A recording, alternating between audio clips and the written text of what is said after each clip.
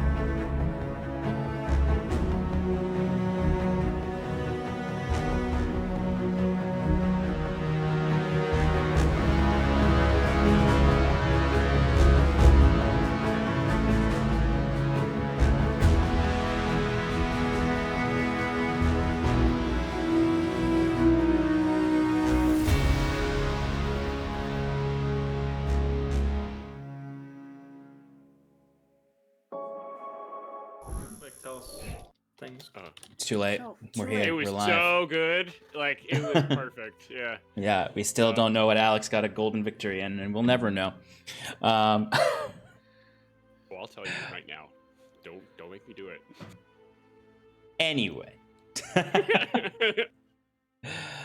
Last time on Advantage in Paradise.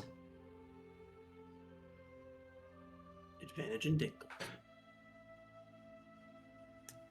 Last we met, the Wayward Five defeated Koshaern, an agent of the Pallid King.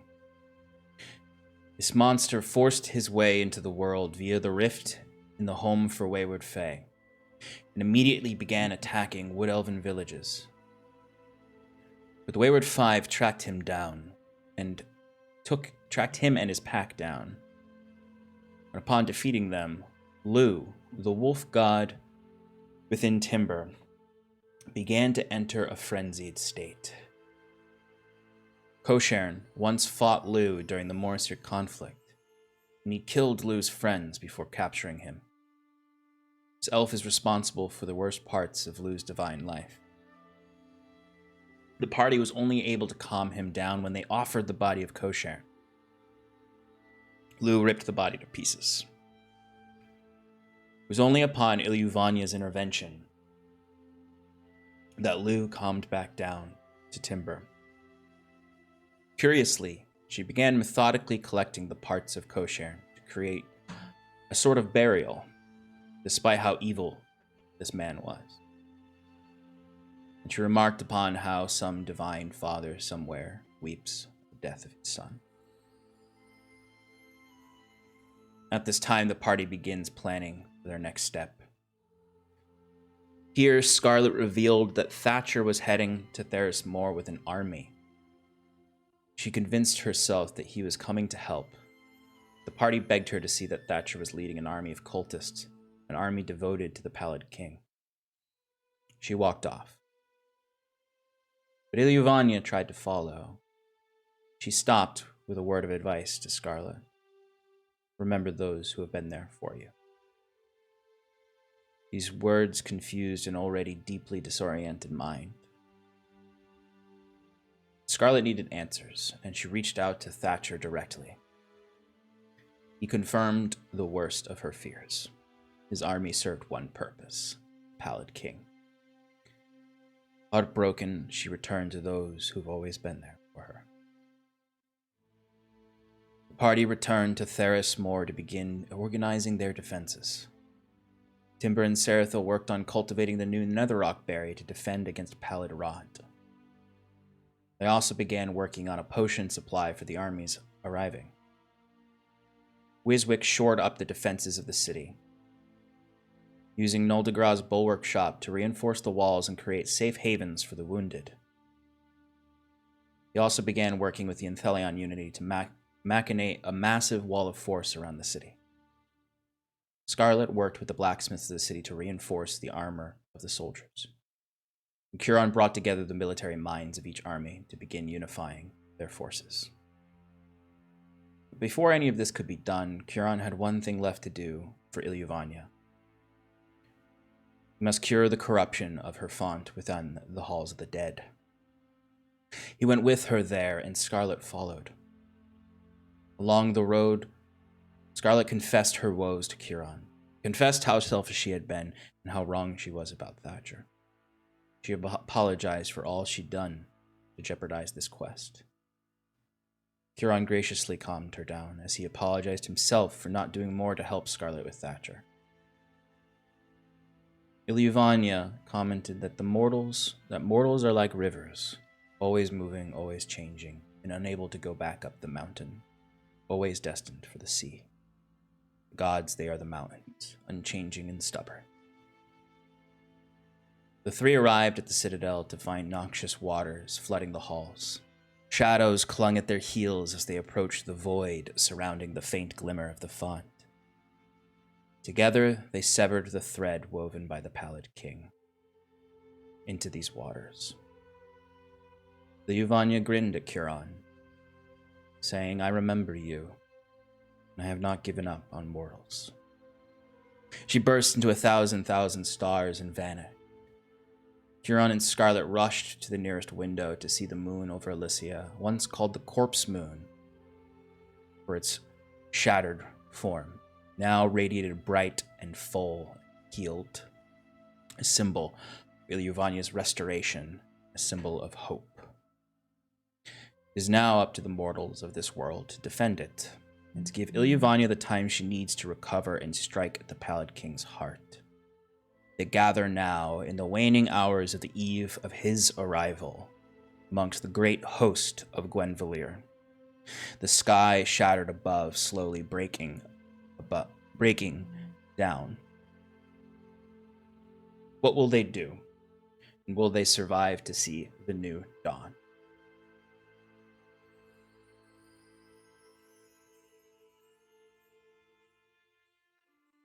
So,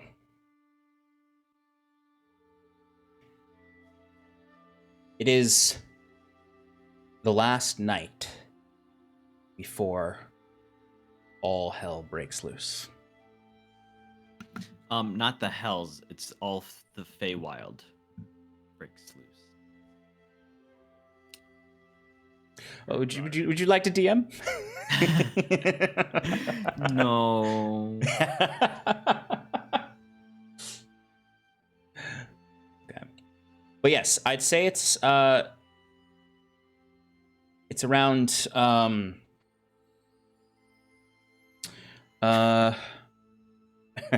yeah, we all swap seats for the last episode. I'm gonna play Scarlet. No, it's probably around dinner time. You've spent the day with your the last preparations, whatever that might be for each of you. You now all kind of gather in. Well, where would you gather?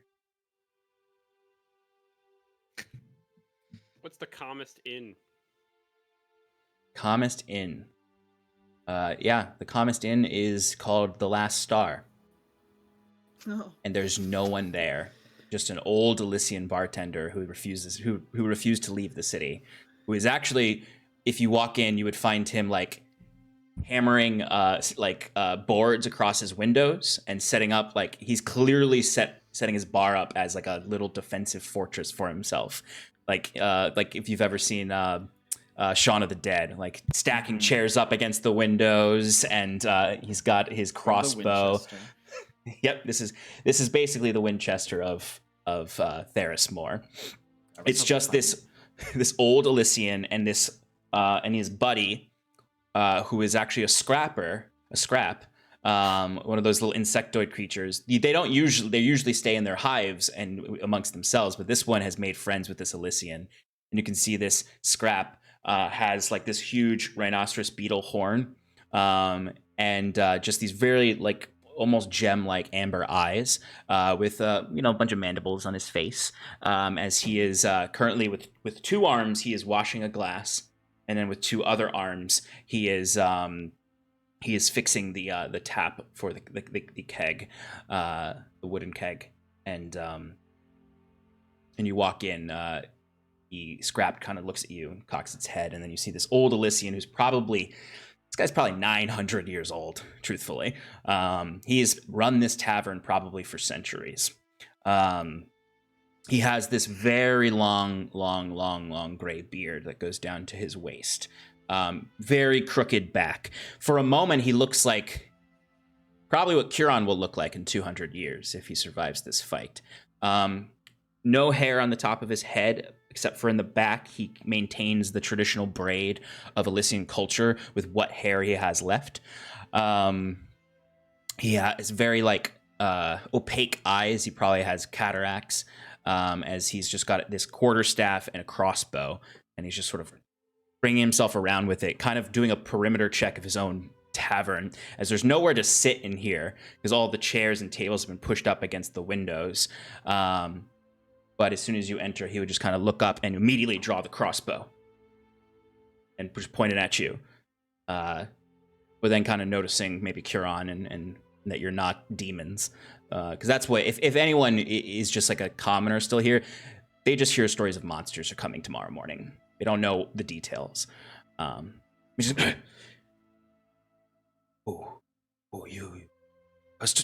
you customers? Kaze, why have you dragged us into one of these bars? Now is not the time to be drinking. We should be preparing for the fight ahead. We've made as much preparations as possible. Scarlet's right. And have you ever heard of tapering? Or like, calm before the storm? Why don't we enjoy the calm? Oh, yes, I've seen a lot of calms before storms. But I've never had a customer show up in the middle of it. Go ahead, grab a chair. Grab a chair. A dwarf once told me that you actually fight better with a hangover. It gets you angrier. It's true. Yeah, you regret your decisions and therefore you're more motivated. These all sound like terrible ways to prepare for a fight against a demigod. Scrappy! No, I mean, the scrap is Scrappy! tapping over there, so... Get them something to drink. I'm gonna go check the back for monsters. The monsters aren't... He slowly just Kieran's creeps just into calling the it. back. There's no monsters yet. We have to wait until tomorrow. Come, Okay. sit. Let's all enjoy a drink together. And yeah, This, One drink won't do any harm. pats on one of the seats for Curon to sit down. Yeah, you definitely go and you each kind of have to like grab a chair off of the barricade of chairs and put it down, and maybe one of you drags a table over and puts it down between you all. This whole campaign started with a tavern keeper pointing a crossbow at you all. That's true.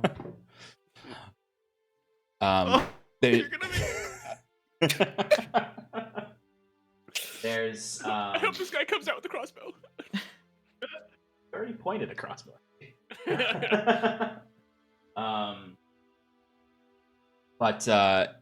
Yeah, you can sit and rest. There's just low torches in here. It's very calm and quiet. You can hear the city outside, where you can hear there's still preparations being made amongst the folk out there and the armies. But there's everything you've done, you've completed. Now it's just the night before.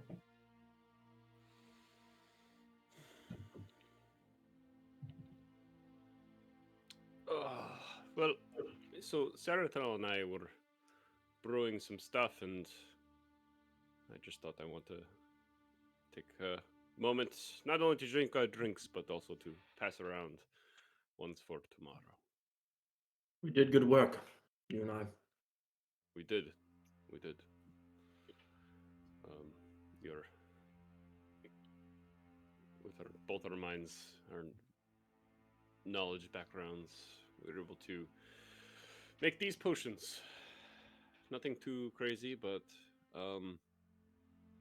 here are some potions of probability, as the book says, or my notes at least. And, drink this, and the gods might favor you.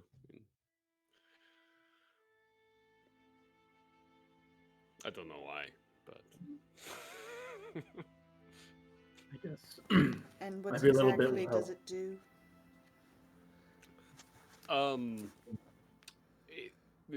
People say that it, if you go gambling before drinking or after drinking it, luck might be in your favor. Understood. And is there one for everybody? There is one for everybody, correct? Scarlet, as soon as you grab this from his hands, you notice from underneath your arm just this little bug head pop up, Ah, holding a big mug of ale for you. You did it. thank you. What? And it crawls off to grab another mug.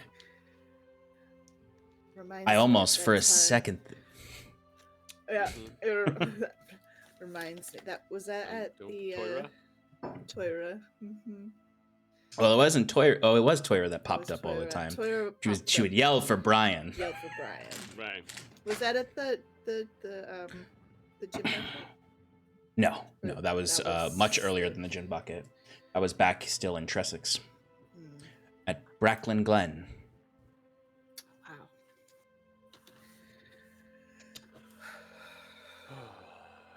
So, how's everybody feeling?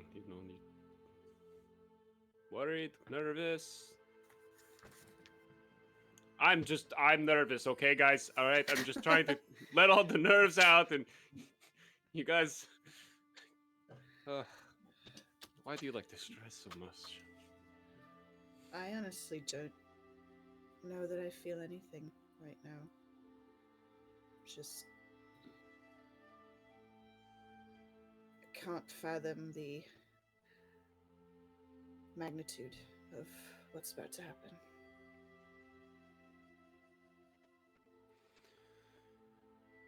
You're all here. You're all here. Everyone is here. Because of me, Kieran says, just kind of putting his head in his hands on the table. He goes, everyone that dies, their death is on my head. I wouldn't have it any other way, mind you. Don't get me wrong. We're here for a good reason. We need to be here to stop what's coming, but the weight of it all feels like 1,000 stones upon my back. Don't think about it, Kieran. Timber slowly pushes the ale in front of Kira. Kieran actually grabs it, gives it a little swirl, brings it up. Oh, You never liked it, but Hey, if Wizard. now's the time. What's Do you up? still have that flask? I gave it to you like ages ago. I Yeah, and I spilled put it. it on your body. I mean, I don't know where it could have gone. I think that maybe my sister got her hands on it because I can't Oh. find it anywhere. Damn. isn't your sister here with us? Didn't she Wiswick- join us? Wiswick's like, oh shoot, I dropped the spoon, and he goes under the table and takes a swig out of the flask that he had the whole entire time. Kieran, you definitely notice it. I feel like we've been here before. 5 lost souls in a tavern.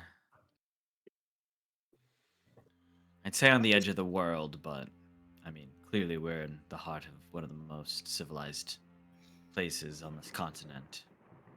I gotta say though, Kieran, as much as we've done for this, for this world and everything that, you've accomplished, we're not here because of you. We're here because of the Pallid King.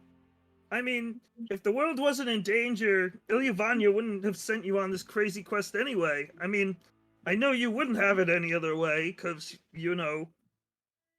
your goddess is the best one and all, and ooh, you saved the world. No, she's not the best one, just the one that gave me my calling in life. Just the one that has watched over our people, given us eternal life, and protected us through all the trials and tribulations, including the death of the old world. All I'm saying is you're definitely not alone in your responsibility for everything that's happened up to this point. But, yes. we're supposed to be in high-pressure situations, and I have faith that we can get through this one, and, just like old times. Kill the bad guy, keep on living. Sean, what's the DC for Wiswick's breath? To smell if he's got. Yeah.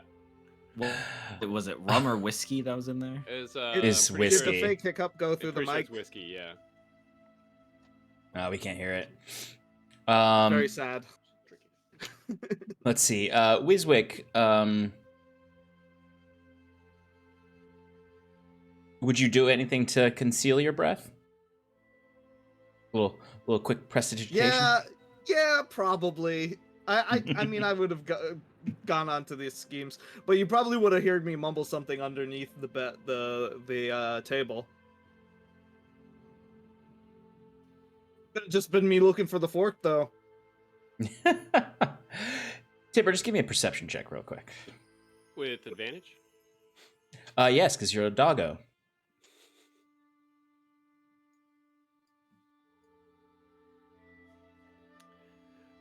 Wiswick, you're a filthy liar. I know you still have that flask. I can smell it on you. I rolled a natural 20, so. Okay, yeah.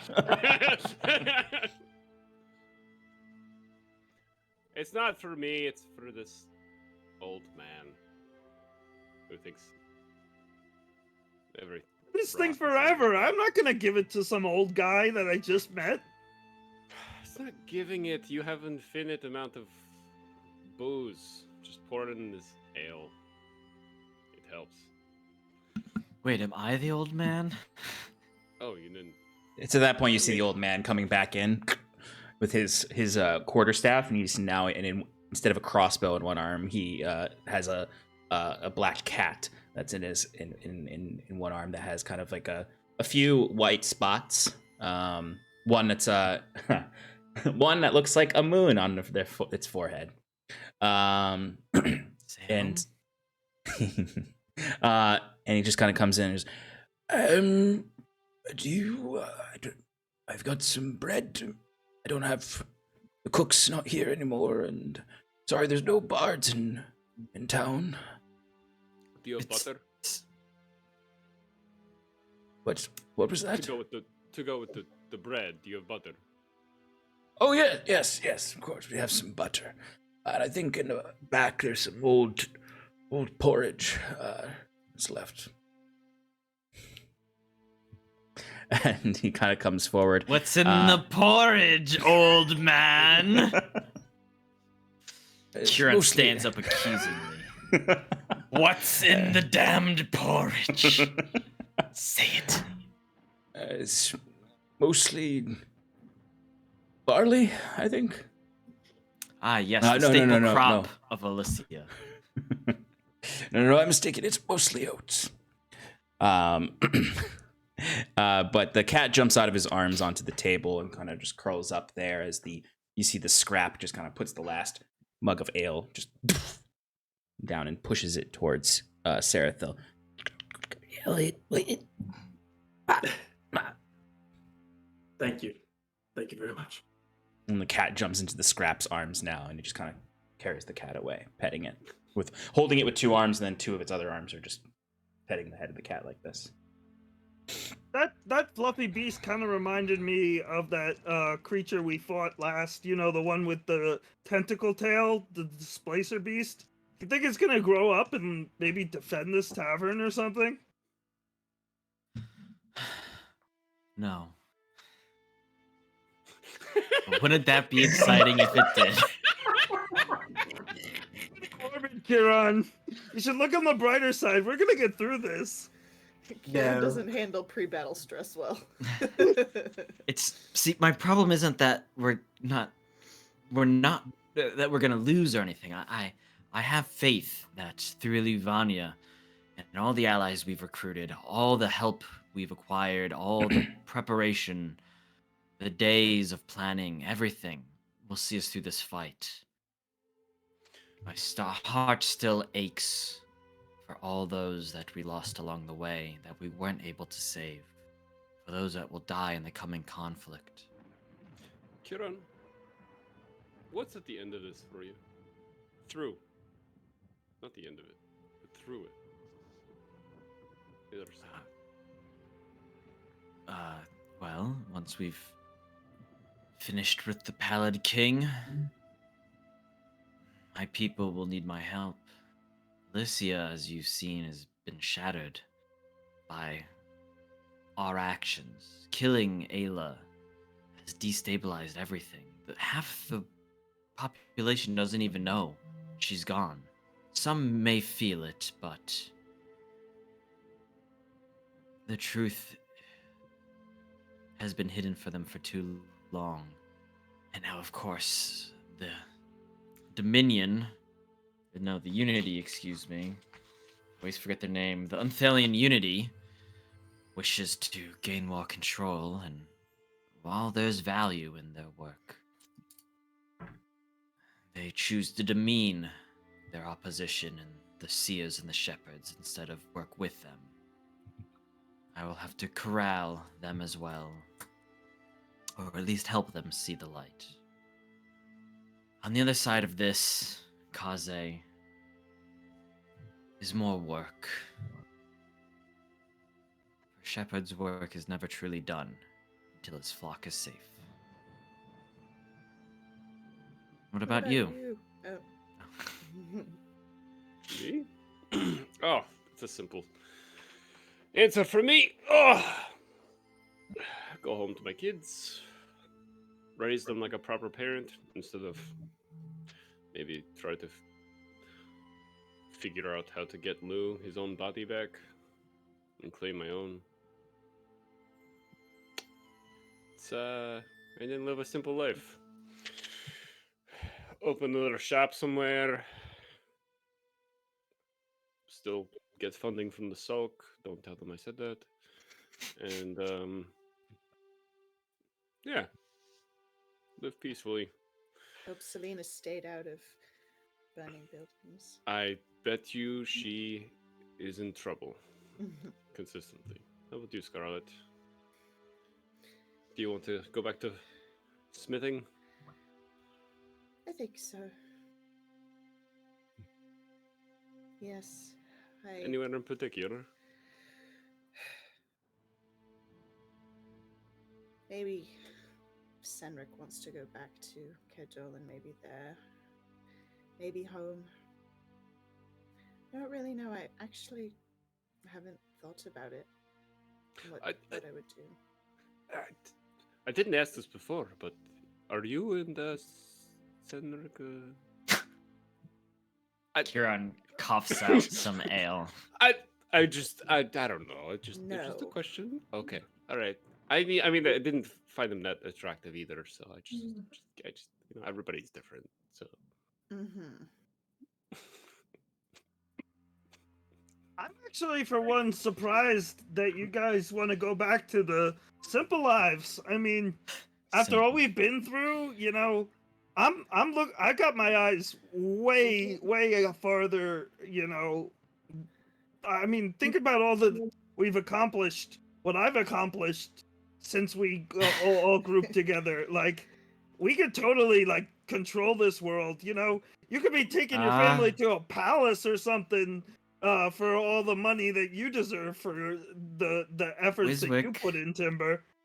Be careful, lest the power fog your eyes of greater things.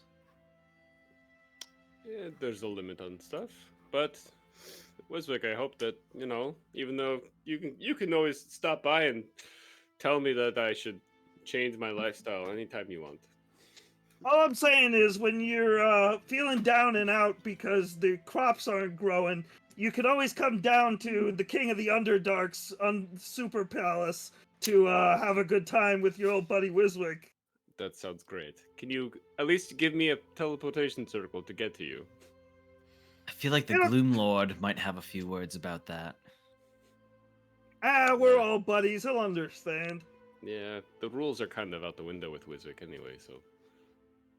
Yes, will you actually maintain this, says gesturing to Wiswick's arcane body, after Noldegra's work here is done? Are you a free agent, or are you tethered to his will? Seeing how, I mean, I wouldn't say I'm tethered to his will. I would say that his will is my will. So, therefore, as long as I'm happy, everybody, all of the spirits that inhabit my body should be too, right? I mean, it's my connection. As long as I'm here, you know, in charge, then it should be fine, right? I literally have no idea. I'm asking you. I don't know how these things work, but if you think you'll maintain your corporeal form, then of course there are many more adventures that await us beyond the veil. Perhaps one day, when I grow old, maybe, I don't even know if I will grow old, but perhaps one day I'll return to the pool of Noldegra's collective, become one with my ancestors once again, help guide the future generations of Snurfneblin. But I've got a lot more work to do before that day comes. Trust me, Wiswick, there's always more work to do. Never ends. What about you, Sarathil? Kind of being quiet during this whole time because realizing that how out of place he is because he has nothing really to go back to. Just eating bread and butter. You know, since I began this journey with you all, I never really thought about it. It's been one battle from one to the next, fighting another enemy more powerful. I don't know. To be honest, I never actually thought I'd make it this far. So, Well, you know, what I would like most, just to catch back and read a good book for a while. No grander I'm done with it. purpose like Wiswick. And then probably just continue trying to help people as much as I can. Travel, maybe see the world as much as I can, helping others along the way. At least until my time has come. Then he kind of gets a little bit quiet and solemn because he knows what's going to happen after. Kieran also, kind of folds into his drink as he is also aware of what will happen to Sarathil and himself. Timber just drinks his drink and not knowing anything. Wiswick says, Well, make sure you stick around long enough to read my book. I'm for sure writing a memoir after this. I've got like at least half of it covered already. I don't know if I gave you the rights to my story, Wiswick.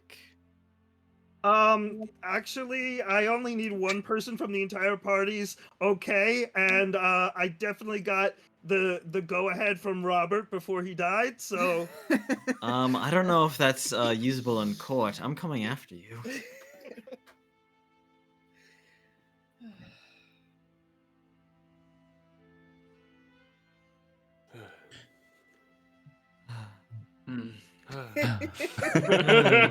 As the Wayward Five exhale Become the along. Wayward. The Wayward Lawsuit. the Wayward lawsuit campaign 2. As the Wayward Five release a sigh into the night air on this night. It echoes out. No. In a small tavern in the back roads of Therismore, the Wayward Five enjoy a last drink and musing about their potential futures. As the night grows colder and darker on this penultimate evening, the eve of battle, the city calms, and you all can retire to Wiswick's magnificent mansion, I presume. Wiswick's sexy mansion. Some of you tipsy, maybe some of you drunk off of Wiswick's whiskey. Some of you feeling a little sick after one beer. Even with his immunity to disease and resistance to poison now. You find your rooms in the mansion. Maybe you walk the streets a little bit. Check the potion depots one last time.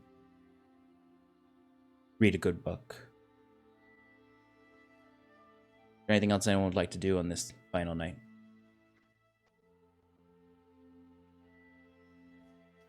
Real Timber. quick. Mm-hmm.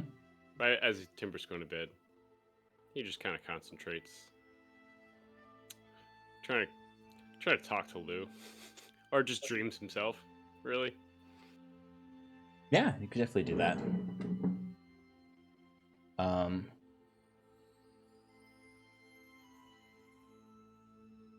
Okay. So you cast Dream on yourself and Lou. I presume you rebuild that Feywild escape that you've made for Lou. Mm-hmm. So, Yeah.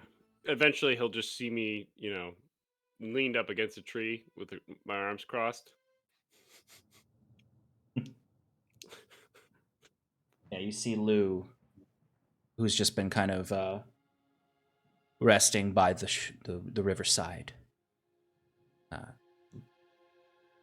Now that the Pallid King's coming, the real Ashkeeper tree is no more, but in this sanctuary, it still blazes, pierces the sky in the distance of this golden Feywild. The silver water trickles. Lou laps from it before noticing you, lifting his head.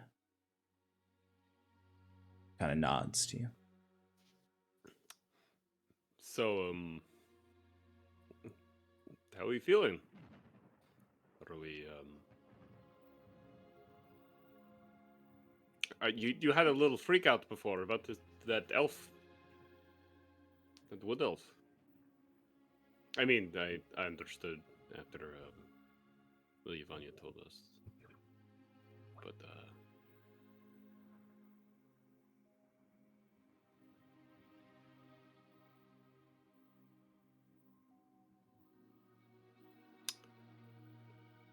So, yeah. Are you going to be okay going forward? I know you're trying to do your thing, John.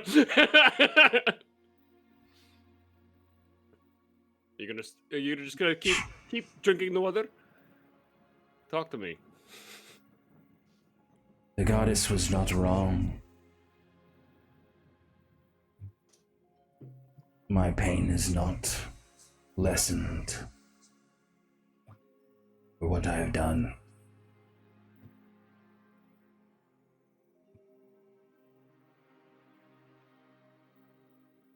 The rage.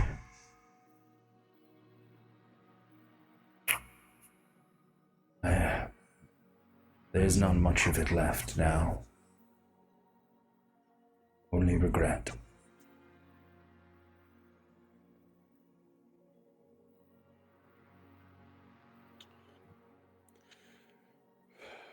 The hunger is gone.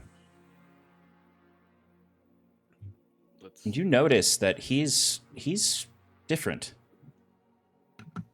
That fury has subsided. Might have something to do with that netherrock berry that was in the head of Kosher.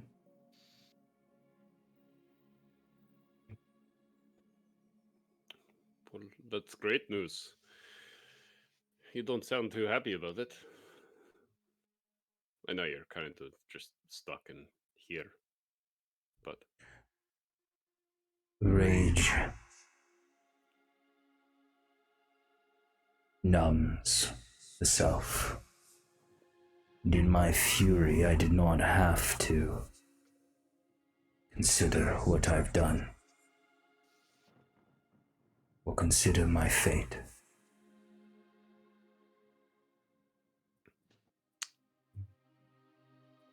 I never thought of it like that.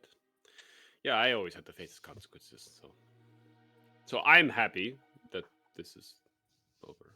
But even if you're not, but anywho, tomorrow is going to be a big day, and there will be a time where I may call upon you. Yes. Just know who the allies are.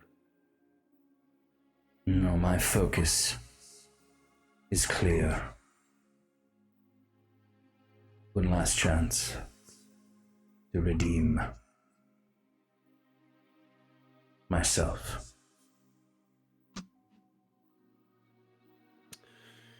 Yes. And after this, we can focus on getting you your own body back. Would you like that? Yes.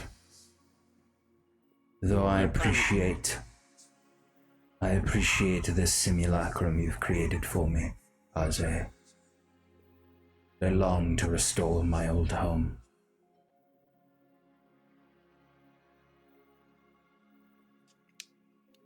Wiswick was kind enough to provide me with the means of restoring the Feywild.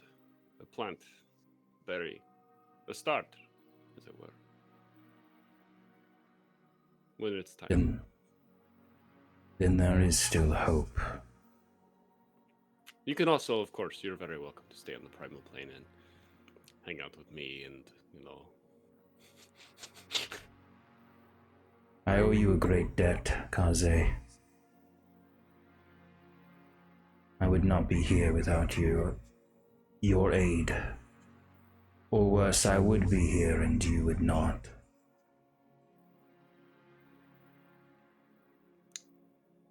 True. There are many wayward souls that need a guide. It has been long since I have fulfilled my duties. I will do what we must tomorrow. And after that, we will see. Good. Do you like this? Is this pretty accurate? Would you like me to change the scenery at all? Look at something different? Truthfully, it's a bit shinier than the real thing.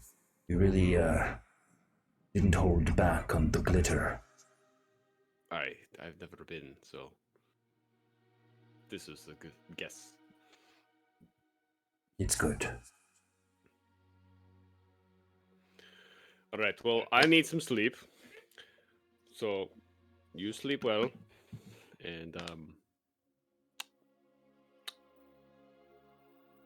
Good night, Blue. Good night, Kaze. Oh. Kieran. He's like my bunk buddy. I don't know. Just quickly, before we all broke, after getting back to the mansion, Kieran would have cast Hero's Feast just to ensure that we get this done now and not spending the spell slot tomorrow morning. So everyone, you get... I was hoping that was the bread and butter. Oh, no. Kieran is like, we will not eat in such a dirty place. You all have plus 13 to your hit points max. Lit. So on D&D Beyond, click on your hit points and do hit HP modifier and up 13. You are also cured of any diseases that you may have and poisons. You are also immune to poison and being frightened, and you make all wisdom saves with advantage.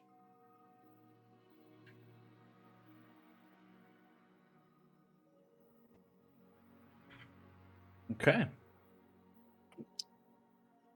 I'll share of the diamond encrusted bowl at the altar of Kieran. Come and eat this, all of you, for it is my body. Literally boy. rips off his arm and is like, remember when Lou did that? Yes, the last supper of the Wayward Five. Okay. Anything else? All right. You all rest best you can, given the oncoming assault tomorrow. It's perhaps sometime in the middle of the night that, if anyone is still awake, would hear some of the watch cry out about torches in the distance. Perhaps an arriving army has reached the outer ruined walls, if there's more set up their encampment. But each of you probably would have heard that. I'd be awake Yeah. and know exactly who that is. Yeah, you would be able to, if you wanted to leave the mansion and go to the walls to look and see just sort of these little specks of light in the distance. Closest you've been to your brother in many, many, many months. Yep.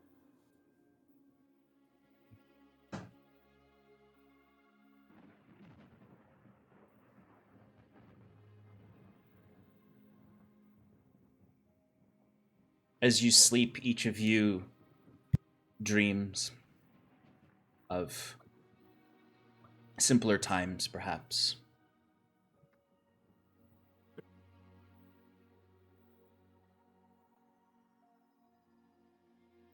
Huron, you would dream of fishing. You cast your line into the rushing water of the Adra River as you see Talio some feet away pulling his line in, as you see him pull a large moonfish from the waters with the scintillating scales. As your line catches onto something and starts to pull, and then you fall into the river's rushing waters, losing your line. And the river's moving fast, and you're having some trouble. But eventually a hand grabs onto your shoulder and lifts you out of the water. As you look up to your uncle.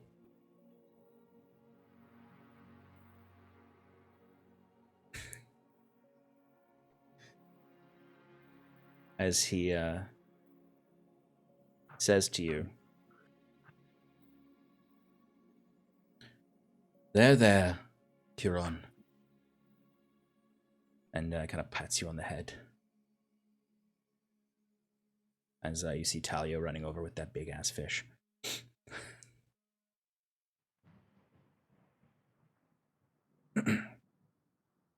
Kaze, you would dream of family. Reyna, your children. Reyna's in the kitchen, trying to cook. Brilliant genius when it comes to tinkering magic, but not the best at cooking. It's one of the rare occasions that your brother visits from the sulk, as opposed to waiting for you to come. And you see Yuzo playing with the children. They're very young. Very young. He's as skilled as you as a monk, so you see him throwing your daughter up in the air and catching her as she's giggling as your son is running around in circles around him, jumping up and down, waiting his turn. As Reyna calls, the dinner is ready.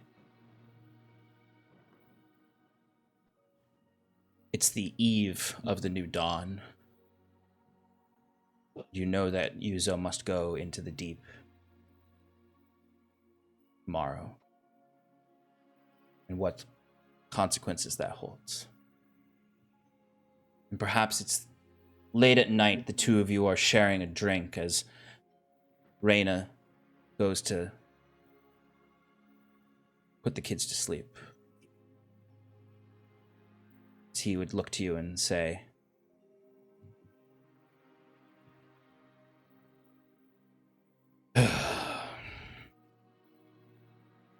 tomorrow's the day.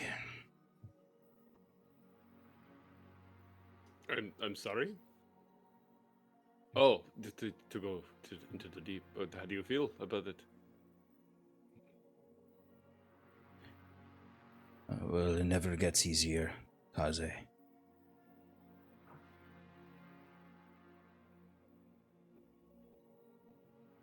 I know you're out of the game, but you ever wonder, the people we kill, ever wonder if we're bad men? All the time.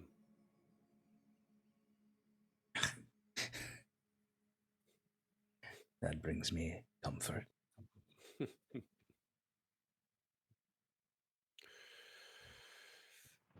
Every bad man thinks they're right in some manner, which is unfortunate for us, but we cannot confirm.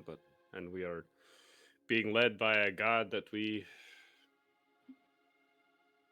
is making justifications for who knows what or how. So, but we are loyal. Reyes has served us well. Noct has taken us further.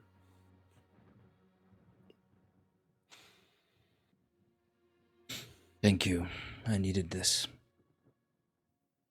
I appreciate you stopping by. The kids were happy to see you. They grow up so fast. Perhaps one day I'll bring them over, but I haven't made the decision yet whether I want to just have them live in that lifestyle. No. Kaze. Stay here. In your little village. Your little life. It suits you. Thanks, I thought so too. He just kind of lifts his cup and shakes it. To the new dawn. To the new dawn. And this memory mingles with your other dreams on this evening. As Sarathil, you dream. It's a warm spring day. Tomorrow's the new dawn. You know that there will be festivities at the university. But you're sitting in a small study area of the library. The windows are open, the warm air comes in.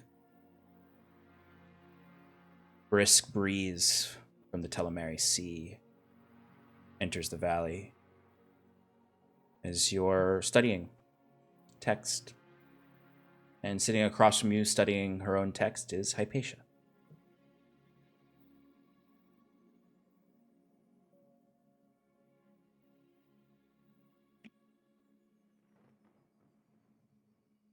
And you are studying some pretty out there magic, I'd say. In the distance, you can see the sprawl of the megacities. As she kind of drops her book down on her lap, it kind of looks like she has a burning question on her face, waiting for you to put your book down.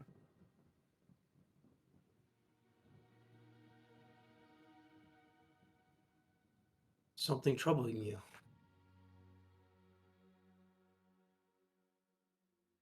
Do you ever wonder, Sarathil? She's looking out the window to the sprawling city. If we push too hard,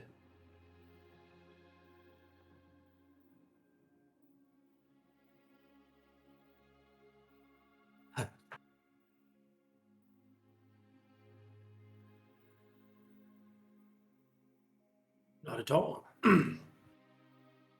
The whole mystery of life is to learn. And what is knowledge if not to find the unanswered questions? yes, Sarah, I want to see every star, every celestial body, everything.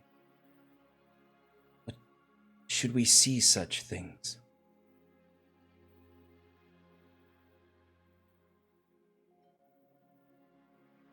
Are we even meant to know? Are we creating questions that have no answers?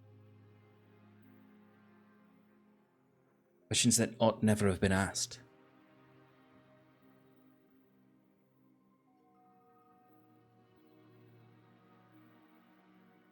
Why this sudden doubt? I don't... Something happened. What are you worried about? This doesn't sound like you at all. How many times have you...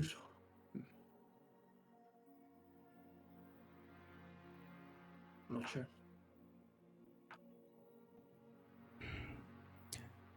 Just something that comes across my mind from time to time. Do the druids know something we don't? About this life?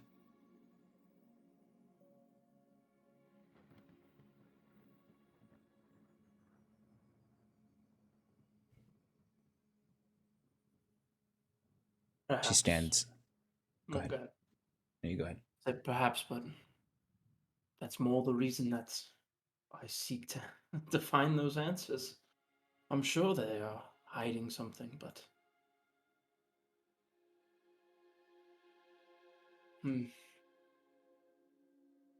But maybe you're right. Kind of, Sarathil kind of thinking maybe just more about what she's saying as far as pushing too hard right now, as far as maybe just enjoying the time that's now. Don't let it spoil you. The festival. She stands up and kind of walks over and runs her hand across your shoulder as she kind of lifts the book. Kind of lifts your hand and the book to sort of prompt you to finish your reading. She'll say, I'll see you at the festival.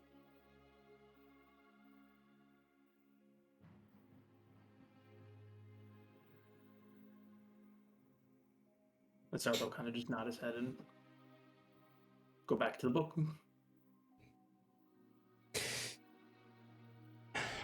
Little did the both of you know that not long after this conversation, catastrophe of Ultimastra would happen, destroying your civilization.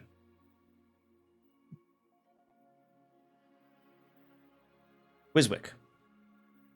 Hi. Hey.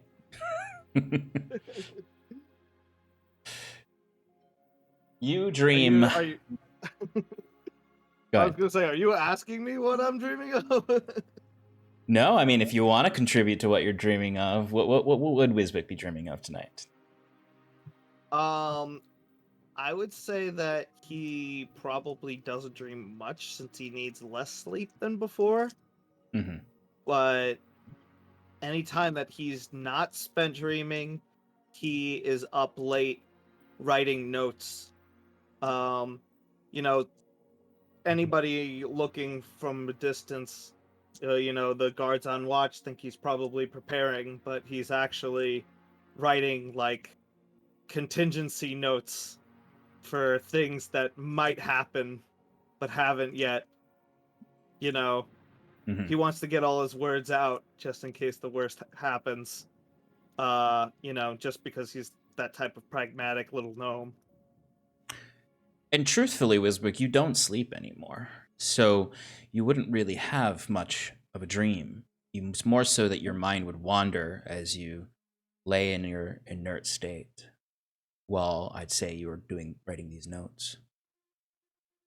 There's no dream for you, but as you write these contingency plans, furiously marking down everything you've ever thought, your theories, your mind onto this tome, your thoughts wander to Fizri, sleeping close by, Uncle Oak,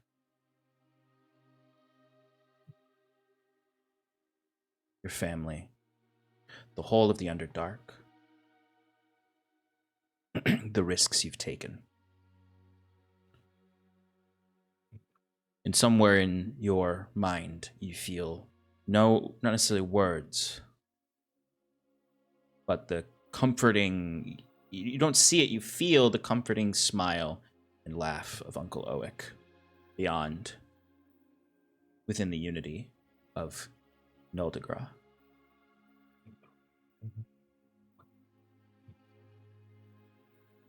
Like a welcoming hug.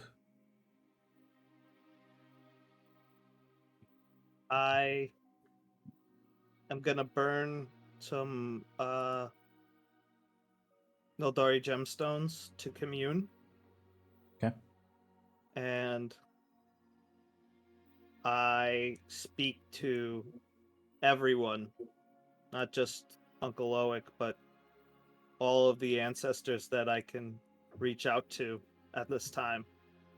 Mm-hmm. And I simply state, Becoming one with you, with all of you, has been the greatest privilege of my life. It is my honor to represent you in this upcoming battle and for the future. Let us bring a brighter tomorrow for all of Snivneblin kind. As brothers, as sisters, as parts of a whole. You all can count on me, just as I know I can count on you.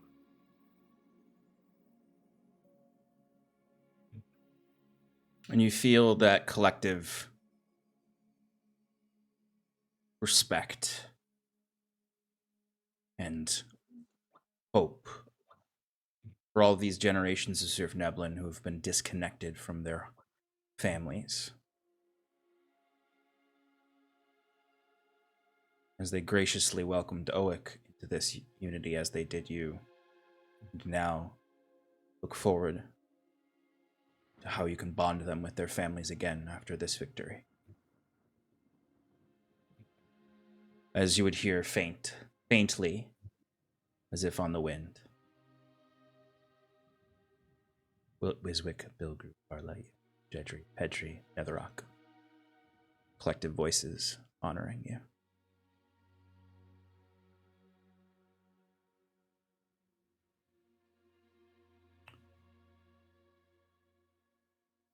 And you continue your preparations, your writings through the night.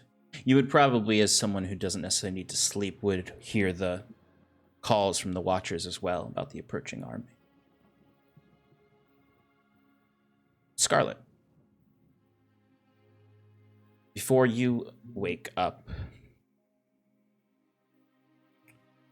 you are dreaming and you feel yourself fall into the middle of the dream, as we do. And you're running up a hill, a very tall hill, in the Praxis Peninsula, or on the edges of the Praxis Peninsula, sort of the limited area that you and Reese have gone to, where the grass is still green and the sky clear. You're chasing Reese up that hill.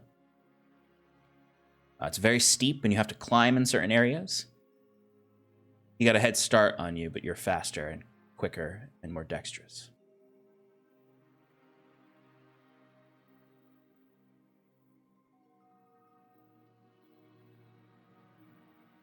You chase after him, lifting yourself up. He disappears over a cliff top. And when you pull yourself up, you don't see him anywhere.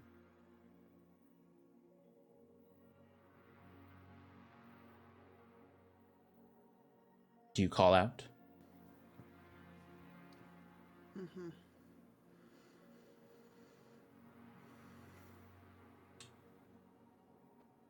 He doesn't respond. You start to worry a little bit. Did he fall? Is he stuck somewhere? Is he knocked out? What do you do? Wait, you're about maybe 15?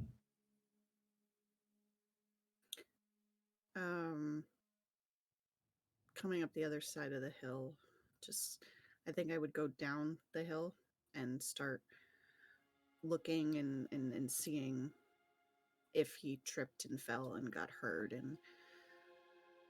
or if he completely veered off in another direction. When you get to the bottom of the hill, you look up and you can see he's at the very top of the cliff. On the edge. Yeah, where you just were. And you see him waving at you as he's sitting on the edge of this 100-foot-high cliff, just kind of shaking his legs back and forth on the edge as he's waving down at you. Where did you disappear to? How did you do that? You would say this as you kind of imagine climb back up to find him. And you see he hops up onto his feet and starts to balance himself on the edge, walking on it. You know, you may be quicker, more agile, but you are not bolder. You are much more about keeping things safe. He takes the risks. He's just balancing himself, and he kind of looks at you and... I'm not going after you if you fall. Oh, but you have to stand on the edge just so, sister. As he tumbles sideways a little and holds a hand out to you. Why? What's so great about the edge, brother? It's, by the way, also, this is like early in the morning. The sun hasn't risen yet, as it is the sunrise of the new dawn, when the sun is fully uneclipsed. Oh, here we are sure-footed, but nearly too far. It's where you must risk. And he holds his hand out to you again to join him. I'll roll my eyes, but I'll take his hand. and he'll pull you up onto this edge, this very precarious piece of rock, as he points to the distance and says, "To see the horizon." And you can see melting up above the horizon is the new sun of the new year. I'm nervous to be up so high, so I'm like death grip on his hands. And he holds tight and kind of like just looks at you while you're imagine like looking like down and away, and he's like Looking at my feet. yeah. And then he'll just tilt your head up with his finger to look at the sun.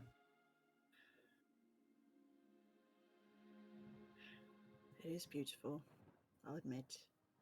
But do we have to be this close to the edge? Can we take a step back? Come on, let's take a step back. You can't see a few steps back. Sure we can.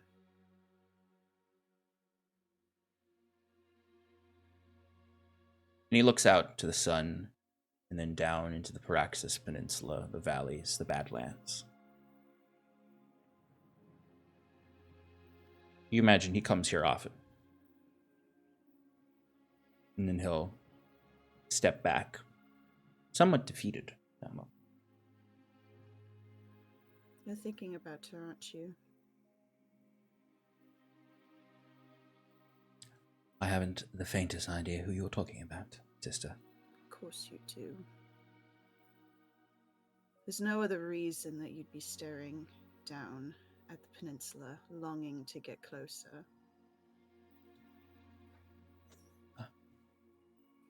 Well, we must stand on the edge.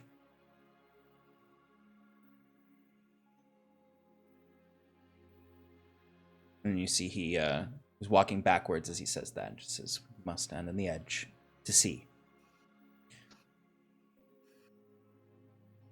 And then he trips off on a rock and tumbles backwards down the hill. Despite saying I wouldn't go get him, of course I'm going to go get him. And as you chase after him, the dream almost deconstructs for a moment and breaks.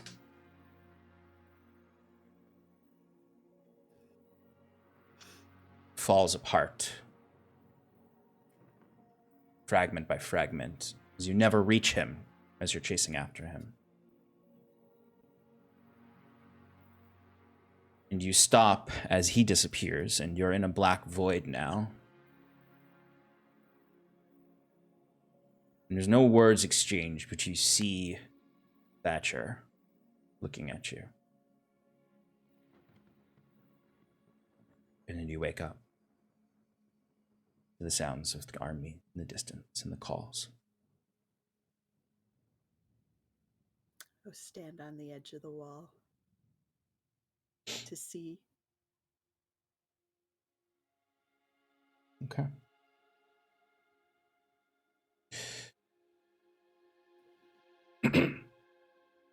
You all find what rest you can. Those of you who wake up in the middle of the night eventually come back to sleep. The next day,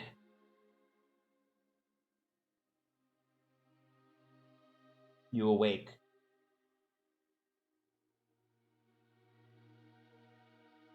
Quite early, I imagine. The nerves kicking in. As you would awake to unseen servants bringing you treats, pastries, whatever is concocted within Wiswick's magnificent mansion for their continental breakfast. Actually, it's an underdark breakfast. So it's a lot of mushrooms and flatfish. Still got the chocolate milk, though. Yeah, of course. You all have until, as you believe, noon. Make any final prep. And Wiswick knows. Wiswick will feel when the barrier is going to fall. In essence, last call for RP. Kieran. Ritual cast Forbiddance. with a password for all our allies to know. That Okay. password is Twilight's face. Twilight's face? Yeah. I thought you said Missed Twilight opportunity Space. for cream cheese. Who do you think I am, Wiswick? I made a whole list of secret codes. Every time I look Nobody at used any Wiswick's of them. character sheet and I can see in his notes the full code it word there? list. That's amazing. Yeah, it's very fun. Yeah, so ritual cast forbiddance, and inform everyone, what the password, and that if there's any allies that might be joining late, they should be informed of it. Otherwise, they won't be able to gate in here or teleport in here. Word can easily be spread. Before the fight actually happens, Sean, I want to make sure I cast telepathic bond on all of us. It only has an hour-long duration, so maybe like a half an hour for the fight. I don't know how long it's gonna take, but I figure, like as soon as close as I can cut it while we're all next to each other. Yeah, you could definitely do that. Like you could do that like literally as soon as you can feel that the barrier is gonna drop. As well as, it shouldn't have to be said. Eat the berry, chug it down with a little bit of Alex's potion. Sorry, Timber's potion. Do we get do you have more? Can I replenish the one that I ate? Yes. The berries? You were given 2. Was I? Oh, I thought it was just one. I was given 2. I gave you 2 in a note that said one was for you and one was for Reese. Right. Yeah. So I still have one. So Scarlet, your berry, it lasts 24 hours. Oh. Oh wait, nope, sorry. Yeah, you ate that berry like 3 days ago. Never mind. Yeah. I ate it when we cleansed the pool. Which was like 3 days ago. Oh. Because you had the 3 days of we could have prep. grown more berries in the Yes, 3 days I would of say prep. Scarlet, you can have 2 berries. Okay, thanks. Mike, you're muted if you said something funny there. Oh, we still didn't. Oh, there we go. Who wants Wiswick buffs for the fight? What you got? Depends on what I can it only is. pick one person for foresight. It depends on what it is. It's If the foresight. Wiswick buff is like you're You telling us may a want to story give that to about your life. Sarathil, whose rolls are garbage and needs the advantage. Yeah. Timber, do you have I like when the case DM says you should probably do. But advantage on attack roll seems wasted on the spellcaster. I have attack. I have What about attack spell spells. attacks? I have spell attacks. What are you talking about? Attack rolls, ability checks, saving throws. I don't know if that counts. I guess That definitely counts. What are you talking about? For spell attacks, it worked. Yeah, it counts. range spell attack, sure, but Melee spell attacks. it doesn't say melee. Let me see, foresight. It says attack rolls. Attack is whether. Yeah, it's if it with a says weapon attack or roll, spell. if it doesn't specify melee or range, then it counts for both. Yeah, that'll count on spell attacks, both ranged and melee. All So I you know is can I make- don't have a lot of spells that have targeted things, but yeah, I'll give it to Sarathil. Thanks, buddy. All right, can Sarathil, see for into the the next 8 future now. hours, you have I advantage on can't attack rolls, die. ability checks, and I saving can throws. kill anybody I want. And just to clarify on those potions that Kaza gave us, those are potions of possibility. Yes. Right? Okay. Does that stack on my current luck? Yes. So we have 2 luck points that we get to spend. Correct. I am luck. Yeah. I'm also gonna give one to because I have an extra Governor Clay as Okay. well. So Prince Robert. His name's Prince Robert. Or Governor actually, it's Clay. going to be Clay. King Robert soon. King Clayton. There we go. King Clayton, Yeah. there we go. Yeah. Do you have any haste potions, Tim? Sounds good. Sarathil and I made a ton, so here you go. Thanks. Everybody gets a haste potion. Woo! I was looking for that too. Thank you. No, they're all at the depots because we That's true. deconstructed They are at the depots. They're at the depots. Yeah. Yeah. So That just means that our collective army is all just gonna collapse after this fight. They're all correct. just- So Sarathil and I tried to make it like a. It's also the kind of harmful thing. version. Yeah, it's also the kind of thing that this is a fight that's gonna go over many minutes. So if you'll probably have the hasted potion for the first fight, and if you use it, you'll have to replenish it for future fights by going to a potion depot. But if you're already doing other things, it can be difficult to get back to a potion depot. Just as a kind of warning for how the fight's gonna go. Okay. Any other preparations? Yeah. Timber's gonna roll sleight of hand. I don't know if I really need to. He's gonna slip 2 potions to not make anybody jealous. Sarathil Yeah. is gonna get a potion of intellect. Ooh, Oh. give it to me. What does it do? It makes your That's it's the smart. potion of the storm giant int, and it makes your it go up to 26. Nice. And Right. Or baby 26. and then How long? Kieran is going to get a potion of cloud giant wisdom, which brings your wisdom up to 26. Nice.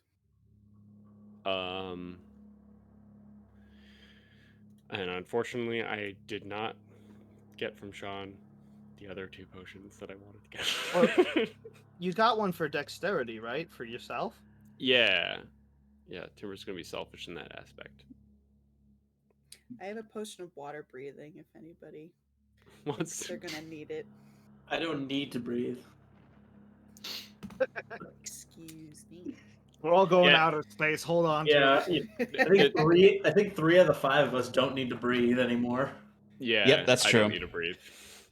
Wait, you Timber too? and no, he Yeah, can. He the needs to ring. breathe. Oh wait, that's Oh, right. You have the the ring ring. of water. Well, you don't need to breathe in water. Right. It's a yeah, different sorry. situation. If you're in Yeah, Not space, walking sorry. on water. It's different. Wait, so then it's only Sunshine. is it only just Scarlet that needs to breathe? Because Kieran if you're and in I- water, If you're in water, yeah. Then In- Timber in also. general. She can turn into a ghost. She doesn't need to That's breathe. true. Only for 10 Uh, minutes though. does it say that you don't need to breathe in the It says rules you for can that? breathe. For good. No.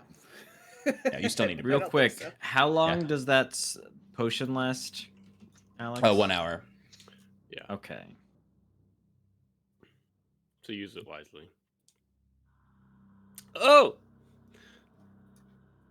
Any Just other potions? Rummaging through my old bag, yes. Scarlet, if you want this potion of Frost Giant Strength, which makes your strength up to 23, it's all yours. Hey, you can finally start Sure. using Had the my strength rage- aspect. the- Yeah, your rage Yeah. damage. my rage damage. Hell yeah. Is that We're a just all plus gonna two? have a just chug potions Yeah. before the battle starts. Yeah, you gotta take them at the right dose at the right times. Give some space between them, or you're just gonna puke the potion back up. You need a specific catalyst, and then you drop the shot glass in, and then you have to chug it. What was Giga it? The bombs. stone giant? potion of Frost frost. Giant. Frost. Yeah. Frost Giant Bomb, yes. Yeah. Are you sure I didn't get 2 Storm Giant ints? For No.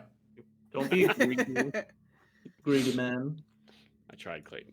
It's okay. I understand. I've got You're plans. already Don't a worry. god. I'm sorry, but It's fine.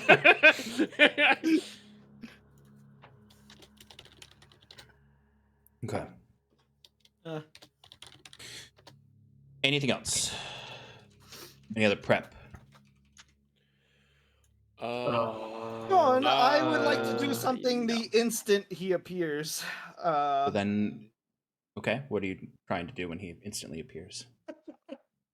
Like as soon as I get that Attack 'em. tingle on the back of my neck, saying that Nuldagra's causing this chaos, I'm going to expend all of my Noldori gemstones, or at least 20 of them, to create the second biggest thing that I can do next to the bulwark, and summon a giant earth elemental. Okay. Because that's cool. We will narrate that when it happens. Great. Curon. So, gonna jump into some kind of role play here. I think Curon, towards the beginning of the day, after doing the forbiddance and alerting everyone, getting some potions from Kaze, he will go up to the ramparts overlooking the approaching army, and I imagine he would see Scarlet up there as well. Mhm. And he would walk over, just kind of like standing, not directly next to her, but pretty close, with his arms crossed. Will survey the army and kind of like in a almost like business-like fashion goes, "Can you tell how many there are? How many of the cultists he's brought here?"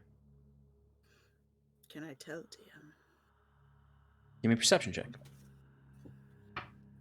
I'm also gonna make a perception check. 17. For a What the 36. fuck did you ask me for? Because Well, I mean, just because Doubled you my roll more than doubled my roll. Just because you roll super high doesn't mean you suddenly become good Yeah. at counting. But it's but if you were to like with your perception compare it to your own forces, you have a host that is made up of many nations. Granted, some of those nations are small, and some of those nations are also coming off of a year of war. So his army does not look as big as yours. It's probably at least 20 to 30% smaller. As much as you can tell. Curon, you can tell that it's probably 25% smaller. Scarlet, you can tell that it's not as big. I can't give you exact numbers, but army's definitely larger. I think it would be prudent if I lead the charge over here. I feel responsible for this army. you wish to charge out and meet them on the field of battle. Either that or defend if they come closer.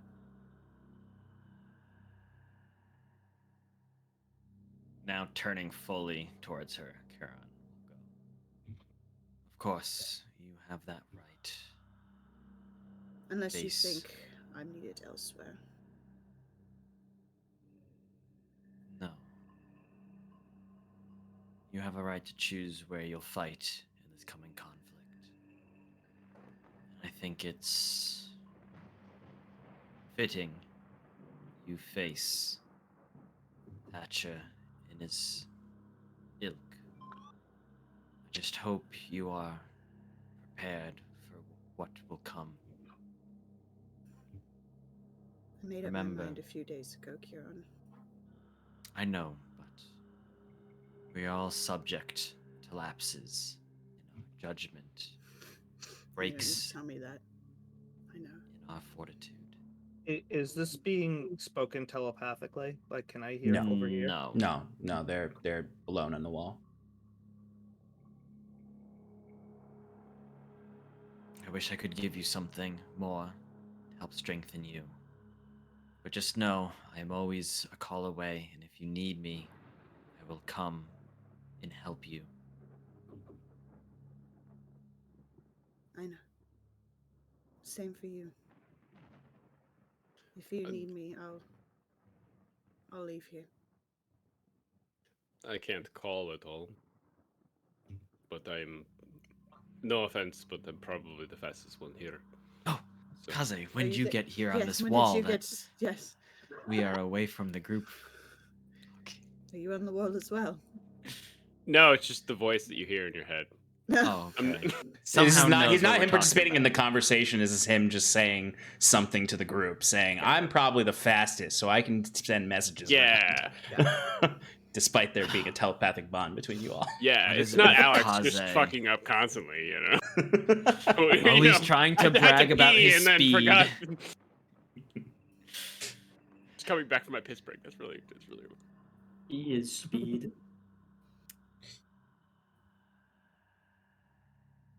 Good luck, Um, Rowan.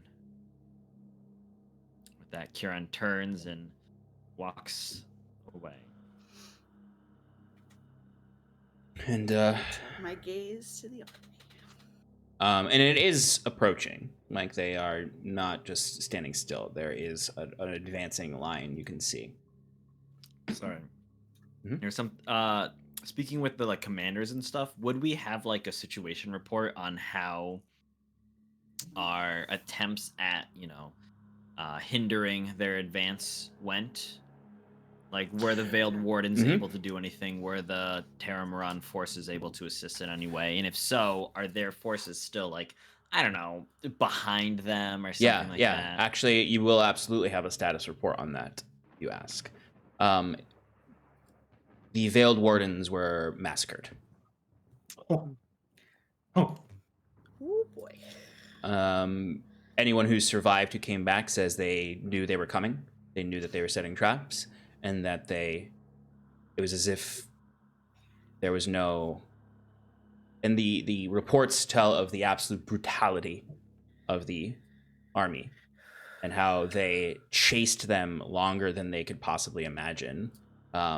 So a good portion of the Veiled Warden soldiers that went there were casualties. The units of the Veiled Warden, I would call them, for the purposes of the system we're going to use today, they are broken units. They can rest and potentially come back into the fight as a weakened unit, but they would be all, I imagine, any survivors would be in the old terrace where Wisbek set up the sanctuaries for the wounded. Sorry.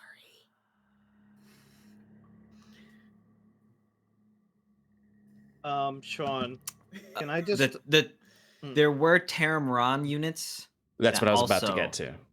Okay. Those units were not warned about. So those units were much more successful. They were routed. So essentially there are broken units out there that need time to recover. And then they will be able to come join the fight.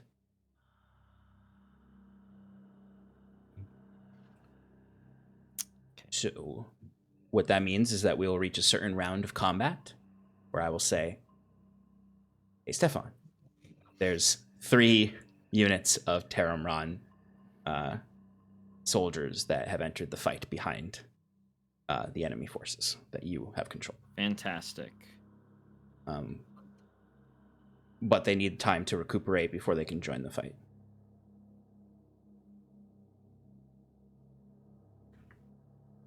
Sean, I just wanted to clarify something with you for, my stuff. Yep. We had spoken about, the doubling thing for Nodori gemstones. Yes.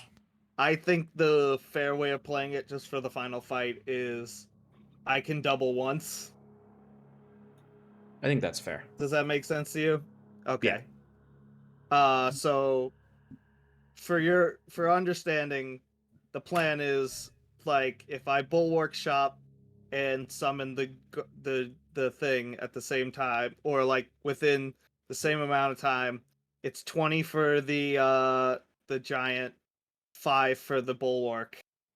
That's 25. But if I do one and then double and then do the other, I can have 5 spare. Or I could. So have... you're saying if you bulwark shop first, and then double it, and then spend it to summon the golem. Yeah, spend 5, double it, get the 5 back. So now I have 25 total. Summon the You can't golem, I have have 25 5 left total. over. You can have a max of 20, Nildari. Okay, stones. I thought the total was 20. Double checking the item. It is 20. Okay.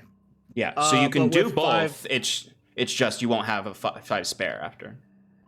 Okay, so that's probably what I'm gonna end up doing when I announce it. You know, like basically, it's an action to do both.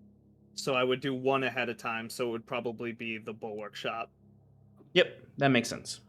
right? So preparing the bulwark shot, initiate the golem when I have to, I guess. As for positions in the fight, Wiswick's planning to be kind of towards the center and hoping that there'll be, you know, people positioned in a defensive line around that inner wall that he created. That's probably So this his is largest this is a defensive point. this is a good transition into where do you want to place your formations, your armies. So each of you have 2 that you can place, and I'll switch over to the battle map showing our battlefield. I didn't have enough Dwarven Forge to make an entire city, so I just drew it old-fashioned What? style. You didn't print an entire city with your 3D printer? Why do you think we got that for you? I was It's expecting you to put a camera on your roof and use your entire backyard. Okay, let me... You get the neighborhood kids to move around the pieces that you just shout from your window. They want the archers, no, to the left, to the left. Right, and they're like, this isn't worth it. You said you were going to pay us. Okay, let me just... Okay, so... Oh, come on.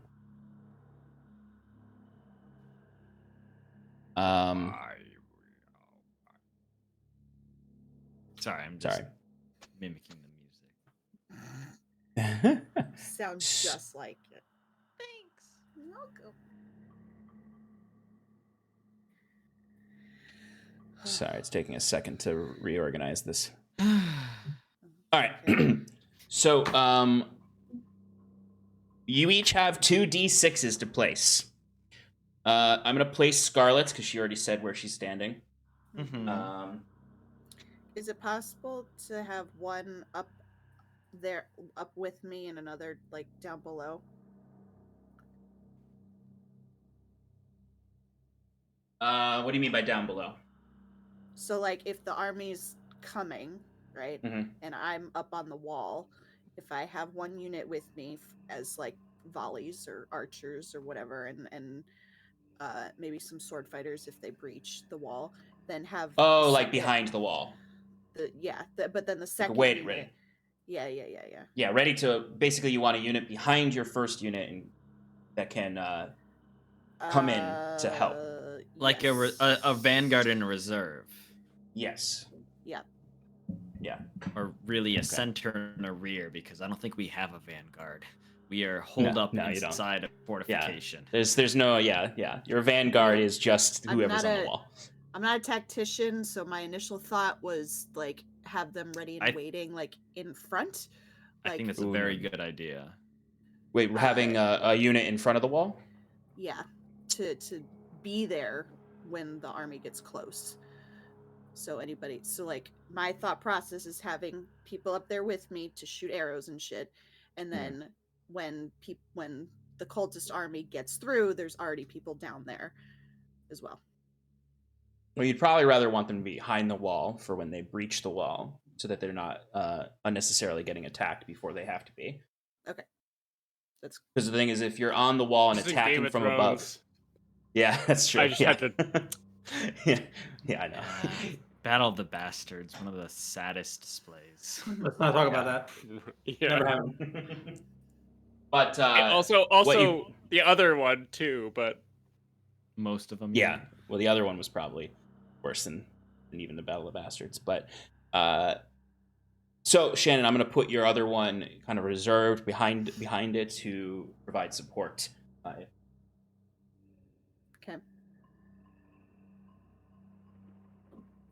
So that can you explain your drawing? Yes. So if you look at the, it's That probably would help. it's probably a good idea for you all to bring up the map of Therismore, yes. because it's just the map of Therismore in a really shitty version. The brown lines are walls, the blue line is the river, and those rocks in the back are just the mountains that the city is built up against. Okay. What's the? Oh, sorry, I guess I'll just look for the map. I sent it. Oh, thank you. Thank you, Clayton. Thank you. Got it. Okay. I should actually put the...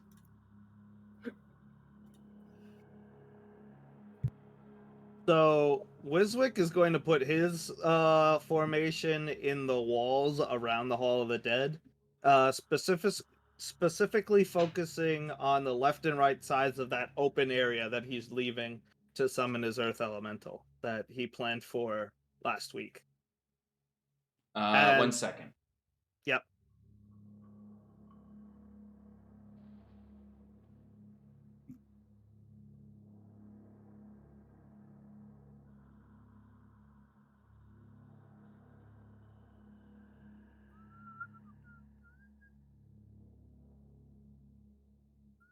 So I just marked where the gates to the city are.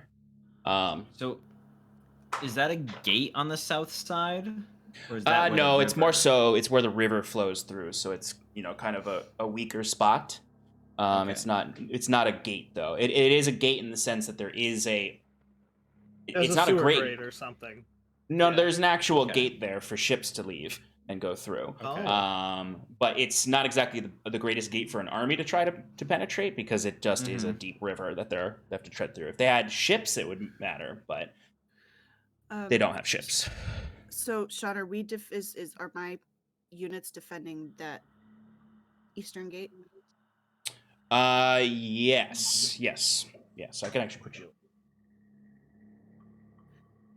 Yeah. So that's can you helpful. also indicate on the map where Thatcher's forces are approaching from? They're like Yes, they general are coming. trajectory? They're coming from the southeast. Okay. That's where you and Scarlet were looking out from. Okay.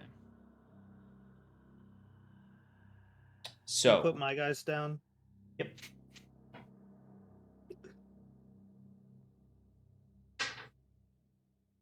Did you get dice that were themed to each of us? I just grabbed whatever D6s I have because so they're not all themed. Purple boys, let's go. They are very.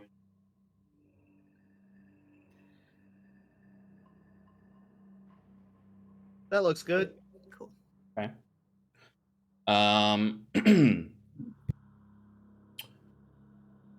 Kieran, where do you want to put yours?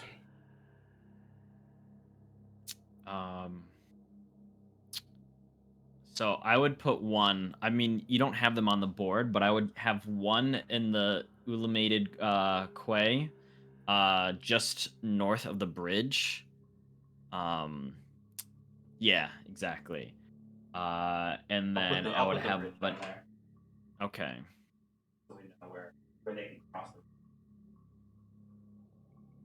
And then I would probably put the other ones, just to keep them in easy formation on the opposite side of the other bridge as well. Basically a fallback point for Scarlet's forces should they get pushed through. Does that look good? Yes, that's perfect. Thank you. So Timber. their objectives control the bridge. So that's a good point, actually, is for you to. I mean, you're going to be controlling them, so you can move them and whatnot. Timber, where do you want to put yours? Muted, I'm darling. talking There you to myself. I would like to guard an area that's not guarded, but at the same time, the army is focused to the southeast, or at least in this indication, at southeast.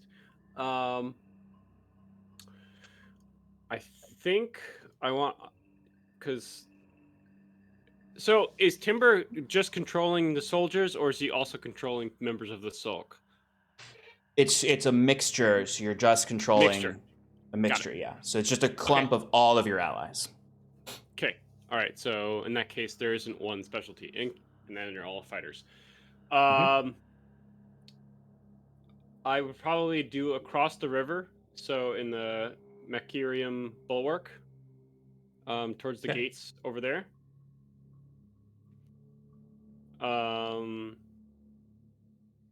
And yep, and then one over towards the river as well in the same area. Yeah, like right there, just to kind of observe. Absolutely. And yeah. react accordingly, hoping that they can use the river. Oh, actually, the river's flowing downstream, so that wouldn't help. Going. Okay, never mind. Anyway, still there. Okay. Mike, where would you like your forces to be?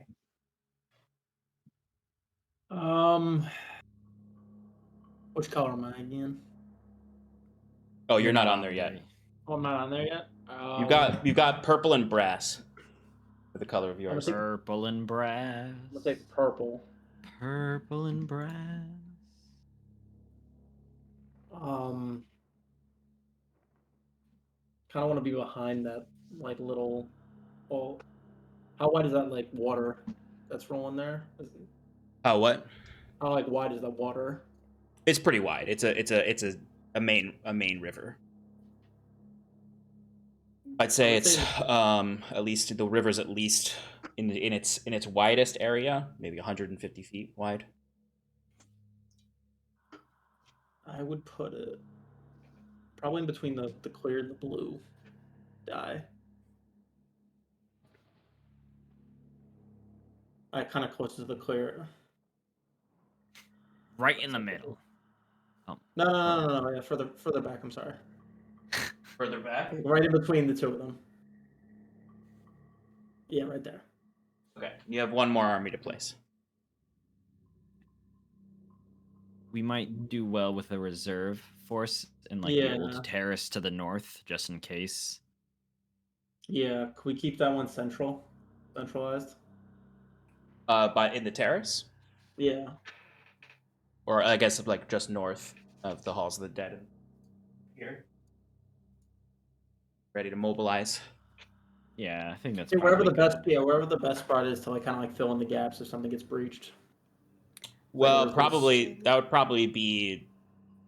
It could probably be good to have one more army on the walls to the southeast. Yes, Scarlet. Yeah, but do we want to split up command power there then? Well, so here's an idea, Scarlet. If you have both your units on the walls, we can basically do what your second force is implemented to do, which is to give you cover should they breach, or to rush forward and counterattack. Yeah, well, and we should keep in mind too, like this is not the only place. Right, exactly. Yes, there is probably things coming screaming from the sky that exactly. Yeah, we never really did communicate with Talray and Gloman about those moondrakes. Sean, my question is the 6s that are placed up. Are you going to change those every time? Yes, I am. Point? Cool. Yep. There's a 2. Yeah. One of them has a 2 on it that needs to go to a 6. The blue one. No, that's intentional. Curon's bad at his job, and his soldiers just started deserting the moment they saw him. Yeah. They were like, "Oh, this 2/3 of his army." Us. Oh, fuck off. Cool. Okay. Alrighty. I like this. This is clever. So it's not my cleverness. This is a really simplified version of the MCDM's War and Battle, or what is it? Domains and Battle? I don't remember the name of the book. Kingdoms and Warfare. None of the words I said. Kingdoms and Warfare. Their system is much more complicated and has a lot more types of units versus us making it just a singular unit that is mixed of all of your forces, which is why you have all those features for each of your units. Cool. So there's an embodiment of each of the different types of armies you have. Yeah. Does everyone have their mixed unit formation stat block? Yep. I got it up. I got the map up. All right. So the last thing I'm putting on here are are Clayton's mages and the Sky Fortress that was for going to be my Huron. next question. The flying Ooh, fortress. nice. I will say I like this because it makes our life a lot easier in terms of strategy. But I did not totally intend to mix literally everything into one homogeneous I understand that. I understand what you really meant by that was Yes, like, oh, okay. the Elven archers are defending the Oxlin infantry, but that would not have ever happened in our. Yeah. Okay. Okay. In the sense of like putting individualized units down. Right. This is.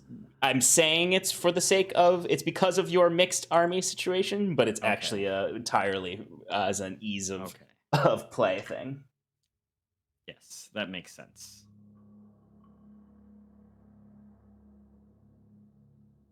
I really like the Gwen Fire Shield of Fire. That's just cool. Mm. Oh hell Ooh, yeah! hell yeah, D12. So I think that the fortress would be overlooking Scarlet's troops, as like a defense. Yeah.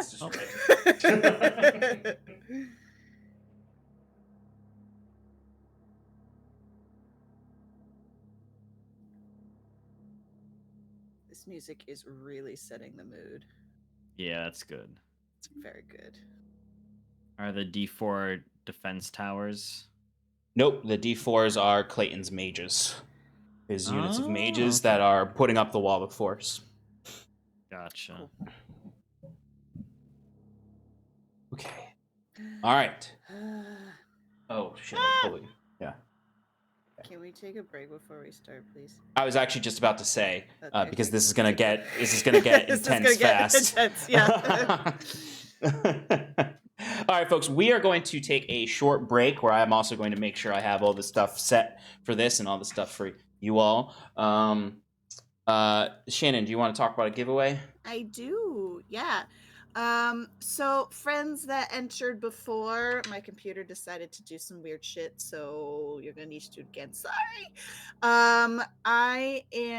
We are running a giveaway to celebrate the end of our campaign. From Underground Oracle. It is a 2 lucky friends, one now, one at the end of the game. Will receive a bundle of Heprian's guides, which includes a ton of ooze-based weapons, including Scarlet's Prongs of the Black. So, if you would like a chance to win said supplement, enter hashtag ooze, just like Baron did in the chat. Hashtag OOZE.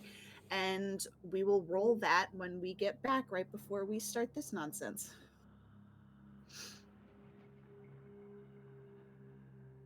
Alrighty, so go ahead and get those hashtag oozes into chat, and we will be back shortly. See y'all soon. See you soon, folks. Bye. See you soon.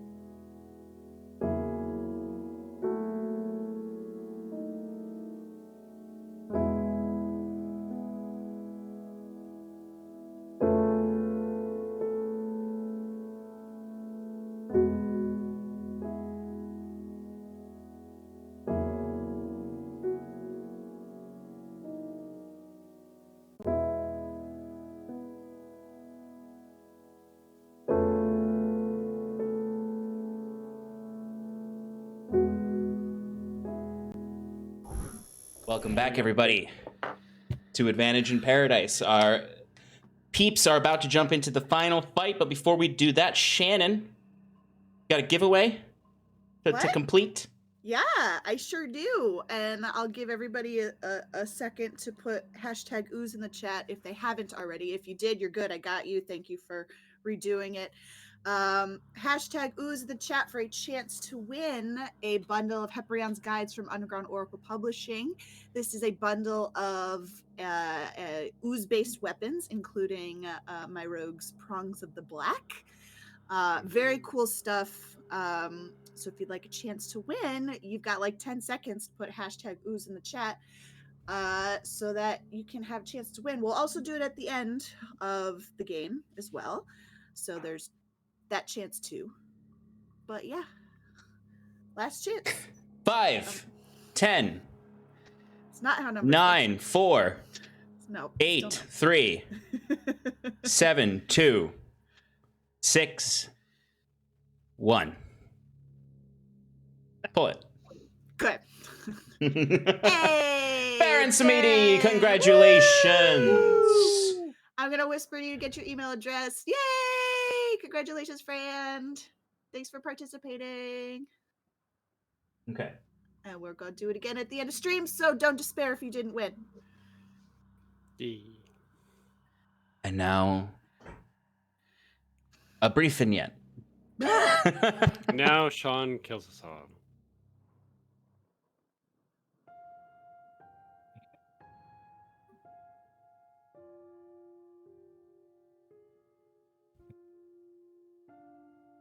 We see a campfire.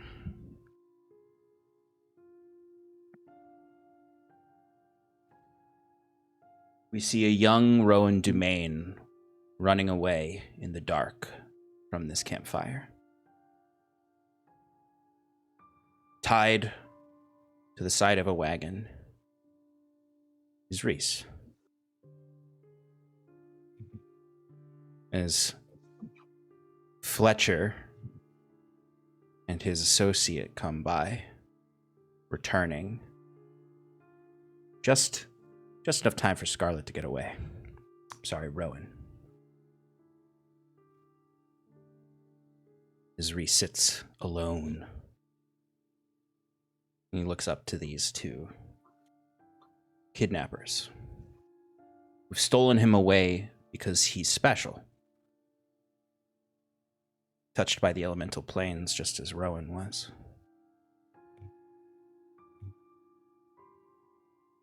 For an interested party. They laugh as they drink from a flask, their backs turned to Reese. One big, swollen black eye, busted lip.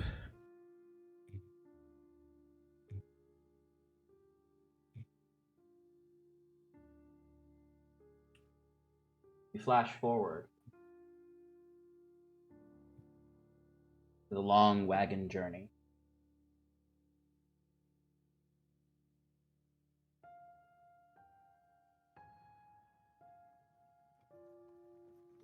Reese stuck in the back, unsure where he is. As a man at the end of the wagon says, "Oh, you're awake." No. Dad, you've done it again. How dare you? Fletcher and his associate laughing still in the front as one looks back. The friend of Fletcher looks back at Reese, staring at him. You don't talk much, do you? You really burned the shit out of Fletcher's face here. You can see Fletcher has wrappings over half his face. Reese just sort of curls up and avoids eye contact with them. All right, keep quiet. Won't stay that way, I'm sure. Kind of spits off the side of the wagon and it keeps moving.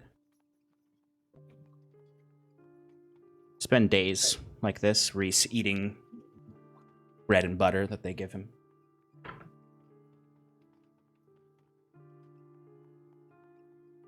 As they get closer to their destination, Reese's face grows more empty. Until eventually they arrive at an old barrow.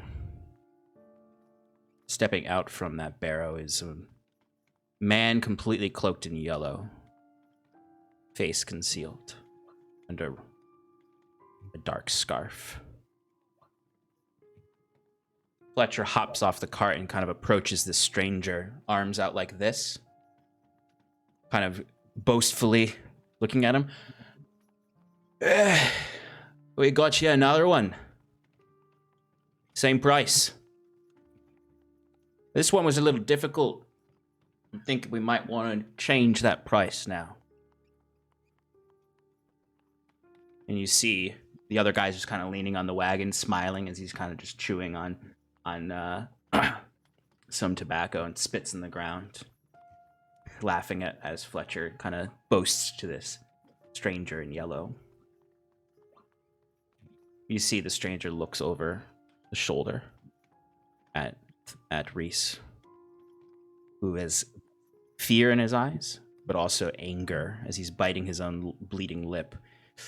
You can see his skin crackles as he uses erupted flesh and lunges forward and grabs the sides of the associate's head, burning him, and much more than he did to Fletcher. As the man drops to the ground, Reese had burned away the bindings on his wrists. As the man is crying in agony as Reese attempts to run away. Fletcher chases after him and tackles him to the ground as Reese is too weak to get far. Let go of me. I'm not going with them. I'm not going anywhere. As he just punches Reese in the head. He cries out, still conscious but in a daze. As he's dragged over. The strangers walked up to the wounded man. He's just staring at him. The man's blind now. His eyes completely burned and melted away. As he just whimpered, help me. Fletcher, where, help. The man hears a voice in his head, laughing at him. As the stranger stands back up and walks over to Fletcher and drops a bag of gold down and then drops a second bag of gold. Fletcher kind of drops Reese to the ground and says, all right, then. That'll work. That'll work.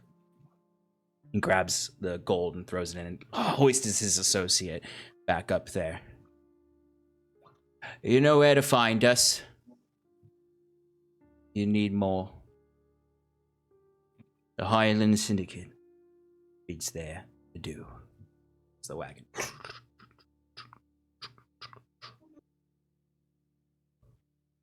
Reese kind of whimpers there on the ground as the stranger bends down and looks at him.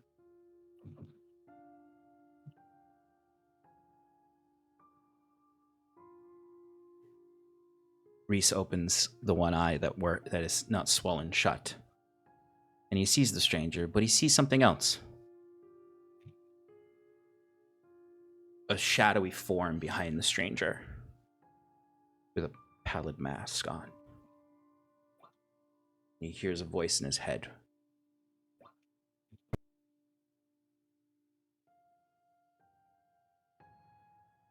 Hello there.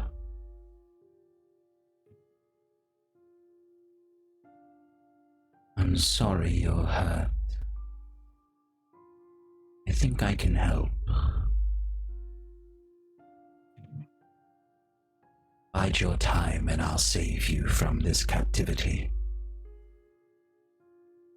I promise.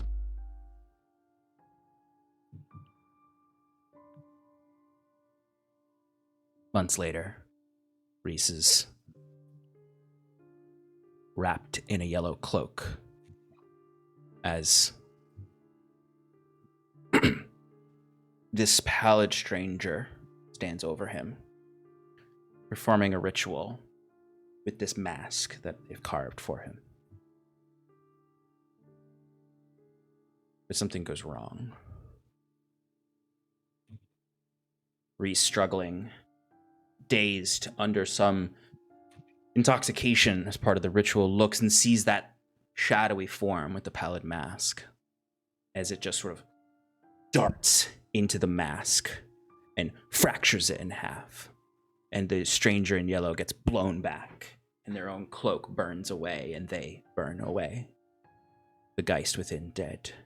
By the Pallid King's hands, it seems. As the mask drops to the ground. And the cloak, that seemed to have a mind of its own, releases. Reese.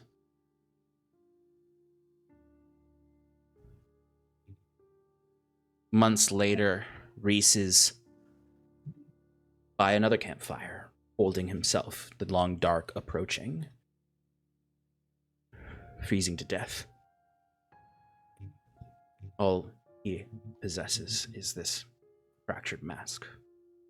And then suddenly he feels warm as that shadow envelops him like a blanket. Pallid King whispers in his ear. Together, we can make them pay. You're special, Reese. I'll protect you. If you protect me, I'll show you how to fix the mask. And then you'll have all the strength you need. You can build a better world. And I can help you.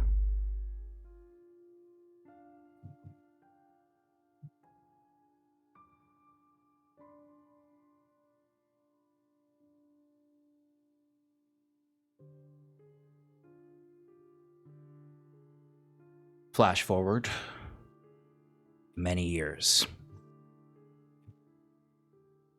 And Reese sits in a longboat. Much has passed.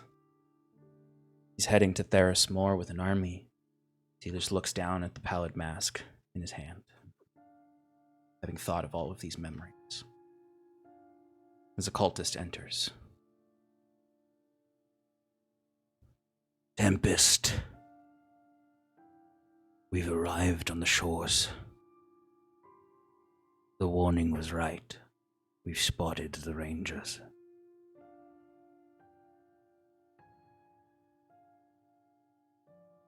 We'll be at the city soon. And the Stormlords return through you with the Great Worm will commence. You see Thatcher sighs. Well, you know the plan. Get me to the center of the city. To the font. When the Stormlord works through me, Great Worm will usher in a new era. You understand? Yes, Tempest. All right. Oh, we go. And he stands up and walks out, placing the mask on, pulling his hood up, his yellow cloak. As he steps out, takes out Scarlet's dagger, return. Puts it back in. All right, let's kill some elves.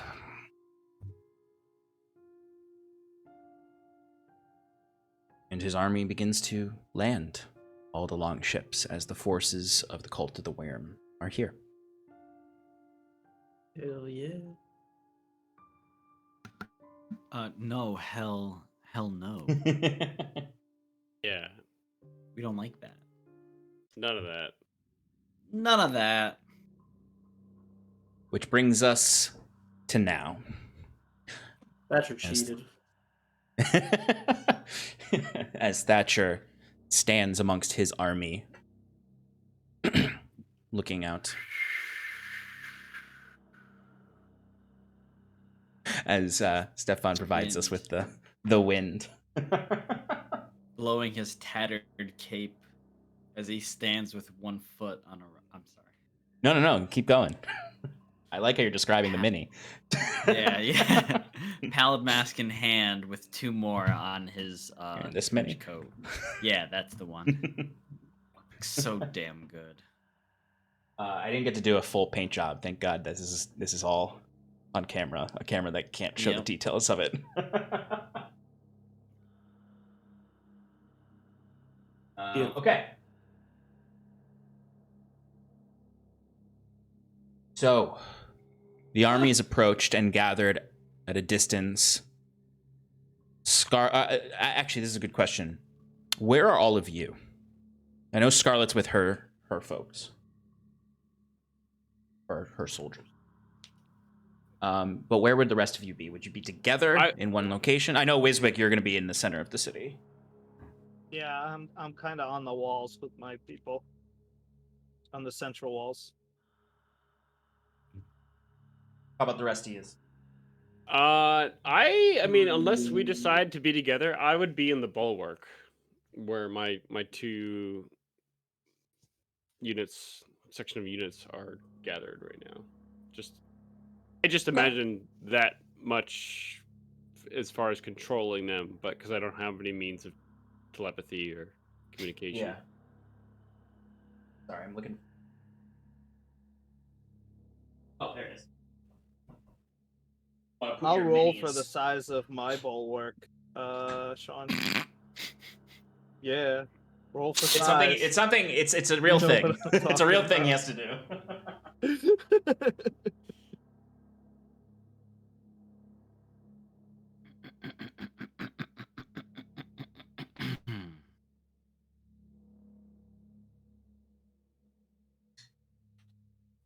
39 by 39, says Fate. I rolled really bad, actually.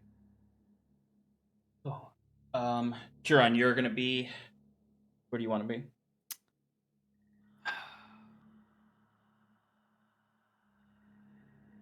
Yeah.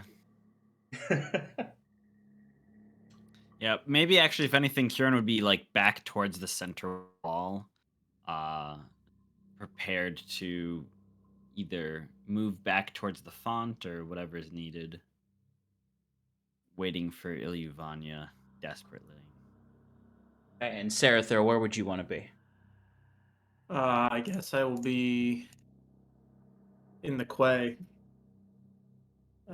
with my men. You can hang out with me. So, just so you guys know, you don't have to be with your soldiers. They're not exactly like you're not the commander of of them. You're just you yourself are controlling them. Okay, then I'll be with Kieran then. Okay, cool. Actually, no, I feel like we would be in the center with Wiswick. Just waiting. Probably, yeah. Yeah. Ready to go wherever we're needed, but... Oh, yeah, that makes sense. Oh, you know what? For the giant golem, I'm going to use... Where's Noldo? Where's Talray? There he is.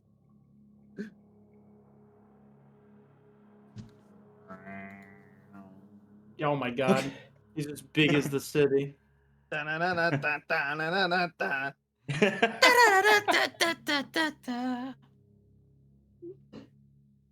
Okay.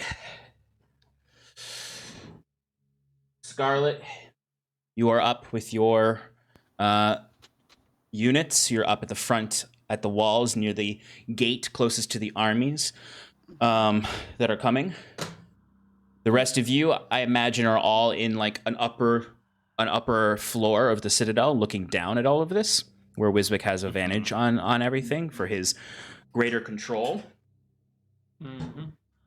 I imagine at this point, Wiswick, you would coordinate with your mages to send up the wall of force. So Wiswick, you actually, I'm going to say, just for your purposes, Wiswick, like a walkie-talkie, your telepathic bond, you have two channels. One that's for the Wayward 5 and one that's for your wizard soldiers. All right, cool. Kieran. I want to ensure that the fortress is outside the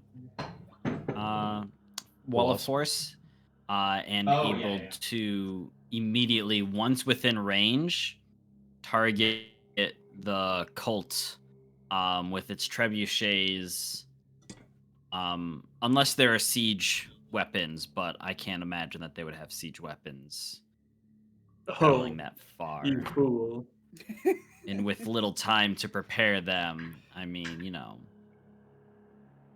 They don't have like sophisticated siege weaponry. Like they don't have any trebuchets. They have like makeshift stuff they could build quickly. So a few very, very small things that you may find useful to attack at some point, but they don't have any like artillery, I would say. Or like there's no siege towers or battering rams or anything like that, right? There's no siege towers. There would be kind of like simple ladders and the simple siege stuff, because they obviously traveled by boat up the river.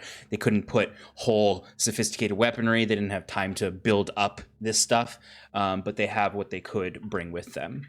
Right. So once they're within range, the fortress would start concentrating fire on the middle of them, just trying to. Okay.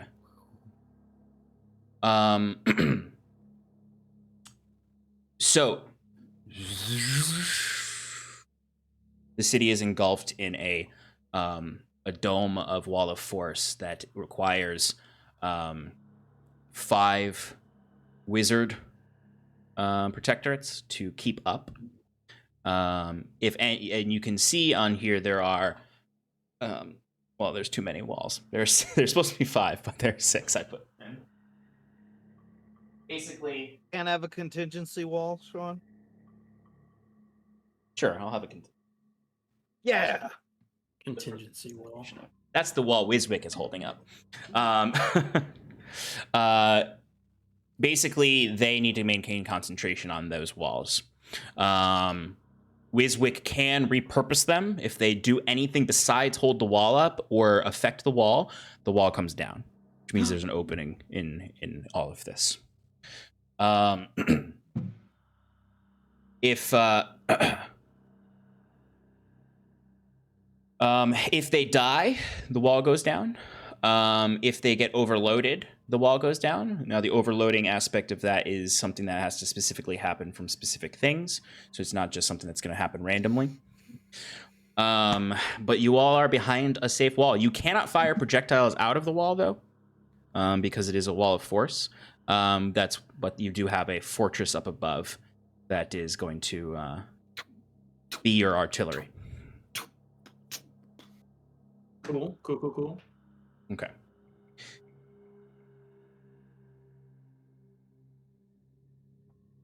I would like everyone to roll initiative. Oh boy. Oh, that's a good way to start, baby. Oh yeah. Did not roll well. Meow, meow, meow, meow, meow, meow, meow, meow. No Sorry cats. for getting that stuck in your head. It's okay. There are worse things. Yeah, that one's just really catchy.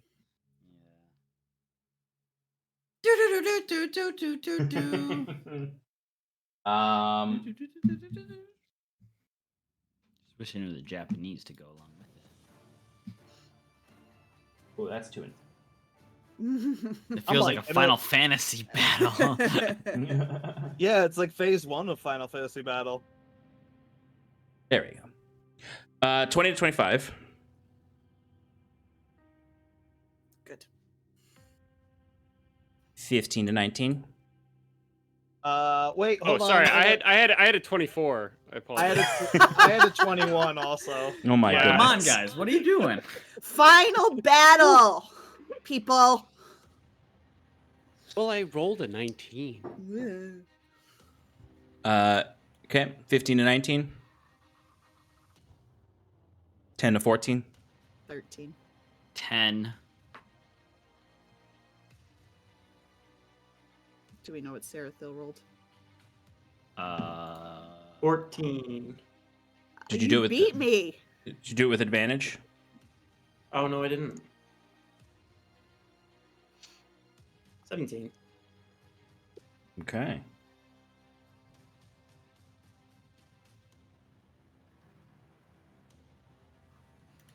Okay, and then Scarlet had 13 Mm-hmm. and 10 for Kieran.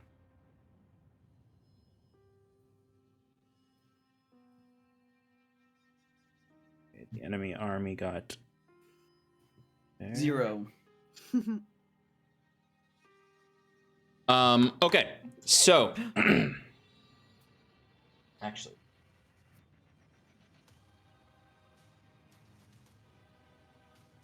so the armies are not advancing. The enemy armies. You're looking at them, and they are just staying put, outside of what they presume is the range of the stronghold in the sky, as if they're waiting for something.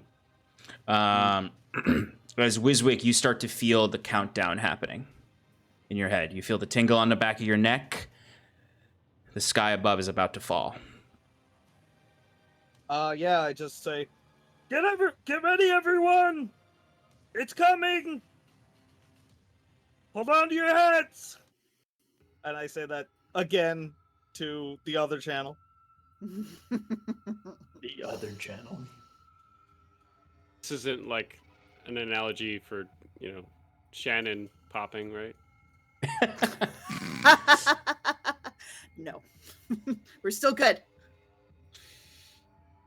You all start to hear the cracking. You then hear a crack shoots across the space, and you see it lands and smashes into into, where's my map? Into the Messarian bulwark.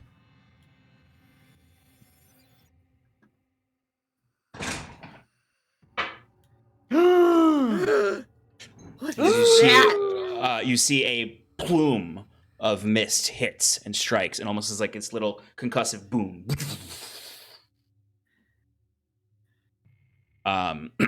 It went straight through the wall of force. Oh, It didn't damage the wall of force. Oh, that's good. Question: are they Yes. teleporting into the area or using portals, No, such as those created by the gate spell? no. Oh, okay.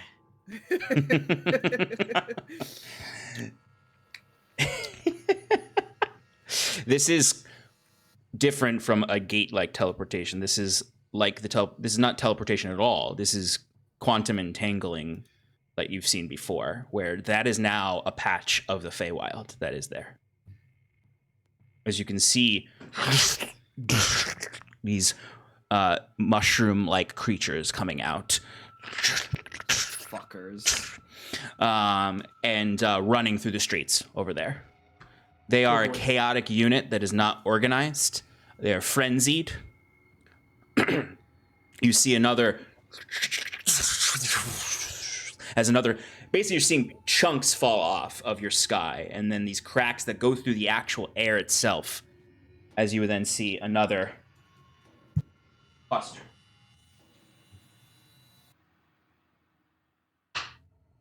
No.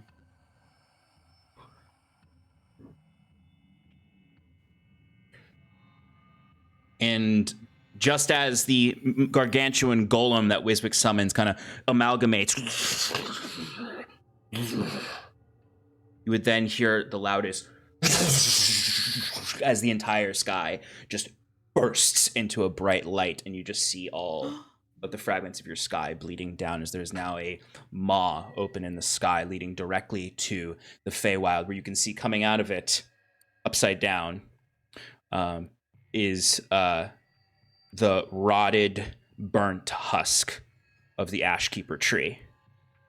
Just slowly coming down through it is then out of the husk, where the top is a hollowed log that's burst and cindered, slithers.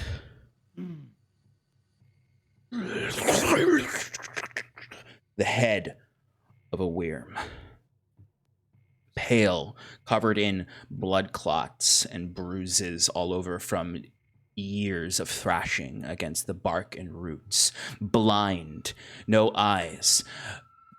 A massive maw with rows and rows of teeth that have gnawed away any sign of lips or anything like that. Thousands and thousands and thousands of arms with hands coming off of it, as it just slithers out of the tree and roars. But you hear, at first, no noise come from this roar. And then suddenly just sort of this sonic boom just goes... as this invisible force strikes down at the wall of force like an exploding bubble. Clayton. Hi. I need all of your war mages to give me a command test roll. So it's a D20 DC plus 15. 4. Oh, okay. That's pretty hard. Command is +4, right? Yep. So that's how many? 5, 6? 5. Just making sure because we have an extra wall. All right. So let's do this. Let's do this carefully. So I'm gonna point at the one, and we're gonna do it one at a time, so we know if any walls fall. We know which ones fell.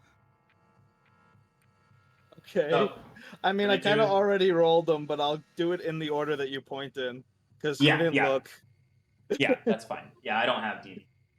All right, so let's do this back guy here first. The first one was 11 plus 4 is 15. That wall just holds. This guy? 12 plus 4 is 16. That wall holds. This guy? Does anybody know how to open this up? Because I can only see the first. Okay, never mind. the last one is the next one is 13, so it's +1 to the last one, which is 17. Wait, how much was the one before? 13 plus 4 is 17. Just say Okay, the 17. total. Okay. Yeah. Okay. Okay. And then this next one? 7. And the final one is last one? another 17. Okay. So all of them except one went down. I mean, it was stayed up. Not so bad. Well,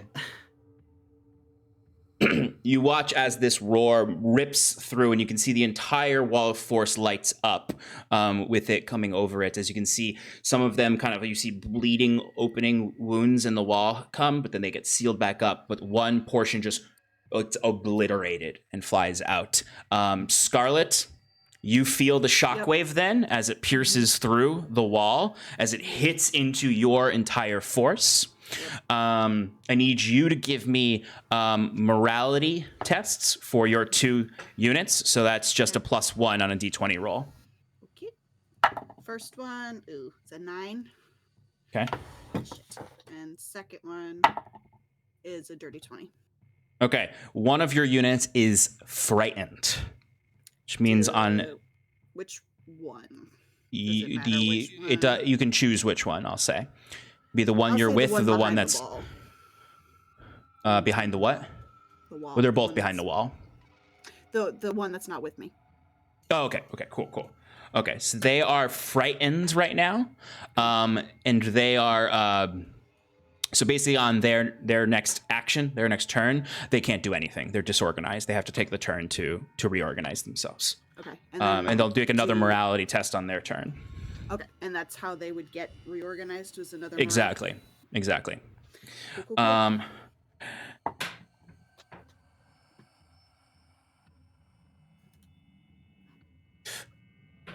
It's a good thing you have a wall of force, because that thing does some nasty stuff to people if it hits them.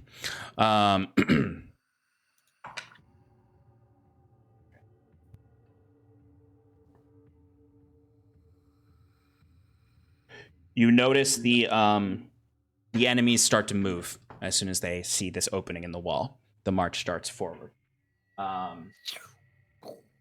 Now we are going to go into proper initiative.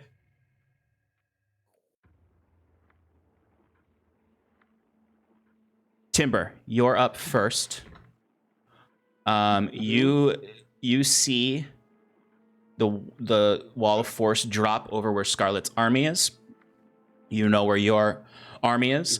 I'm sorry. Actually, everyone... I've almost forget my own rules. Everyone roll a d20.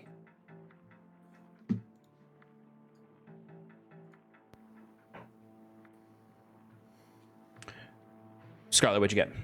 18. Huron, what'd you get? 18. What? Twinsies. Timber, what'd you get? 5. Mike, what'd you get? 14.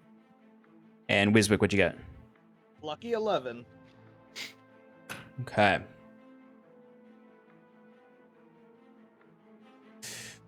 Okay. I should actually count who actually got each of these to see which soldiers get affected by it. I'm sorry, who had the 18s? Me and Kieran. Who had the 5? Me. Who had the Who got 14 was crap Sarathil. Yep. And then Wiswick got the 11. Okay. Lucky All right. 11. Lucky 11. Timber, your soldiers are these two, I believe. Are overwhelmed with fear at the rushing, frenzied army coming at them. They are going to get hit pretty hard on the next turn, since they won't be able to act. That's situation 1, is that army is completely disorganized and afraid. Those 2 armies. 18.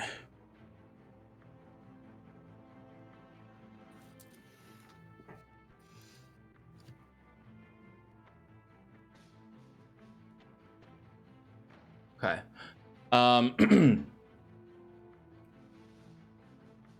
That one actually. 18 is actually going to be for this round, since no combat has actually ensued. 18s are actually just nothing bad happens, basically. Woo! So for you two, so two, nothing bad happens. Let's see, 14. 1, 2, 3, 4, 5, 6, 7. Ooh.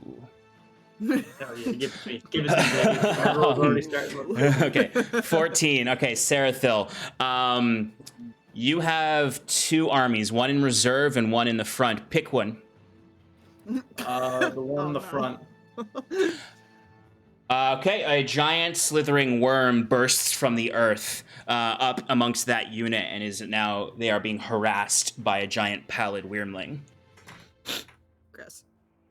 How big is it? Is it large? Gargantuan? Is it?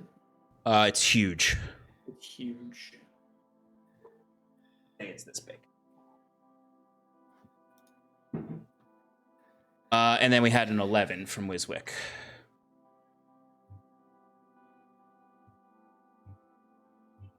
Hell yeah. Is it a good hell yeah or bad? No, hell clearly yeah? not. It's clearly not a good hell yeah. Good for the DM. No, it's Wiswick, can you roll another d20 and pick high or low? Ooh. Yeah, sure. High all the day. Okay, a 9. Oh no. Oh shit. Okay. All right. So that was a 50-50 chance of this being something for you guys or for the enemy.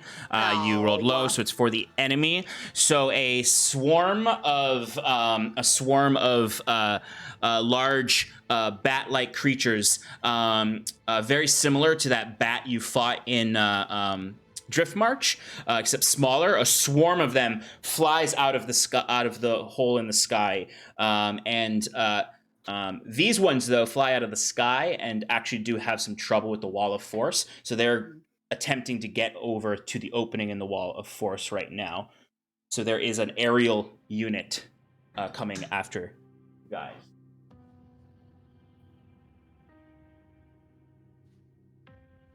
So there are 3 situations.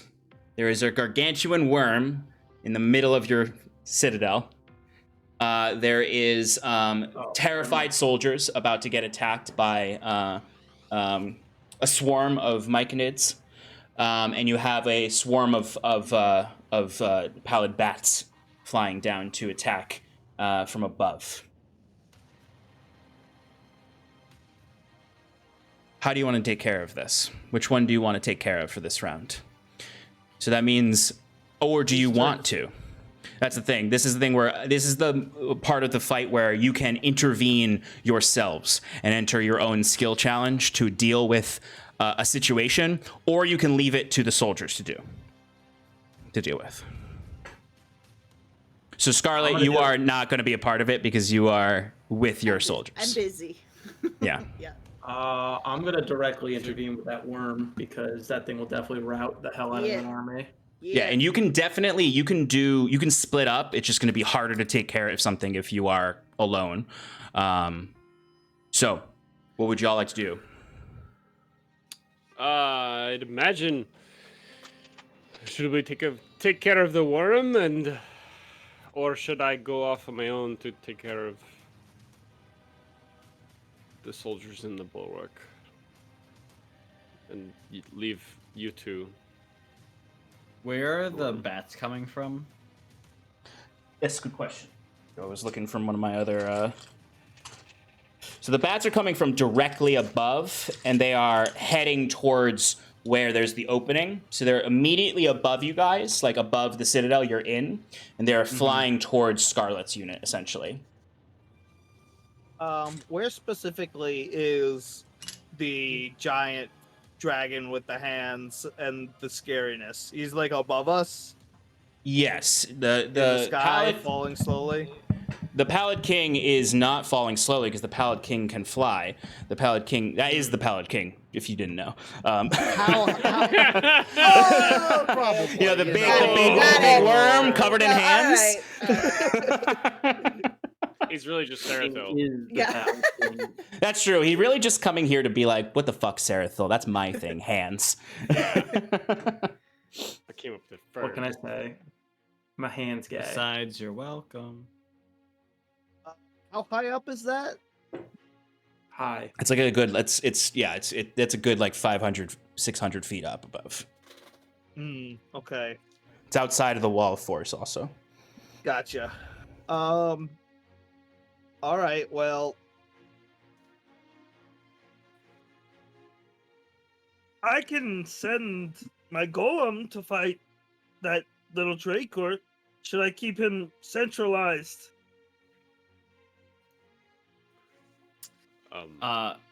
Kieran would say, if people are asking, he would go, Kaze, I think you should see to your troops. As for your golem Wiswick, it would do well to fight against the Werem in the fucking whatever that place is called. Illumated Quay. I might be able to help. Sean, is the area where the worm attacking within 40 feet of me? No. Okay. Maybe not then. I have to stay here, guys. Oh, you keep Noldo here close to you to protect him. I'll help those out in the quay. Can we get the Okay. wall Or they back get up in routed. front of us?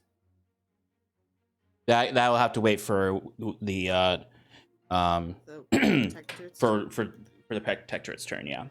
So so like this is so just to clarify, these are two separate streams. We have the actual initiative count you all just rolled, which is for controlling the units and the formations, and then we have the top of the round skill challenge that you're doing right now. Got it. Kieran's gonna like build up some energy and he goes, I'll try to weaken the flyers as best I can. I don't know if you guys are able to, but Kaze, you should see to your troops, as with you as well, Sarathil. Yeah, the first time you said it, Timber was gone. Don't Okay. forget that Yeah. the these armies that we have, are they capable of range, 10.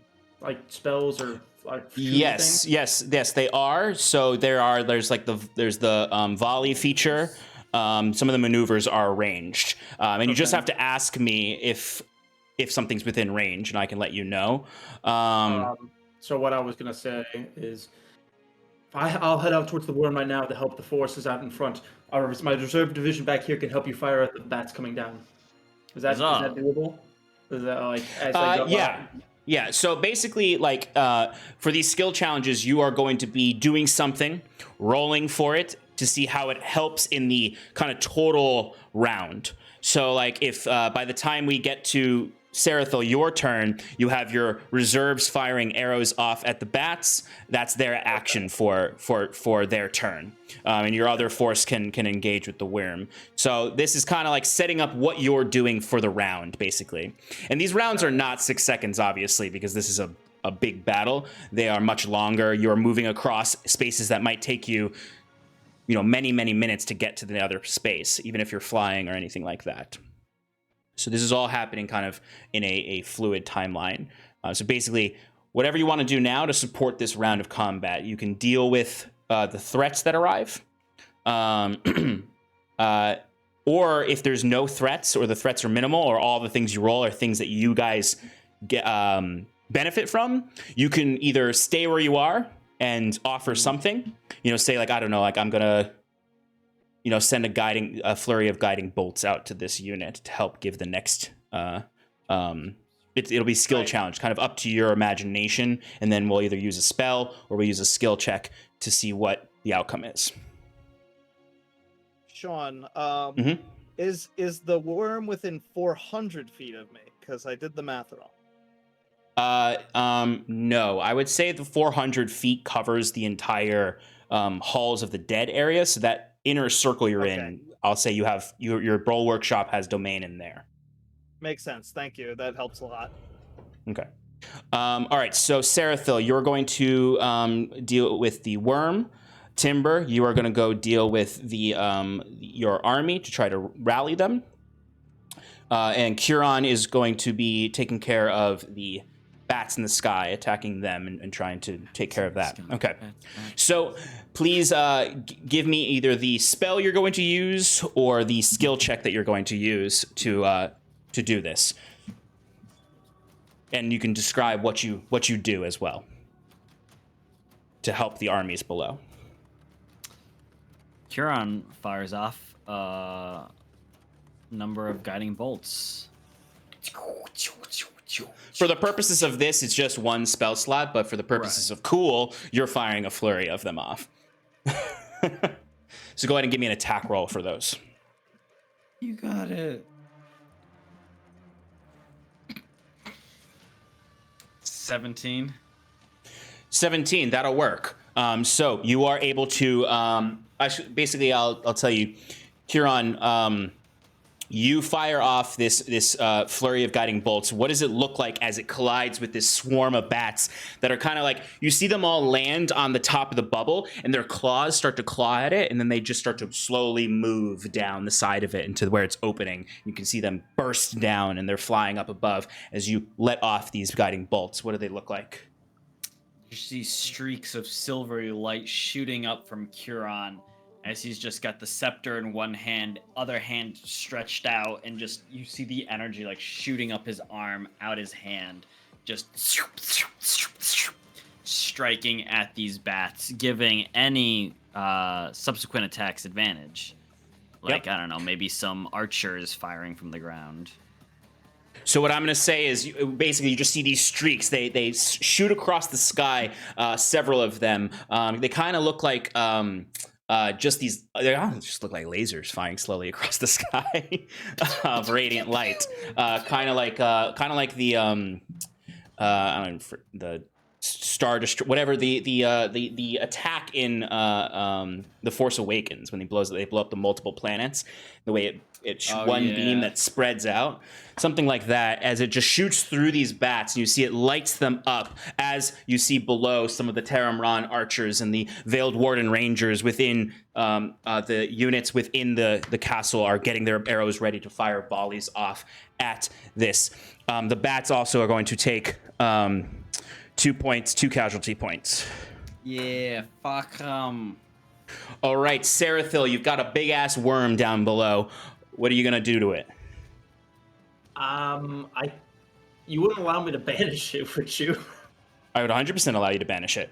All right, I would like to attempt to banish it, and I guess with all the chaos that's going on, I'll have to just try to hold concentration to keep it away for as long as possible. Yes, absolutely. All right.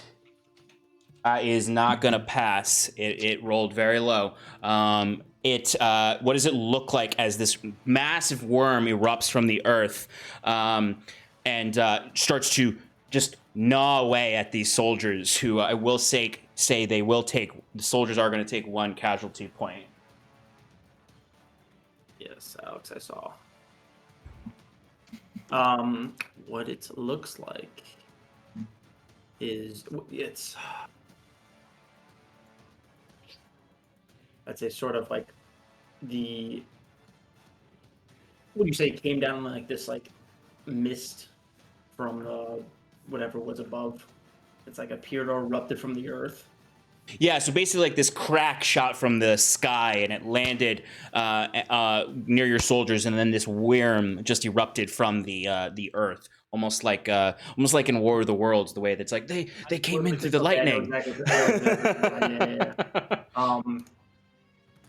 I like to think that the worm coming out of the earth, it kind of like is pulled up out of the earth where it's like all like just completely visible, and it's just like sitting there levitating. All of a sudden, it just like shoots back up into exactly where it came from.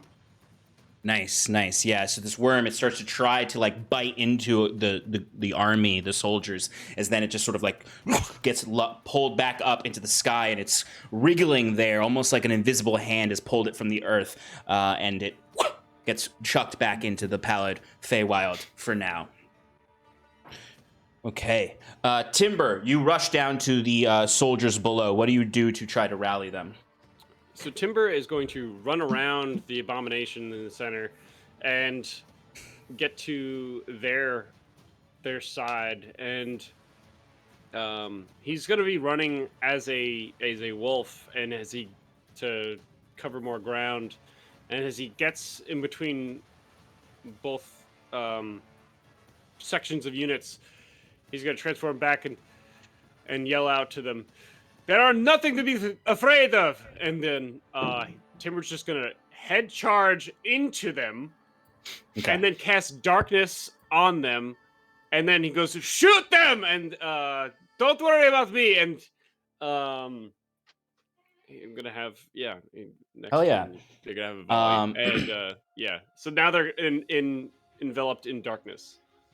Okay, so go ahead and give me a skill check that you would think would be best for this. Even though I'm Badass. garbage, even though I'm garbage at it, maybe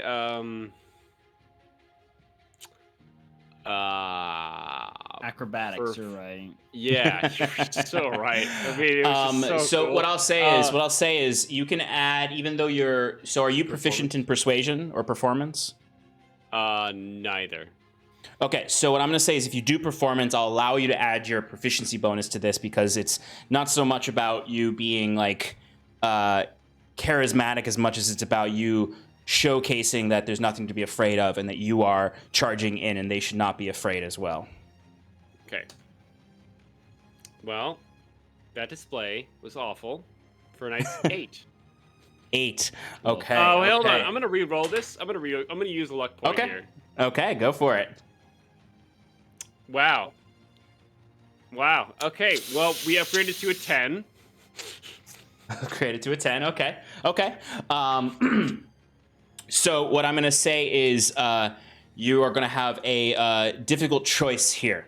Either your armies stay disorganized entirely, or one of them becomes moralized to follow you or to fire the arrows into battle, but they kind of become a little disjointed, and some of them charge in after you to fight, and they're going to take a casualty point. So basically, nothing happens to them, they stay disorganized, they do nothing on their turn, or they get to do an attack, but they lose 1 hit point, basically. I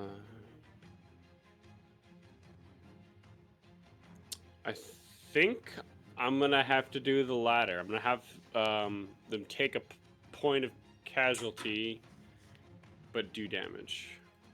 Okay, perfect.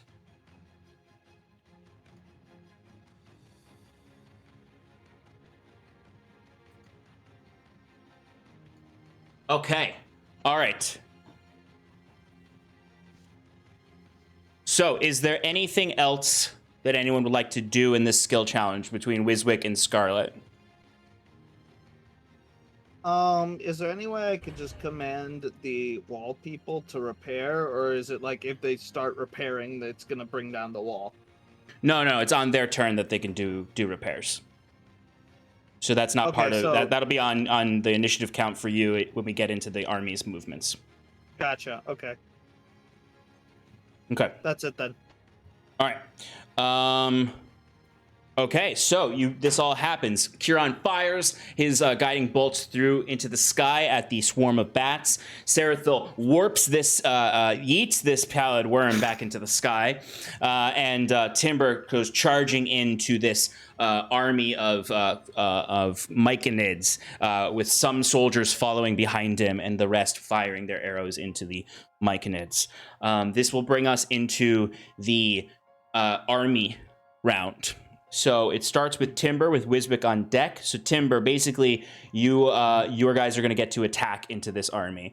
So go ahead and roll me an attack roll for them, which is just a d20 plus 3. Okay. You can do that twice. Okay. Well, the first one is just an 8. Oh, and the other one's a 14. Okay, so that is a considered a volley. So they are going to take. Let's see, your damage is 2. So the Mycadon army is going to take 2 casualty points. Okay.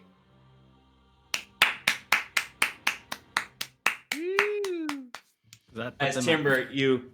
Oh wait, sorry, Timber. Actually, I'm going to give you advantage on those rolls because because of the darkness that you cast onto the Mycadons.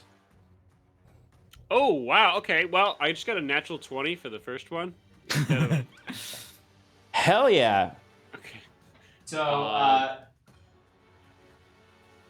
Timber, despite your soldiers taking some casualties, they wipe out these Mycadons with that nat 20. You see, Timber, you kind of rush in, and you're like fighting in this darkness. You're going in, you're swiping, you're killing. These are like minions to you all, so you're like one-shotting everything that you're fighting. They come and try to claw onto you. They are going to get 1 attack on you, which isn't that 20, but it's not going to be a ton of damage because they are weak. So, Timber, you're going to take 8 points of non-magical slashing damage. I will take it. Okay, but you see some of these soldiers go rushing in there with you. You see them fighting. You can see the Mycadons are tearing those soldiers apart. Like, they had no chance. These are guys who were like, yeah, I can be a hero. And they ran, and none of their compatriots ran with them. And there was only a small amount of them. And they ran directly into the darkness. They thought that they were going to be able to see in it, and they got torn apart. But then as you're kind of alone in this darkness and getting overwhelmed, a volley of arrows come flying in and perfectly miss you the entire time as they just rain around you. You're almost like, for a moment, you're like this, and you open your eyes and see a bunch of dead Mycadons around you. Cover. Timber takes cover. That's a better way to put it. Timber, you rush over and hide behind a building as the arrows come skittering by. Excellent. I also would like to reiterate, Timber drops to darkness and drags one of the Mycadons' heads or bodies, and then drops it on the ground as to give more morale to his soldiers. Hell yeah! Go ahead and give me a just give me a charisma roll. I will. For a nice 5. Okay, so some of them are like, hell yeah, but then they kind of see the darkness dissipate behind you and see all their slaughtered comrades, and they're like, oh shit, I thought okay. Basically excited for the win, but then immediately terrified by seeing the ripped apart bodies of their allies. All right, Wiswick, it is your turn. You have one free War Mage Protectorate that can do something, and then your normal units that can do something. Okay, so my War Mage Protectorate is going to attempt to replace that fallen part of the wall. So that's a command 15 test. Command test. So I have a +4 to command. I'm going to roll the dice now. Wow. I got a 12 +4 is 16, just enough. All right, the wall is back up. All right, sweet. Mages doing their jobs. Let's like it. I forgot to mention this, and I'll keep track of their casualty points. But when they failed that first casualty point, or that first roll, one of the mages was overwhelmed, and they literally it fried their brains. So there's that protector is down to 3 casualty points from 6. Okay, are you keeping track of this, or should I? I'll keep track of that just because it's a little harder to keep track of those ones than the other ones. All right, so you have your 2 armies. They are within your walls. Probably the most they could do is attack the bats with a volley. Could I instead? Well, could I have actually? Well, they can do whatever they want, but the bats are what are in range of their ranged volley. I would say I would have one of the sets. I have 2 sets there, right? Correct. one of the sets I'm going to have attack the bats. The other one I'm going to do in a Luna rally in order to let them increase their power for the next time around. Hell yeah, hell yeah.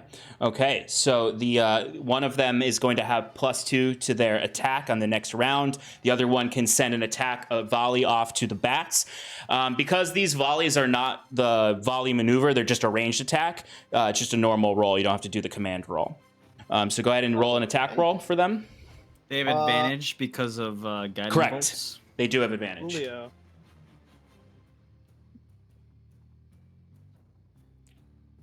Enemies are after this, and then Sarathil, you're on deck for your army. I got a 19 plus, I guess, their attack bonus, so 22. Yep. That'll hit. So they're going to take another 2 casualty points from your army. As you see, these lit up bats then get punctured with this wave of arrows that are shot up from the Taramran Veiled Warden archers behind the inner wall. As you see, most of the bats are the bats have been cut in half, basically, their forces. Okay, the enemies are up now. These soldiers were charging. They see the wall come up, and many of them stop and slowly reverse themselves. At least one of them will be in range for a trebuchet attack. So, Kieran, I'll let you do this out of initiative order. So go ahead and attack that. Go ahead and roll an attack roll for the trebuchet fire launch. Oof. They have a +5. 10. Ooh, okay. So the army retreats just enough where they are out of range, but you do see kind of this explosion of fire in front of them, as there is, for this round at least, a wall of fire that is formed that will impede their path for this round. I like that. Okay, let's see. There is one enemy within the walls. They're going to rush up, attack Huron's units. Why? Natural 1 though. They do not damage the unit there. All right. Can I use a reaction to have an Durin charge as a? Oh, I need to suffer casualty. Never mind. Yeah. That was just if they attacked me. Never mind. Sorry, my bad. No, it's a good question. Okay. All right. Go ahead. Sean, I have a question. Yeah. Could my golem have done a ranged spell attack if anything was in range? Yes, the golem could probably attack the army attacking Kuron's folks or the bats themselves. I think bats is probably a better target for a giant rock being held. Yeah, absolutely. Go ahead and give me an attack roll. Actually, he spits the rock out of his mouth because it's funny. All right.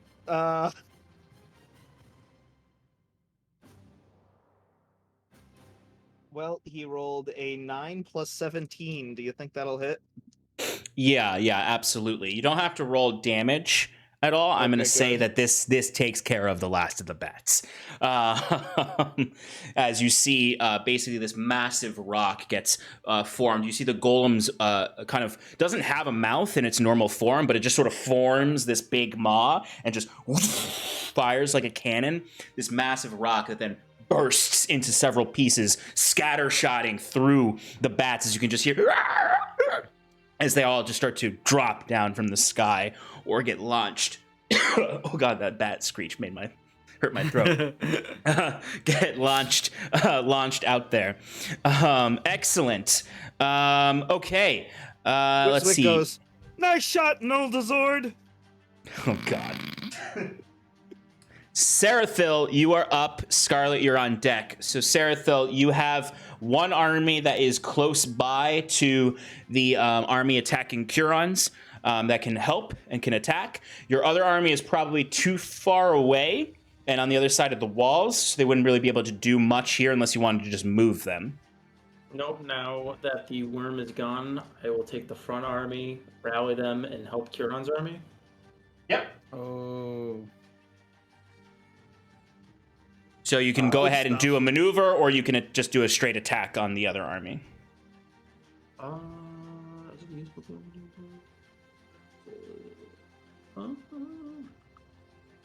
Now just try to attack them. All right, go ahead and give me an attack roll. Okay, That's, so it's 20 plus 5. +3.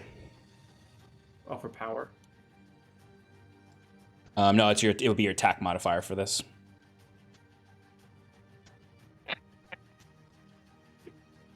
What'd you get? 1. Oh no. A 1 plus, well, +3, so you got 4. Okay, so the army goes in and goes for an attack, and they They're just still. you know what? I'm actually going to give you advantage on this because your army is flanking.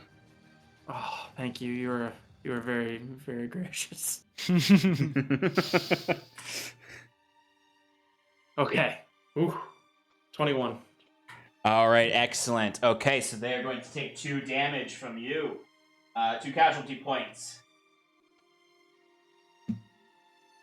All Okay, right. So I imagine this worm erupts from that in the middle of this army. As I come in and banish it, kind of get a rallying cry and send them charging forward the other army for Curon.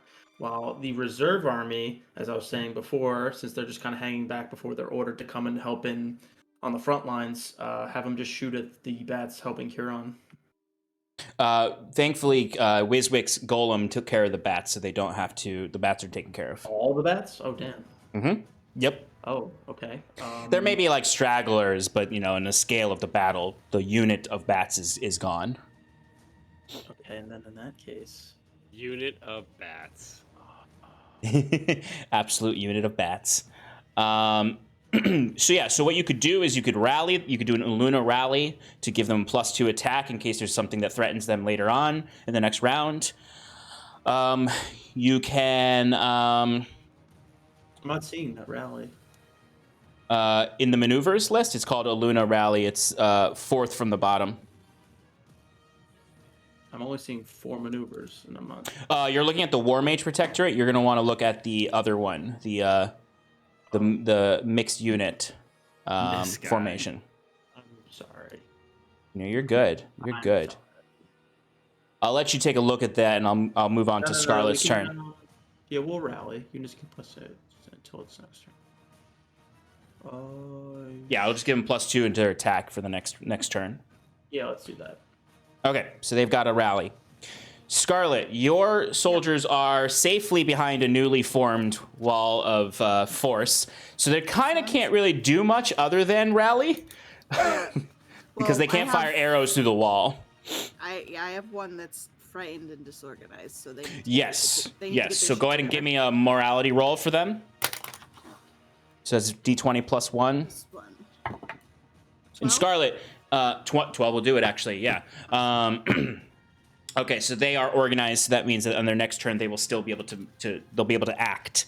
The other army, that does take up their turn. If you'd like, the other army can do an Uluna rally to give them +2 for their next turn. Yeah. Just quick question. I was looking at the Mhm. Glenuvian roots. So, like, that, in my mind, obviously that's coming from underground, but I guess that would count as a spell that has to go through the wall of force. Yes, Cough. I would. Spells can go through walls of force. Cough. Technically. So speaking. yes, you if can. it's an area of effect. You're right. and You're right. You're not casting a spell through it. You're Yep. designating an area you can Which see. I'm assuming is what you were saying there, Scarlet, about it not being a through, but an area of effect Right, coming. it's- Yeah, the exactly. Glenuvial roots is definitely something that they can do. Yeah.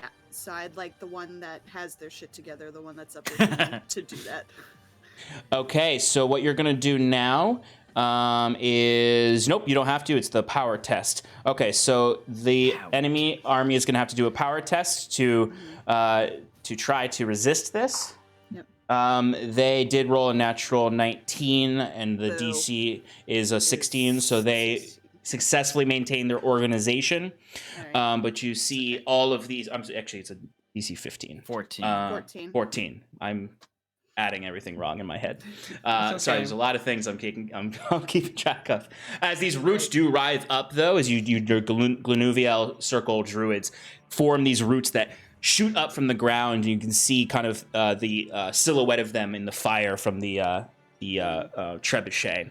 Now, would that affect all of those D8s, or is it just No, one? only one D8 will be affected by it. Got it. And we'll say it's the one right behind that fire. Okay, Curon, you are up. For your units. Oh, it's my turn now, is it? All right. Yeah. So quickly, since I already fired it, the fortress is done, correct? Yes, correct. Yeah, I allowed you to do that out of turn. Okay. All right. So the unit engaged with the swarm is going to simply attack the whatever guys. Oh no. For a 6. Muted, Sean. You are flanking with Sarathil, so you do have that advantage. Oh. Yes. Take it, baby. I will take it for a 9. Okay. Unfortunately, your army is not able to inflict casualty points on them, as there's just a skirmish happening right now between All right. them. I'm gonna take a casualty with them for Oxlendish Vigor reaction to suffer casualty point to attack again. Go for it. This will have advantage. Oh my god. Okay. No! That's a 2. God. Oof. That was a journey. Do you have a luck point? Yeah, you got your potion. Yeah, I would allow you to use your potions on this as well. Yes, consume all of your resources. The resources. No, I'm gonna wait. This is a marathon. It is not a sprint. Hell yeah. So we will take that. It's whatever. All right. So am I within ranged? Yes. With my crystal dice, if you want to call them that. Yes, you are with range. You could do a volley attack. All right, cool. So I will make a volley attack. So I have to make a command test first. No, you don't, because you're only attacking one target. If it was 2 targets, you'd do the command test. I see. Okay. All right. So then we will just make one attack. All right. That's a 13 to hit. That'll hit. All right. Cool. So they'll take 2 casualty points. They are pretty close to being routed. Okay. It is the Pallid King's turn. As you see, the Pallid King slithers out and is basically the Pallid King's entire goal here is to destroy this wall of force. So you can see he goes for just this brutal ram into the side of it, where he's also, you see his tendrils trying to grab onto the wall of force and just rip it to pieces.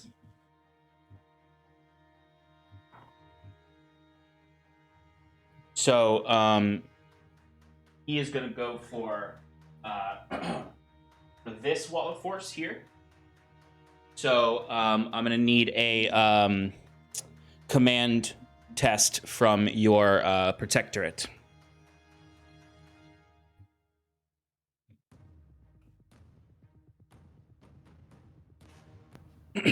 Wiswick. Oh shit! Sorry about that. Yeah, we're going to need a command test from one of your protectorate. Okay. 11. Lucky number 11. Plus, I think it's 4. Yeah, so that's Yeah. what, 15? 15? 15. Okay.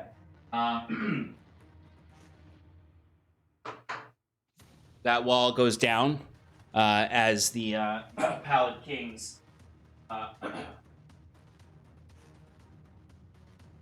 Pallid King actually rams through it. So like the head of the Pallid King is now within the walls, kind of there. You can see he's not even completely out of the tree yet. like his whole massive form is not completely out. You can see he is thousands and thousands of feet long, as he is burst in and his head is inside the walls right now, as that wall has dropped and that protectorate has reduced to 3. Is that that's not the same one as before, right? No, it's not. Because No, otherwise no, it it's would not. be 2. Got it. Yeah, no, it's a different one. Okay. Back to the top. Everyone roll me a d20.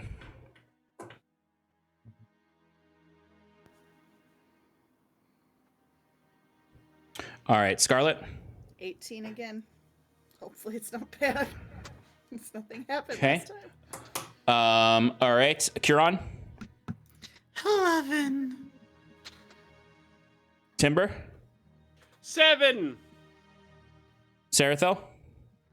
15. And Wiswick. Not 20. Nice. Okay. So while I'm looking at this, and in each round when I am looking at this, feel free to roleplay it all. Those of you who are next to each other. All right. Let's see. 18. Okay.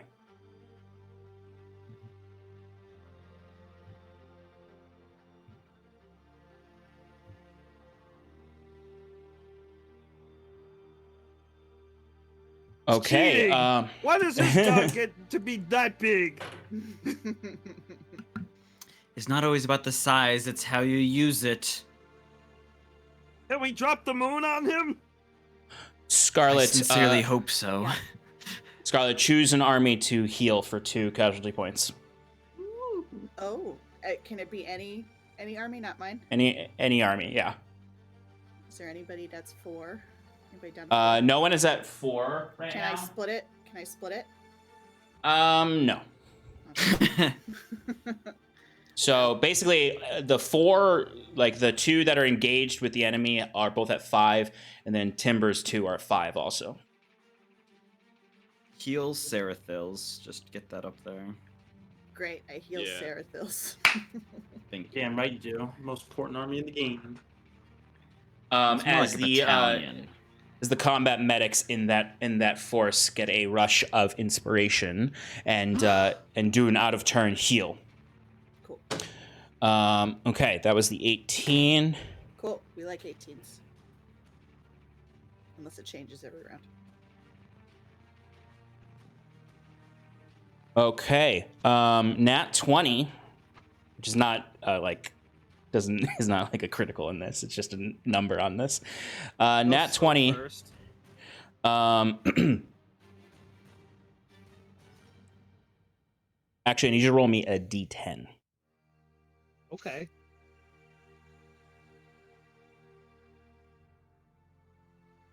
Five.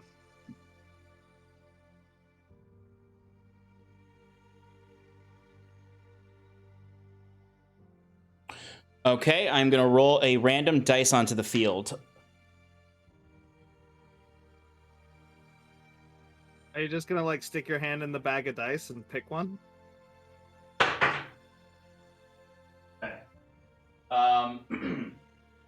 A vortex of energy forms right next to the walls of your small fortress there, Wiswick, as it just sort of is this rotting vermilion color. It's basically, you see the Pallid King has launched a projectile towards you that lands and just bursts into this acidic, rotten fluid that splashes onto one of your units, and they are going to have. Let me roll for it. The They buffed have, or non-buffed one? The buffed one. They are going to have 4 acid tokens on them. Okay. Which basically they take 4 casualty points right now, and on their next turn they have to use their action to essentially alleviate the acid on them, or they'll take the acid damage again. Sean, can I use my this might not be allowed, but can I use my my layer action thing for the bulwark to burn an energy point or to protect them, or is it too many targets? What is the bulwark thing? What does the bulwark do again? Say it does there. Basically, I could burn a gemstone, which of which I only have 2, to prevent damage, 1 damage source to 1 target. I would allow you to have the acid tokens with that, so that they don't take the full 4 and only take 2, and they don't have to clean it off on their next turn. I'll take that deal. All right, Sarathil, you rolled a 15. So if any one none of you are there, but maybe you hear this from up in the tower. Maybe you feel his presence. But anyone who's listening into the quay would just hear in the distance, "I'm a fucking cowboy!" Yeah! Hell yeah, McClear. As McClear has entered the chat, Hell yeah. and has rushed in to join the forces of Sarathils down there to fight back this swarm of Myconids, causing 1 casualty point against them. As a 15 is appearance of an old friend, is what that rolls. I love it. Are the Myconids the mushroom things? Correct. Yes. Okay. And then last we have the 7. He breaks through the glass of a stained glass window, and he's not wearing any socks. I mean, shoes. It's funny because I actually printed a mini for McClare, but I kind of got fucked up. All right, the 7 is an enemy charge, so the Myconids are going to get a free attack on Curon's army there. Sarathil's? Yes, Sarathil's. They're both there, but it's going to go after Curon's actually. But they did not roll high enough to deal casualty point. They got a 10, and you have a 12 for toughness, yeah, or for defense. Wait, didn't you say that we get additional defense? Yes, actually, I'm sorry. Yeah, everyone's defense is actually a 13 because of the additional armor from Scarlet's Everyone's guiding favorite? smithing. Yep. Okay. So this is a round where you don't actually have to do anything. Like there's Yeah, I was no gonna say, fires to that's- put out. Excellent. So we're just gonna go right into the battle again. Unless you have something you think you can do to help your army, in a skill challenge way. Like if you want to try to rally them, or you want to try to empower them in some way. So if anyone has anything like that, let me know now. Otherwise, Timber's army is up. I would say the only thing I would do is command the wall squadrons, since to like make space around where the Pallid King is attacking, just split up from that area and concentrate on the opposite side, if that helps. Like so maybe they'll take less damage. Okay, so have them focus on the other walls and leave that opening. I wouldn't want to leave any openings. If they can't, if they have to maintain their position to keep the integrity, they have to maintain their position. stable, Yeah. Then forget everything I just said. Okay. All right. Curon, you had something. Can I give guidance to the flying fortress? Yep. I'll say yes. So they get to add a you. D4 to their attack roll. Their cool. next attack roll. Or their attack roll. They don't. Or if they Yeah. there aren't really any saves they're going to be making. Just I'm just imagining a hamster on a wheel that you're casting guidance on, and he's just keeping the whole thing running. Okay. All right, Timber, your army's up first. There aren't any enemies immediately in the vicinity. They could attack the Pallid King, whose head is right next to them, if they wanted to do a volley of arrows at him, but there aren't any active enemies around. They could also reposition if you want. So, yeah, I was going to have them actually reposition Okay. to the eastern wall of the... Okay, so head towards the eastern wall, the bulwark. Yeah. Okay. Yeah. These guys are already kind of there. Yeah, those guys. Yeah, so I was gonna do like a little shuffle at first, just to felt like it was more efficient, but that works too, if that's possible. Yep. And I don't know if I'm allowed to do anything else. Is that just a movement, or is that? That movement would take up their turn. Okay, and then do I get a turn as well, or no? If there's something you want to do to try to help them out, like any kind of like inspiration, or if there's something else in a skill challenge sense, if there's something you want to do, absolutely go for it. No.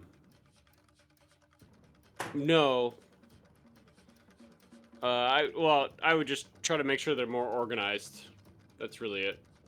I don't know if they're still disorganized, but Go ahead and give me a persuasion or intimidation check. It's up to you. I'm gonna go with intimidation. Or I don't know. No, I'll do persuasion. Okay. That's probably better. Not just pulling Lou out and being like, "Get in line." Yeah. Yeah. 14. 14. All right. They are going to have advantage on whatever action they take in the next turn. Yeah. Okay. All right. Wiswick, you are up. Go ahead and give me that command check to try to restore the wall. You read my mind. I got a 10 plus 4 is 14. Not enough. Okay. So that wall is going to stay down for now. Understood. All right. Wiswick, your armies can do something now. Okay, my undamaged, unbuffed army is going to use the War Healer's Hand to heal the currently buffed army and remove their acid tokens because you said I can do that. And so they're back up to 6. Yep. And my buffed group will take a shot at whatever they can, if they can. They can go for an attack on the Pallid King.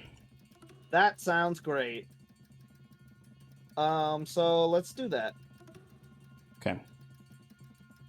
Make a power test. DC 13 plus attack. Okay. For which maneuver are you doing?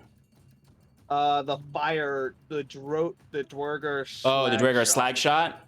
Cool. Yeah, because Dwergers are cool, and I like fire. Roll it. Pallid King's gonna take some damage. He rolled a natural 1. Oh, okay, great. So basically, what I'll describe this because it's not exactly the Pallid King is not exactly a killable target by the army, but it is going to tarry him, so to speak, as you see these Dwergar pull up these contraptions that they load in these stones that look like kind of like a palantir like. They have a smooth surface, but inside looks like this roiling, fiery chaos. And they basically just come up, and a Dwergar comes up, and he's like, "All right, now," and just hits each of them with a hammer, and you see a little crack, and then they just sort of these sparks start to come out, and then they go, "All right," and this thing just goes and just fires these slag shots out, and you see them smash into the Pallid King. And you see a portion of his body, the many hand-like tendrils coming off, are all burning up at this point. As you hear him, you hear a kind of like a.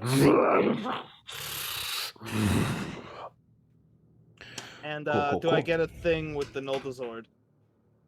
Noldazord. Yes, I will allow you to have a thing with the Noldazord. It's canon now. Uh, I can't use its special spew debris thing. That's like that off the table, right, Sean? Can't use the what? Spew debris, the recharge ability. You said I'm not allowed to use that. The only thing I think I said you weren't allowed to use was the legendary actions. Legendary resistance. Okay, Oh. so it doesn't have any legendary actions. It just has legendary resistances.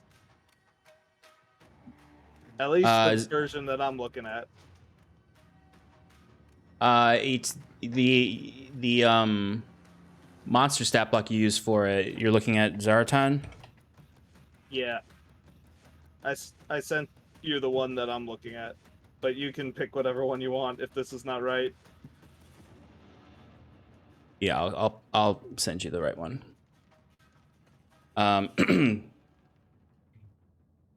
That is better. But I'll let you look at that for a moment and go to the enemies real quick. Okay.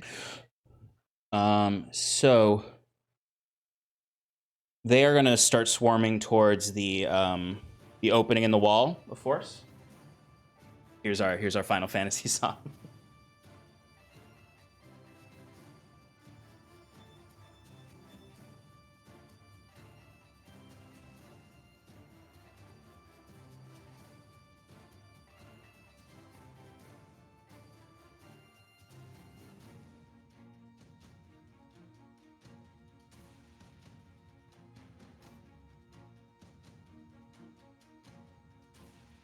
So 4 of their formations are heading towards the gap in the wall, while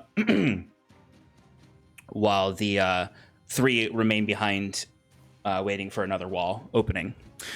They had to use their action to move, so they're not gonna be able to climb the walls until their next turn.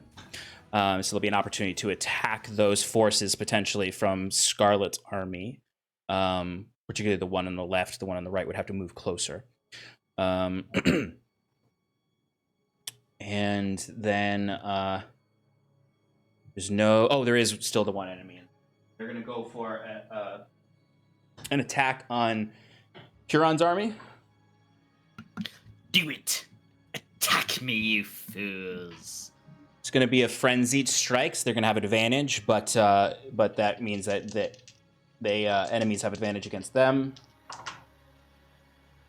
Still not good. They're rolling poorly. That's an 11, so that's not going to hit with the 13. I want them to hit. I want to have the endurance charge. I know you do. I just think that's such a great reaction. You take some casualties and you're like, no, we're gonna fuck you back. Sean, can I do my golem turn? Sure. Yeah, he's gonna use his toss debris special ability. It's not a legendary action. So please make a DC 25 dexterity saving throw. From the Pallid King? Yes, from the Pallid King. Okay, that's actually a failure. Yes! Okay, so he takes full damage, and if he failed by the save 5 or more, he's knocked prone. The Pallid King is actually immune to prone in his form. But he will take the full damage. He gets wobbled up a little bit. So What'd you say? I said he gets wobbled up a little bit. I don't know what Perska said. Alright. Sarathil, you're on deck. Scarlet after that.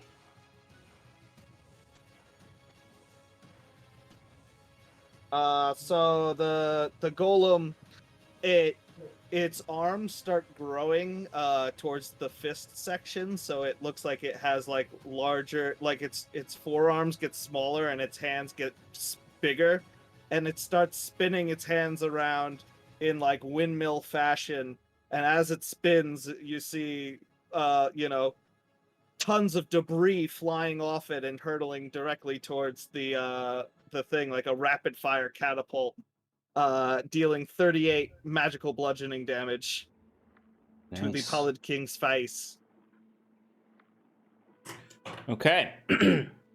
As those rocks just start to pelt the Pallid King in the face, and the head of the serpent just sort of does that, like, and it's kind of being pushed back a little bit out of the wall of force. Okay. Sarathil, you're up. Scarlet, you're on deck. So Sarathil, one of your armies is engaged with the Myconids that are left over, and your other army is still in reserve. Okay, so the first army is just going to continue on pressing the attack on those Myconids. Excellent. They're almost defeated. So if you hit here, you're gonna take out this unit. All right, so D20. What was it? +3. Yep. Do I have advantage still? Yep.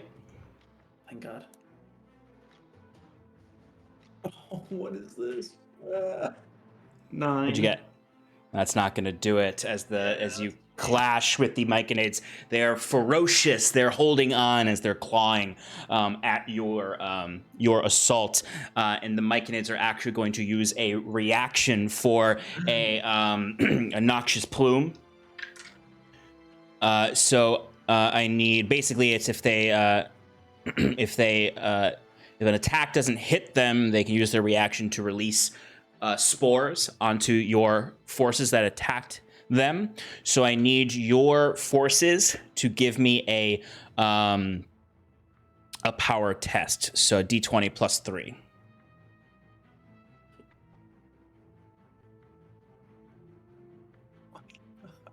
It's a 6.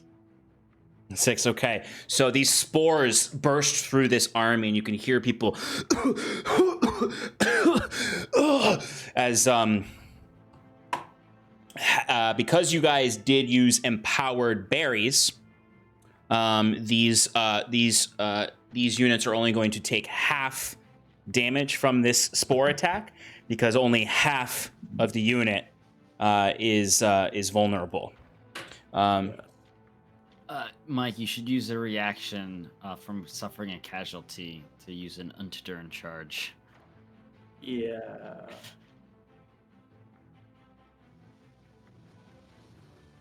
I'm gonna do that. All right, go ahead and give me an attack roll. Oh, I'm sorry, not an attack roll, command test. Command, yeah. Yeah, so DC 13, so that's a D20 plus 12. 1. It's a 17.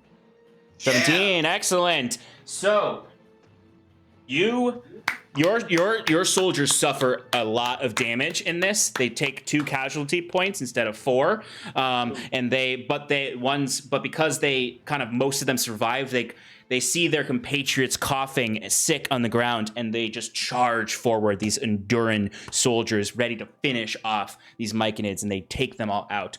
There are no enemies within the walls right now. Oh, fuck yeah, let's go. And then I don't know. Well, actually, where was it?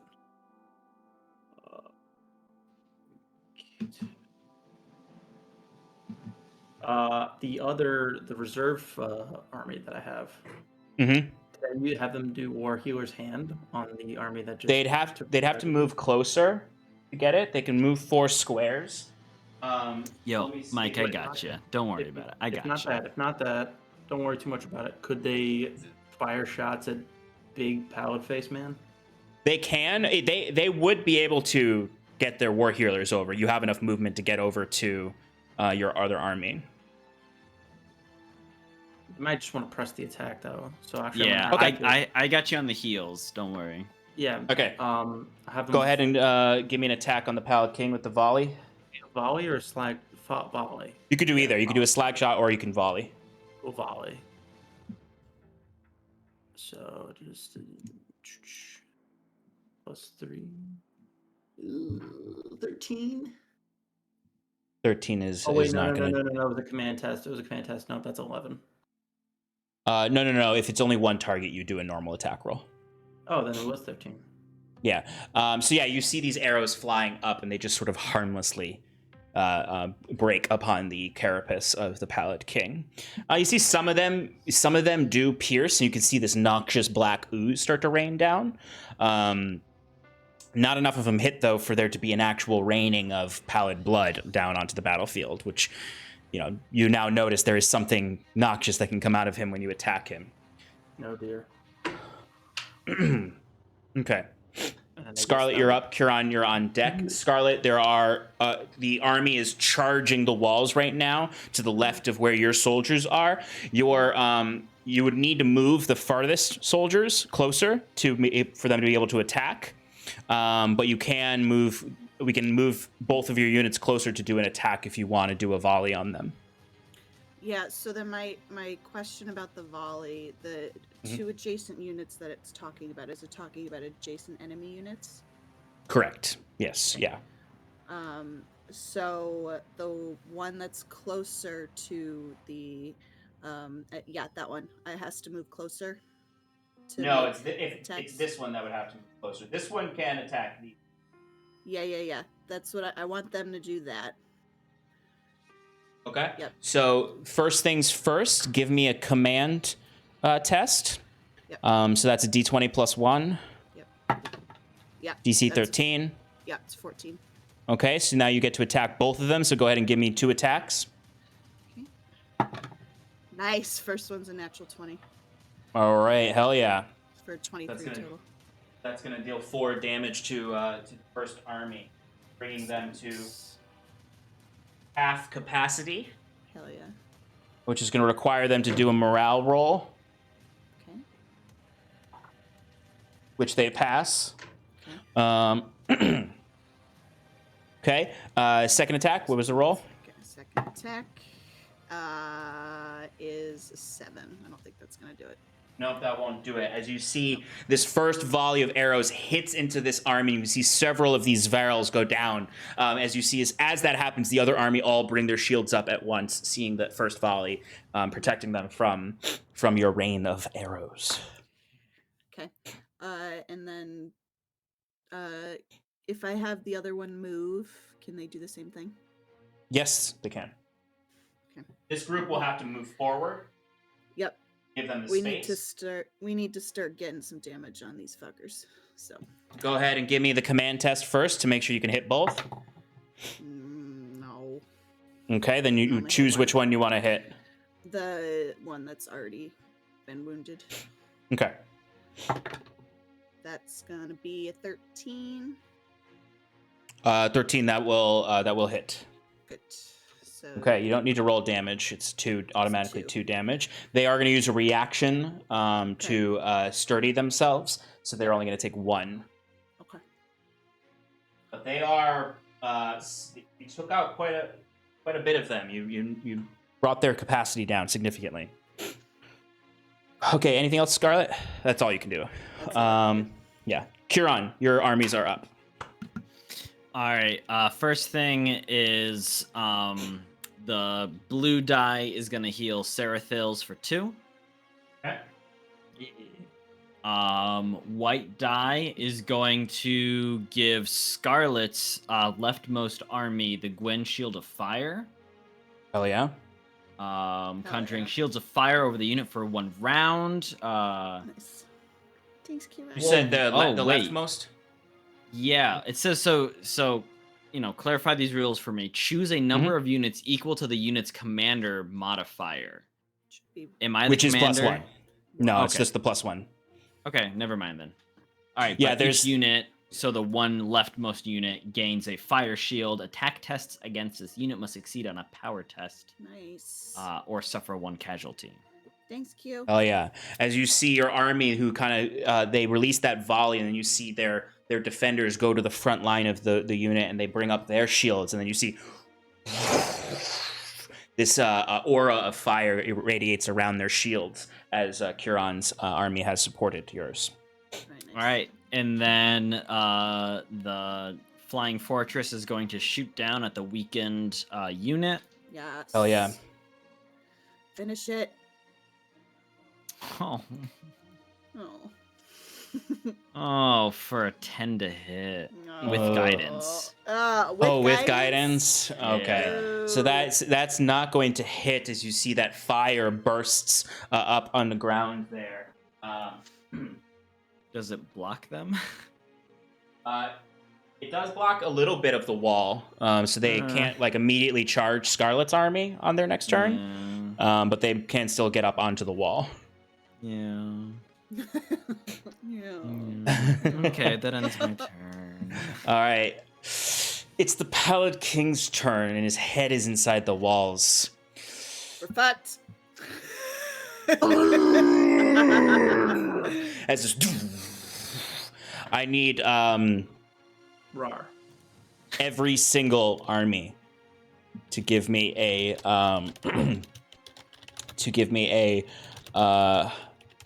command test. I'm sorry, not command test. I'm sorry, a power test. That's 2 from everybody. 2 from everyone. Yeah, Oh. it's plus 3. Oh, Okay, Sean. Sean, okay, Sean. All right, let's go one at a time. Scarlet, your soldiers. one of them got an 18, the other one got a natural 1 for a 4. Ooh. Yeah, Okay. I know. Sarathil. One got a 15 and one got an 11. Okay. Kieran. Purple got a where'd it go? A 6, and the crystal got a net 20 for 23. Nice. Nice. Wiswick. The wall wizard's got a dirty 1. Actually, no, a natural 1. Oh no. Which wall wizard? We got to do all I had the to wall roll them wizards. all individually? Yeah. So All right. the The one I'm gonna first say, wall I'm gonna go. Yeah, I'm gonna go in the same order as we did before. So this wall goes down. Okay. My 2 soldiers. Well, let's do the soldiers first because I already rolled them. Okay. Got a 16 and a 15. Okay. All right. Next war mage unit. Okay. Next roll, war mage unit got a 5 plus 4 is 9. Back. Next wall goes down. Back. The one after that is a 13. Back. Wall goes down. Is there any more? 2 more. There's 2 more. 2 more. Okay. Actually, 3 more. One doesn't have a wall up. They still need to make the power save.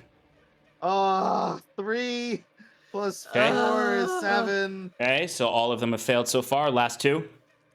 16 plus 4 is 20. 30. They succeed. So that wall is still up. And the last one. 14 plus 4 is 18. That last wall stays up. Okay.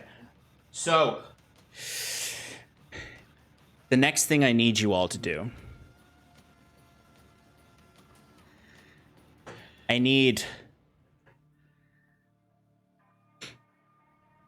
so I've borrowed a little something from Brennan Lee Mulligan here.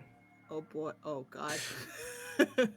I need all of you, for any magical items you're attuned to, I need you to give me a wisdom saving throw. For each one you're For attuned each to. item?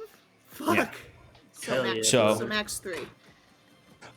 So the DC for the Pallid Whale was 18. So let's see.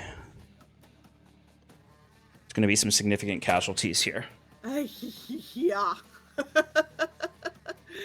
18? Might have Holy advantage. shit.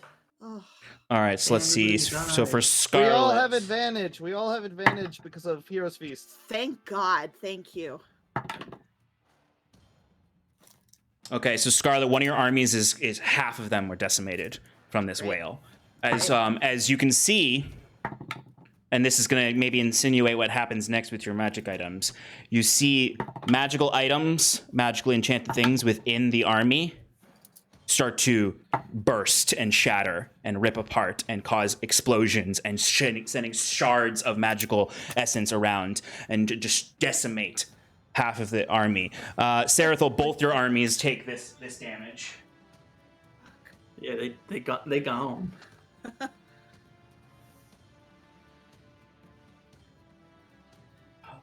Oh, I knocked over the fortress. Kieran, only the purple one takes this damage. And that die had a name. What did we? How much damage did we take for failing the other thing? Well, he didn't decide that yet, so don't worry. Okay. I rolled once. And then both the Wiswigs. What do they go down to? Oh, that one's definitely a fail. God damn Half it. of whatever their capacity is currently. Okay, so they had 6, so now they're 3. Correct. As you just see these explosions all across the city, spotting it as magic items on these soldiers start to explode. Some of the potions start to burst if they're more magical in nature. As you see parts of the city that are magically enchanted, you see the walls all as cracks shoot up into all of the walls, weakening them significantly. The Pallid Whale is the worst thing that can happen to you, basically. Yeah. I mean, it's a very cool ability, but fuck. 3 out of 5 of It the was a whale for the first 5 minutes. Like WHALE. Okay, so 3 out of 5 of the wizards have been their capacity has been halved, which is gonna make it more difficult for them to raise the shields. Oh boy. Okay. Okay, we're gonna go one at a time. I rolled already for me with advantage on each, so you can. Okay, so Sarathil, what's your first magical item? My first magical item is the mage armor. Okay, what did you roll for it? 26. Okay, 26. Nothing happens to your mage armor. Next item. The other two ain't looking so good. The second item is my diadem. Oh no. Okay, what'd you roll? 15. Okay. The diadem, so for your magic items, they are not destroyed. They take one, it takes 2 Pallid Whales failures for any of your items to be destroyed. But your diadem, you immediately feel it crack. All the ether gems crack in it and burst, and you immediately get struck in the face with these shards. And you're going to take damage for that. No. And I need you to give me a Constitution saving throw. Oh my fucking god. Damage. The damage... Oh, that's a lot of 6s. 33 points of damage. Of force damage. Wait, do I have advantage on saving throws? You have foresight. This is... yes, you do. With foresight, you have advantage on this. Yes. So Constitution saving throw. Hold on. Jesus. Oh my. 18. 18. That is not high enough. You are... the shards explode into your eyes. You are blind. And I don't mean the blinded condition. You are blind. Unless healed properly. Luck point. You do have a reroll.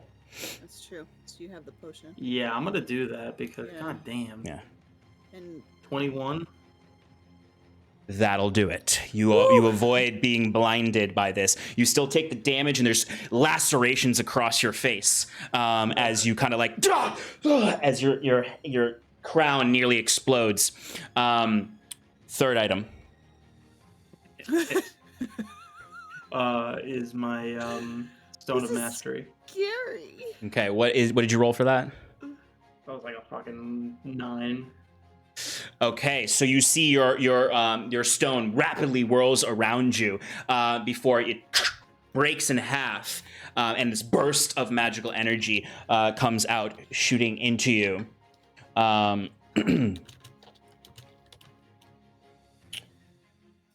These are these were both legendary items, right? No, they're both wondrous. Are they? Do they have orange name? Yes. Okay, so then they would be considered legendary for damage they are. purposes. Yeah, I'm All right, 27 points of force damage. No. Wait, so is that one broken then? No, that one is still working, but it's like moving erratically as it spins around. The two orbs are still spinning around you, so you still have the benefits of it. This one doesn't have an additional effect on you, like blinding you. But that's all that happens to you, Sarathil, as this shockwave of rotten voice basically bellows through, disrupting all magical items within the vicinity of the city. Scarlet, you're next. Okay. I don't think I did well. First item was Lily with a 16. Yeah, Lily, the bracelet on your hand immediately starts to malfunction, essentially, as Lily starts to come out and like wraps around your hand and squeezes and squeezes and squeezes. Give me a Constitution saving throw. And is Lily is Lily rare, very rare, or legendary? She's very rare. Very rare. Okay. Con save was 15. Okay, so you are going to take 19 points of damage. And Lily breaks your wrist. You can't use that. You can't use that hand anymore unless it's healed. Okay, it's my right hand. So okay. God. Oh fuck. Okay. Timber. Wait! I have two more. Oh, I'm sorry. You have two more. Yeah, I'm sorry. I forgot. Oh, You got a jail on a free card. What? You just, yeah. Damn Catholic guilt. All right. Are you gonna use a? All right. What's next? Yeah. Prongs, and I rolled a 19. Prongs and then is... fuck, and then my last one's my armor, which was a 15. So they're both fucked. Jesus. That was all with advantage too. Prongs is an artifact. Yep. So is the armor. Okay, you're gonna take a lot of damage.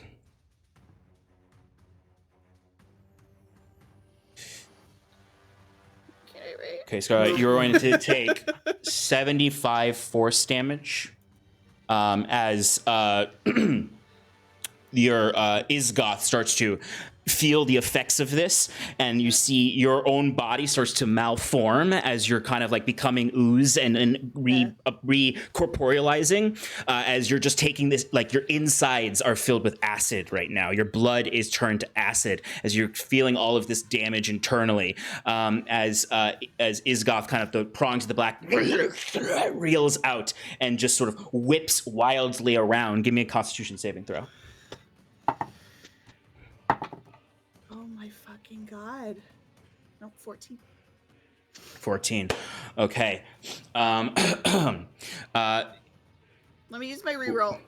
Okay. I don't want to take a reroll, and that's just one more roll, right? Not advantage. Correct. One more roll. All right, that's better. 22. All right, you narrowly avoid Isgoth cutting your hand off. Okay. Jesus Christ. Any other items that you're attuned to? Did you do the stuff for the armor? The armor. There's no additional effect to the armor. It was kind of part of the acid was the armor as well. The armor just damaged that you. I'm attuned to. I have more in my bag, but no, it would be I'd kill you if I made you roll for each of those. Yes, you would. Yeah. As just Scarlet just explodes rapidly. Cursed bonus actions. Okay. Curon. And remember, everything that failed has one point on it of whale. If it gets 2, it breaks. Curon, first item. For the wound closure, I got a 21. Okay, nothing happens with that. On the Einstone of Fortitude, I got a 19. Okay, so that same thing that happened to Sarathil's lodestone, where it shatters in half, is going to happen, and you are going to take some damage. That's legendary, right? Yes. No, it is very rare. Okay. You're going to take 22 points of force damage as that rock kind of explodes and that flash of light shoots into your eyes. Next item. Scepter of the First Shepherd, I got a 24. Okay, nothing happens to that. That is good to go. All right. Timber, first item? I have a question first. Yes. You said that if they fail, they take a point of like brokenness, and it takes 2 to break them completely, right? Yep. Okay, so they all have. Okay, cool. Yeah. So they're not broken yet. Timber, first item? Tattoo. I rolled a 25. Okay, your tattoo does not burn off of your skin. The next one? I didn't roll it yet. I just did with a natural 20, so it'd be All right, that item is good to go. And what's your third item? my chronosphere. And then my third item is the Ring of Spell Turning, which is a 24. Okay, so you make all of your saves, Timber. Your items are... Nothing happens to you, basically. You just see it happening to all the soldiers around you. Ow, my ears. Wiswick, Um, first item. So first of all, I mean, like, I'm pretty sure I made all my saves, but I still want to argue this. I have the arcane core as an item, but I also have Gift of Noldagra, which I guess is just like my racial thing, but you put it under items just so we could have it on D&D Beyond. So I don't know if that counts. No, So- the Gift of Noldagra is part of the arcane core. So they're Okay. 2 items in your bag, but they're 1 item in totality. Okay, I was pretty sure that was indestructible, but I rolled a 24 on it anyway. Nothing is So- indestructible, Okay. but it's fine. And the other, I only have one more that I'm actually attuned. Oh wait, no, the big floaty shield. I got a 21 on. I That put one's it fine. custom. Okay. And the last one was the Ring of Warmth. I got a 25. Okay, you're fine. You maintain all of your items. Sweet. Okay, did I get everyone? Yes. Okay, I'm gonna take Yeah. that as a yes. Yeah. Okay. All right. So that was the Pallid King's turn. I need everyone to roll me a d20. All right, come on, guys. We can't. No Did more. the wizards take half their health and damage too? Yes, except for the last 2 who made their save. Okay, so I'm gonna assume those are the ones that already took damage because I don't know what half of 3 is, so we'll just leave it like that. Yeah, The 4s go down to 2s. Correct. Yes. Okay, I'm keeping track for my own notes. Perfect. Kieran, 13. Scarlet, 1. Timber, 10. Sarathil. What was our one? D20, just a d20 roll. 5. And Wiswick. Unlucky 13. Okay. So we got That's 2 my lucky 13s. Okay. All right. So Warhorn's sound. So I'm going to need Kieran and Wiswick to roll another d20 and pick high or low. I 19. 12. Okay, so your armies are bolstered by the war horns that they sound in rallying themselves to this next juncture. They get +2 attack on their next turn, and they get a casualty point restored. Nice. Yay. Both soldier groups? Yep. Sweet. Now they're both buffed. Okay, that's the 13s. Let's do the 1 next.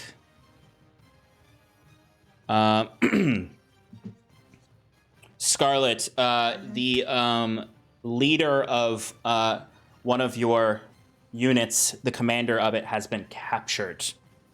Roll me another d20. 10. 10, okay. He has been injured, but he is still alive. in the capture of him. So that army, unless you capture the leader back, the commander back, has disadvantage on everything until they get the leader back. Which one are we gonna say that one is?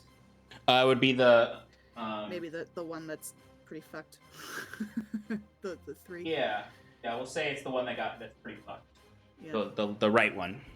Yeah. Okay.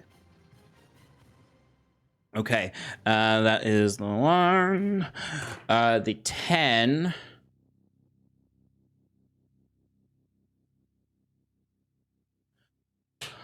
Okay, 10 was Timber. All right. This effect is flying unit crash lands. There's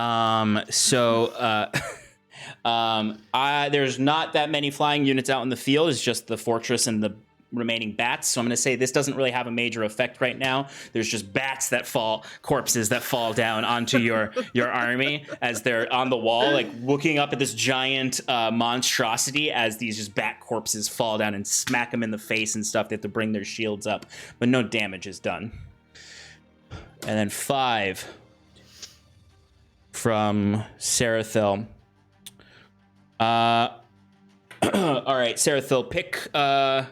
Actually, your other army is in reserve, so I'm going to say this affects your forward army. Soldiers fleeing. That army has become disorganized as they are beginning to flee. They'll need to use their entire next turn to reorganize themselves and won't be able to use any attacks. Damn. Okay. All right, so not really a lot of fires to put out. No new enemies showed up. But your forces are at play. All right, Timber, your army is up. They are getting bombarded with bat corpses.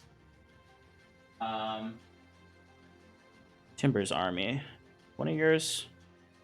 Oh wait, Timber, I never asked you for your army's saving throws. I didn't write it down at least. Okay. What, Those were power tests, so D20 plus 3. It's just 2 of those. 13. Okay, and the second one? And 17.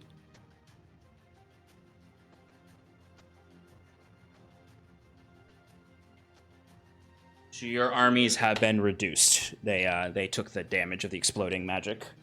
Okay. Okay, so you have 2 armies right now. They're both at 2 casualty points. That sucks. I'm gonna use a Luna Rally. And Okay. Oh wait, no, that's the wrong one. War healer.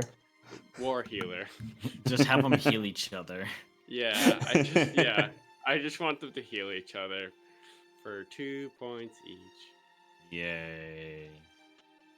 Ooh. Okay.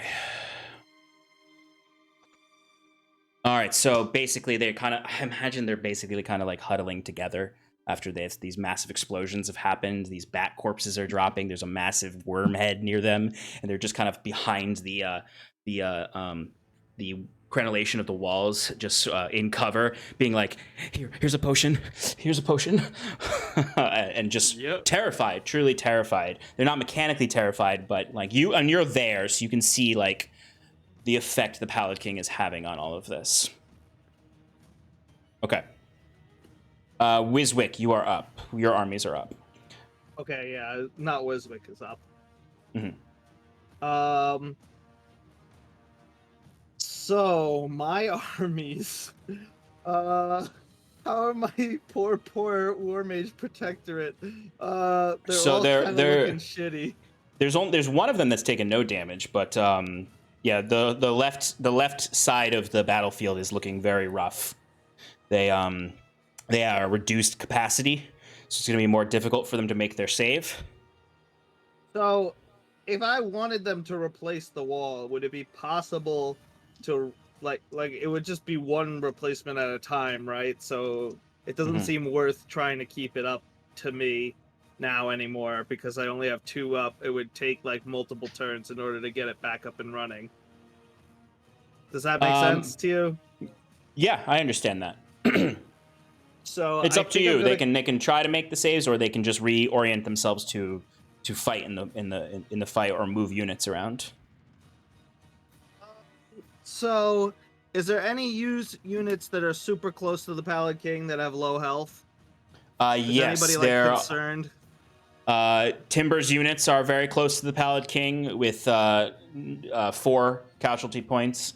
Huron has an army close, but it's at full capacity, or no, it's at 4 casualty points, and then Scarlets are close by with a 6 and a 3.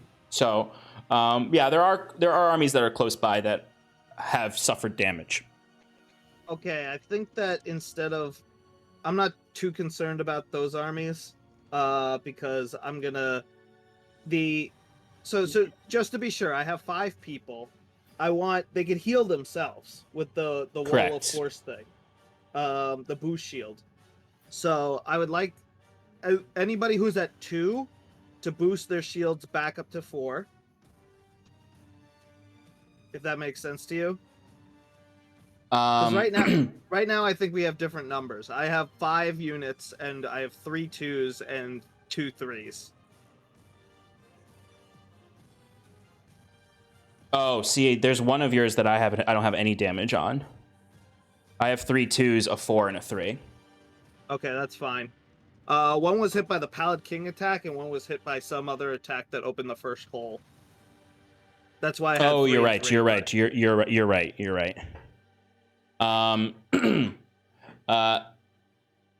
So I'm having 3 units heal, so they're gonna go back up to 4, and I'm gonna have the 2 units that are at 3. One of them is next to the Pallid Oh, I'm King, sorry. so No, they this attack- can't heal. They can't heal themselves. The language isn't correct there on the boost shield. That's something they use on the wall of force itself to reinforce it. So the wall of force casualty dice is different than the War Mage Protectorate casualty dice? Yes, and it's more so for if not the non-Pallid King is attacking the wall of force. There's a casualty dice for them. But yeah, they're not the wall of force. They're the Protectorate. They're not clerics. They can't heal themselves in that way. They can retreat to a potion depot to heal. That would be a good move. I think that is what I'm gonna do. Okay. Let's have those 3 go to Potion Depot to heal.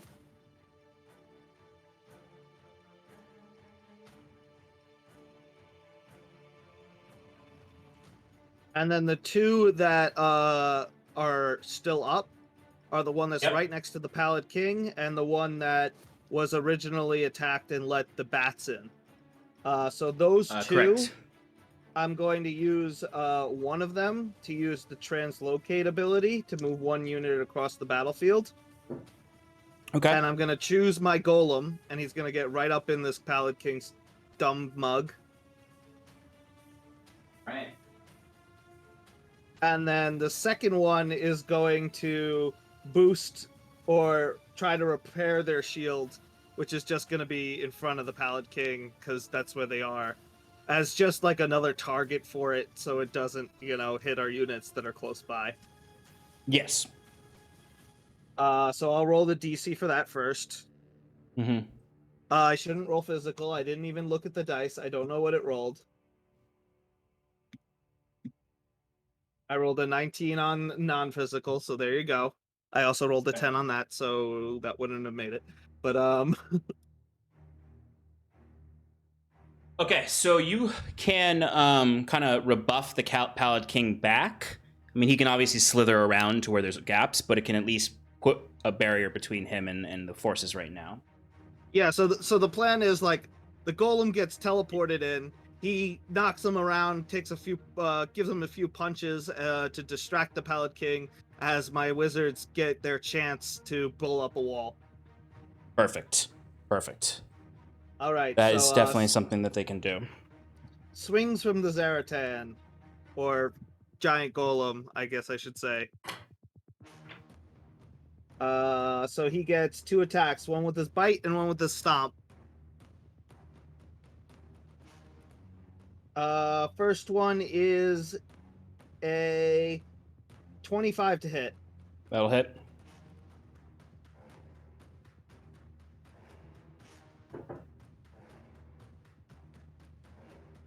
17 magical bludgeoning. Magical piercing. Okay. Okay, next one is a stomp.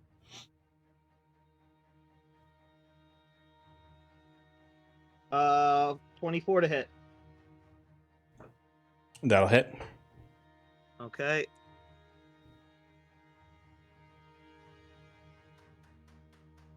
Uh, 28 magical bludgeoning. Stomp. Okay. And that's it. All right. So comes up and bashes up the Pallid King, who gets pushed back as this wall shoots up, pushing the Pallid King back, so he has to slither around. Yeah, I imagine it's like teleporting in uppercut and then forward kick, just like pushing him backwards with its full leg strength. Okay. It's the enemy's turn now, and Sarathil, you're on deck.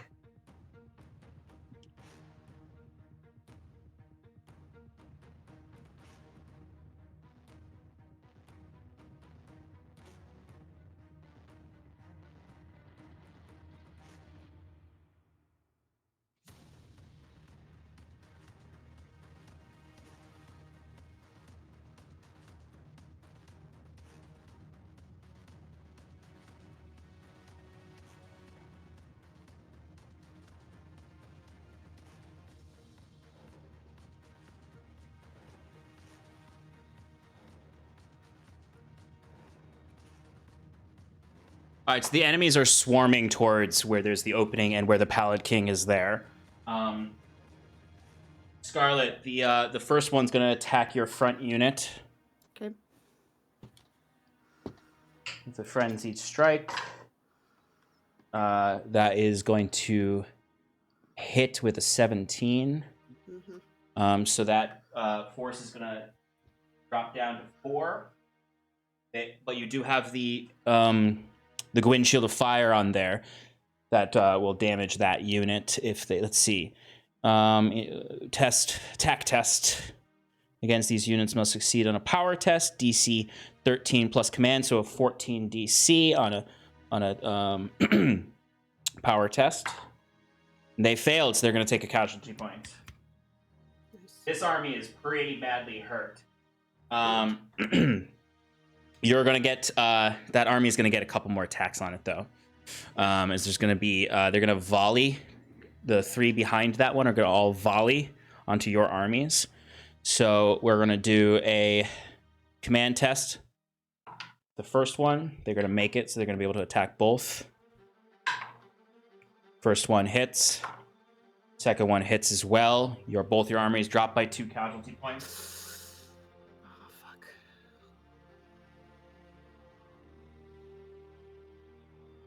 Oh, fuck. The next one is going to volley as well. They're going to attempt to... They don't succeed, so they're only going to hit your front target. That is going to hit. Is that one gone?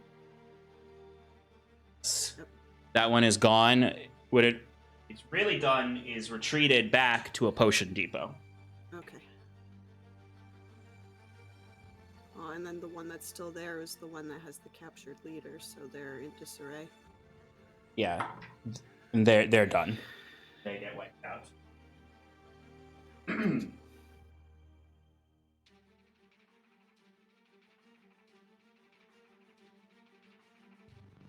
A volley is going to be fired off at Huron's purple. Not going to hit. Yeah. And that is everything that they can do. I just need 2 people to roll d20s. I got you. On it. 13. Okay. 10. Okay. So you hear another crack from above as another bolt shoots out from the sky above, shooting down a Myconid army. Oh boy. That is going to make an attack on Sarathil's army there.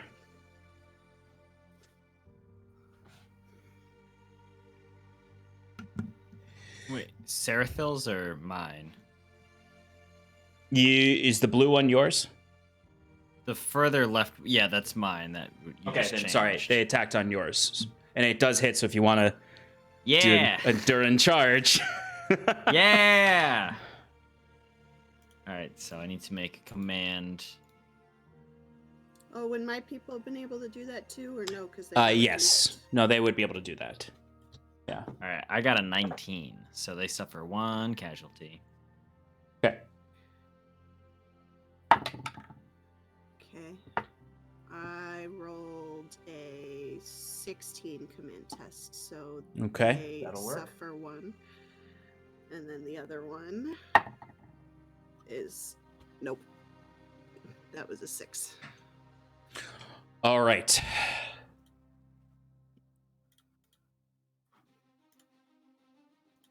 The battle is looking a little bleak right now, as the forces have penetrated the walls. So over half of the enemy army is inside the walls now. The Pallid King obviously has done significant damage all throughout.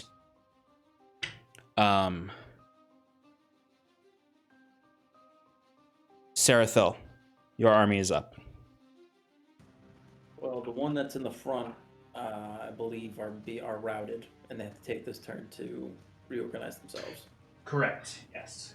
So I will, in that kind of reorganization, I don't know how much I can actually command them, but my guess, I would like to try to have them swap with the reserve army, where the fresh recruits come out into the battle. Sure. And they retreat back into the Yeah. center to regroup. I'll allow that. I'll allow that.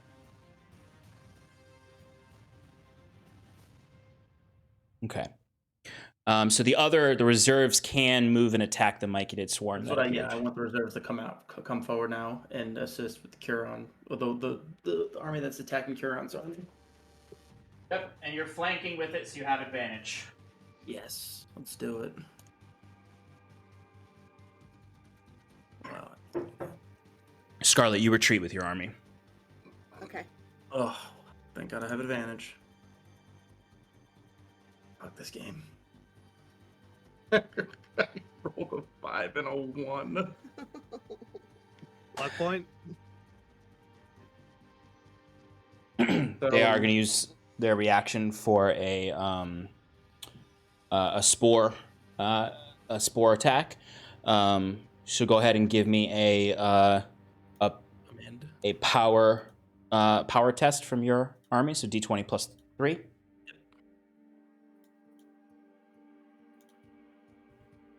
A 6. Okay.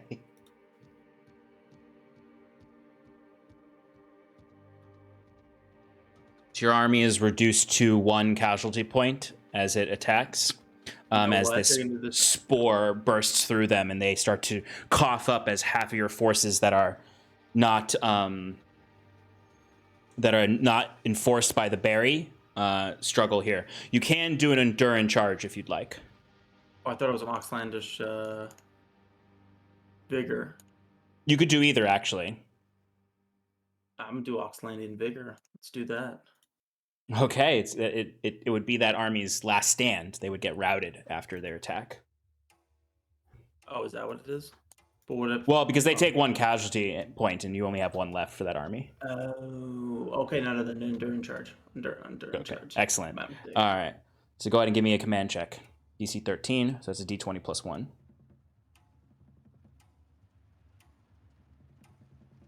Yes. 19. Excellent. Scarlet, give me a perception check. Me? Yep. 15. Scarlet, as you're retreating with your units, you look, you can see amongst the vanguard army that was attacking your soldiers, you would spot a pallid mask from a mile away, the bright yellow cloak, as you just see Thatcher walking calmly through the army. He has your dagger, and you just see him just coming up to soldiers and just pushing them off the wall as he's just moving through, as Thatcher has entered the battlefield.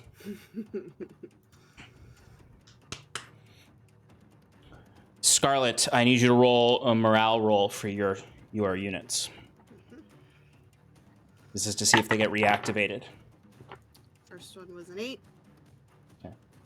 Second one was an 18. Okay. So the one is reactivated and can do things on its next turn. The other one is still routed. Okay. They do gain 1 casualty point back because they are at a potion depot. Okay. And does me being at the potion depot do any sort of healing? Or can I do any Yes, sort of you can. healing? You can heal yourself for the equivalent of a superior healing potion. Fabulous. Okay. Wrist still broken? Yes, you need like a magical heal from like Curon to do that. On your next turn, you can have your activated army you can use the war healer on yourself to mend that basically. Okay. And how far away is Thatcher? Like I can So you've see him from a distance? Not from where you are now, is when you were retreating that you could see him. He's back at the wall. You are back at the potion depot. I see. Okay. All right. So I just clocked him. Mm-hmm. Okay. Okay. Curon, you're up. All right. So you had said that we would be getting some reinforcements in terms of the Taramran units we had sent out. Correct. Okay, they're not here yet. They will be at the top of the next turn. Okay. All right. So Kieran would have sent some guidance up to that flying fortress, have it attack the 3 units still outside the walls. Okay. All right, there we go. We'll add the D4 just in case, but that's going to be a 22 to hit. 22 to hit. Excellent. And they are clustered together, so there's going to be some residual damage to the other 2 beyond the first one you targeted. So it's what's the damage on that again? I don't think I gave it to you. No, I do have a thing here. You start to say it requires a morale test of DC 16. Failure gives 4 fire tokens. Yes. Success gives 2. Okay, so I remember now. It's 5 damage. Okay. It's going to be half damage. The other 2 armies. They're going to take 3 damage. So I would have. Sorry, I would have targeted the forward one instead of the. Oh, I thought you said. Oh, I'm sorry. I thought you said that you were targeting. Yeah.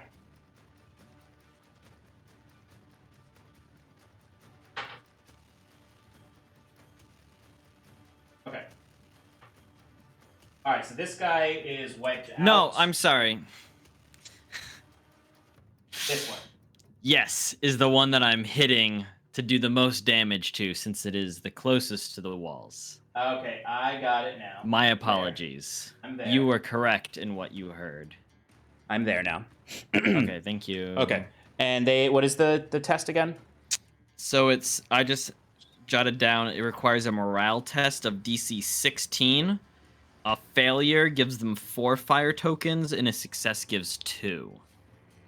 They failed, and they only had 3 casualty points left, so they are routed. Okay. Imagine if I had hit the first 2 attacks, like... Yeah, this would be somewhat different. All right, Kieran, and for your armies themselves. All right. One engaged with the Myconids, and then you have the crystals. The one engaged, what's their health at? 2. And what's the Myconids' health? 3.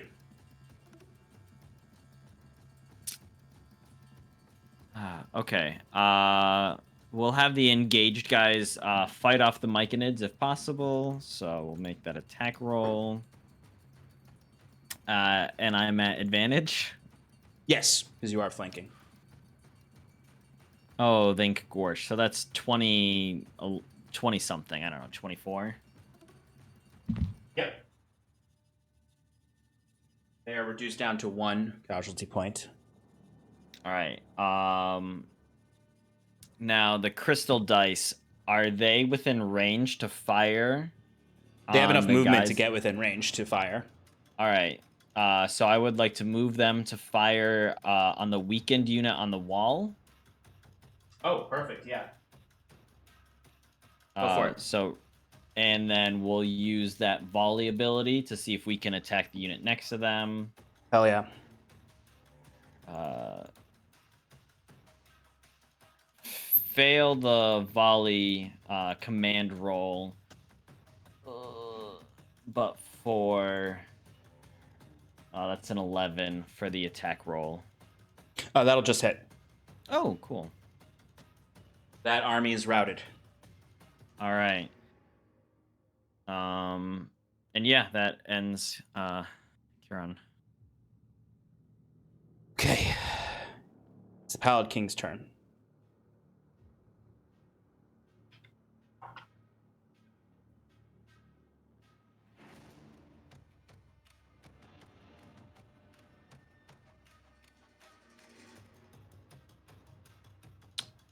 I need you guys to give me some tests. Oh my god. So it's the same power test for your units. And we're back into the tests for your magic items as well. This is also going to affect his own units, though. Like, Thatcher's army is going to get affected by this. Is he breathing again? Or he might breathe again? No, He's breathing again. He's wailing again. He's Oh! wailing. I forgot I had +2 attack for all my armies. So the guys that attacked the Myconids would have killed them. Or no, I'm sorry. They don't do more damage. I'm sorry. That's silly of me. They don't do more damage. They just have a higher attack ability. But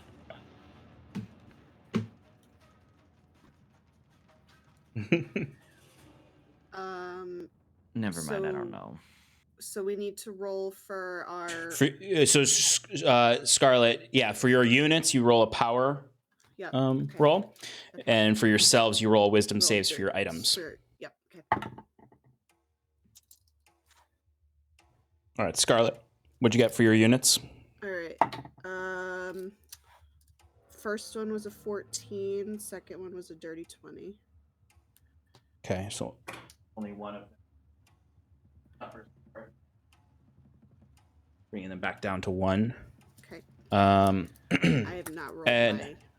Yeah, take your time with that. I'm going to go through everyone's units first. Sarathil, what are your unit rolls for their power tests? For each of the armies? Yep.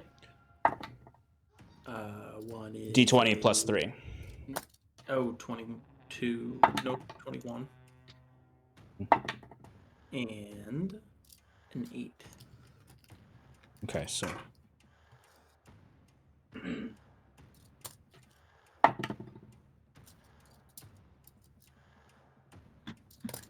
Okay, Kieran.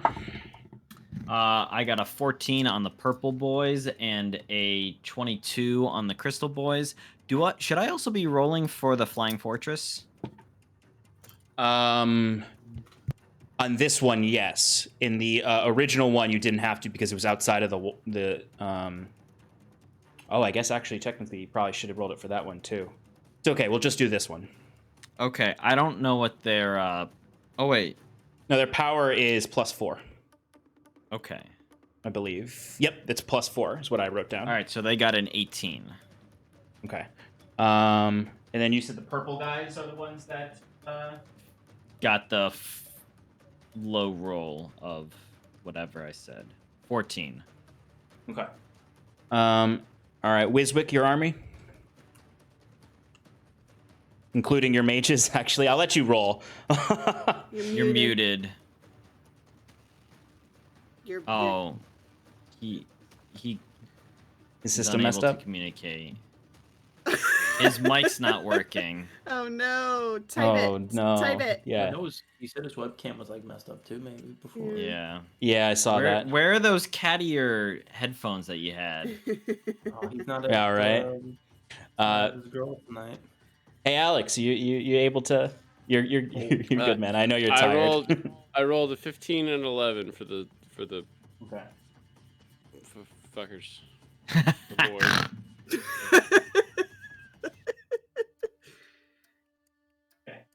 All right, I'll let Clayton figure out what's going on over there. I check. I'm alive. There he There you is. go, There he there you is. go. There he is. All right, Clayton, we're gonna do some rolling. Okay, what am I doing? I missed a lot. It's okay. Another pallid whale is going out. So go ahead and give me power rolls for your wizards. Okay, 5 rolls. Here we goes. 13. First one. Well, okay, so the first one's gonna be a 17. Okay. Second one's gonna be a 9. Okay. Wait, do they get advantage on this because they took a haste potion at the potion depot? Sure. Nice. Okay. So I have to re-roll 3 of those. Everyone else, while we're doing this, you can do your wisdom saves for your items. DC still 20. Yes. All right, I failed for the scepter. DC's 20. Oh my god. Okay, so the first one is a 21. Okay, so that they pass. Okay, great. The other one rolled a 5 twice, so they definitely did not pass. Okay. Oh my god, there's too many rolls coming in. Okay. The next one is a 20, dirty 20. Okay, they pass. Okay, those were the 3 that were in the potion depot. So the other 2 got a 11 and a 22. Okay. Barrier goes down. Wait, which Okay. one goes down? The one that was right here in front of the golem. Okay. Okay, and then your units do power saves for your units. Power saves for the units.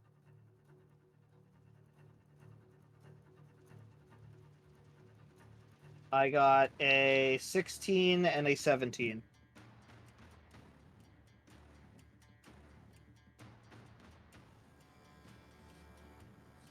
I don't know what you're doing, but I'm assuming you're keeping track. Yeah, they've failed. What did you get for the flying fortress, Kieran?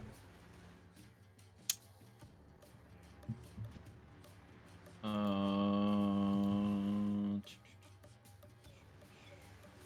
18.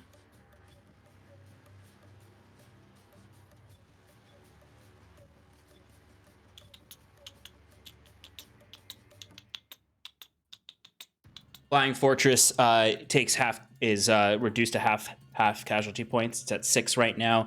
The lodestone cannon has been destroyed, so it can only do trebuchet fire, which is really only what it was doing. All right, we're gonna go through for the items. Scarlet. All right, Lily's broken, as I rolled an 11 with advantage plus my other luck point. So Lily's broken and probably cuts my hand off. You didn't need that anyways. Nah, it's fine. I'm a lefty. Is Lily very rare or legendary? Lily is very rare. Okay. Okay, Scarlet, you are going to take 20 points of force damage, and you're absolutely correct. Your hand is blown off clean from Lily exploding entirely. As you can see, the elemental serpent kind of slumps out and like you scream in pain as you drop to your knees. You see just kind of pouring out almost like ooze. You see Lily as she tries to come up to you to like wrap around you again, but she completely melts into a puddle of magma and hardens to rock. No, that was a birthday present. But I got above 20 for the other two. Okay, good. All right, Sarathil, what did you get for your... Did any of them get below 20? Yeah, the same two that I did before. Diadem of Athromenos bursts on your head as the glass shatters into your face again. Give me a Constitution saving throw. John, can I use luck points on this? On yourself, yes. 24. Okay, you are not blinded, but you do take 25 points of force damage. Oh god. Okay, and then the next one was the stone, right? My mastery stone failed as well, yes. You're gonna take 34 points of force damage as that just explodes. What? Almost dead. That's Are you still up? Gonna be pissed. You're still up? Oh my god. Hell yeah. Sarathil, as two of your magic items just absolutely explode all around you and kind of send you dropping back to your knees. Huron and Wiswick, you're in the same room as this happens, and you see Sarathil just get absolutely lacerated by the explosions of his magic items, dropping to one knee. Huron, you said the scepter was the only one that... Hi. Okay.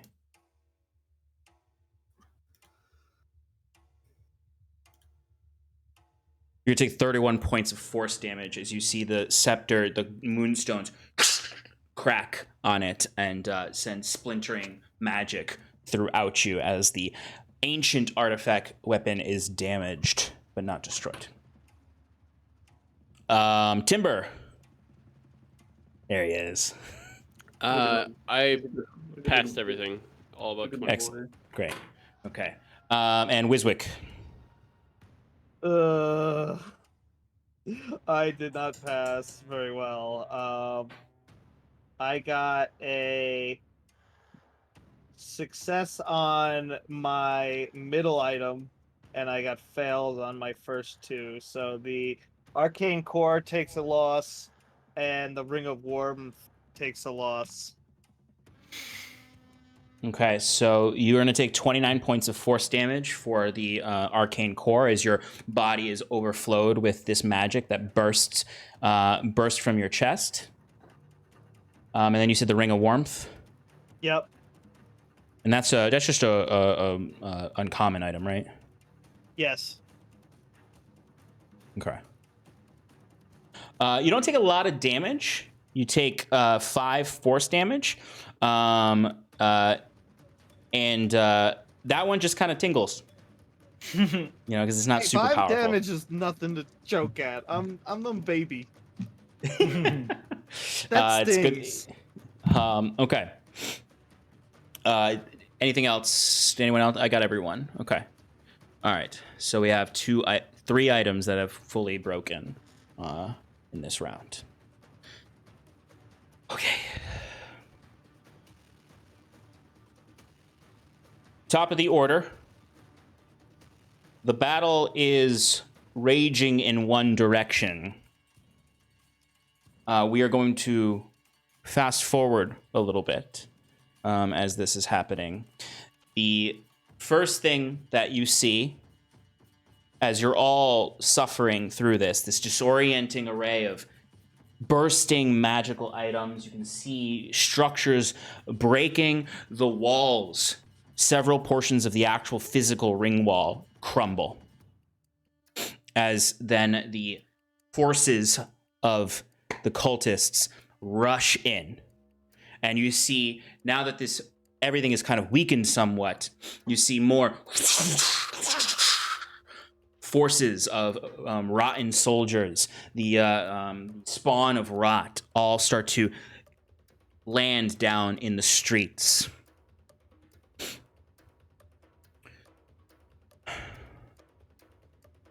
The armies start to pour in. On the horizon, you would see the forces of the Taramron reinforcements coming. You see 3 strong units coming up the rear to engage army on the outskirts. You see they completely devastate the routed armies that were retreating. Those cannot be activated anymore. And they go after the outer army. Those, basically, they're all out of commission. They're in a skirmish out there that keeps them from coming back in. We are going to transition out of the battle pattern.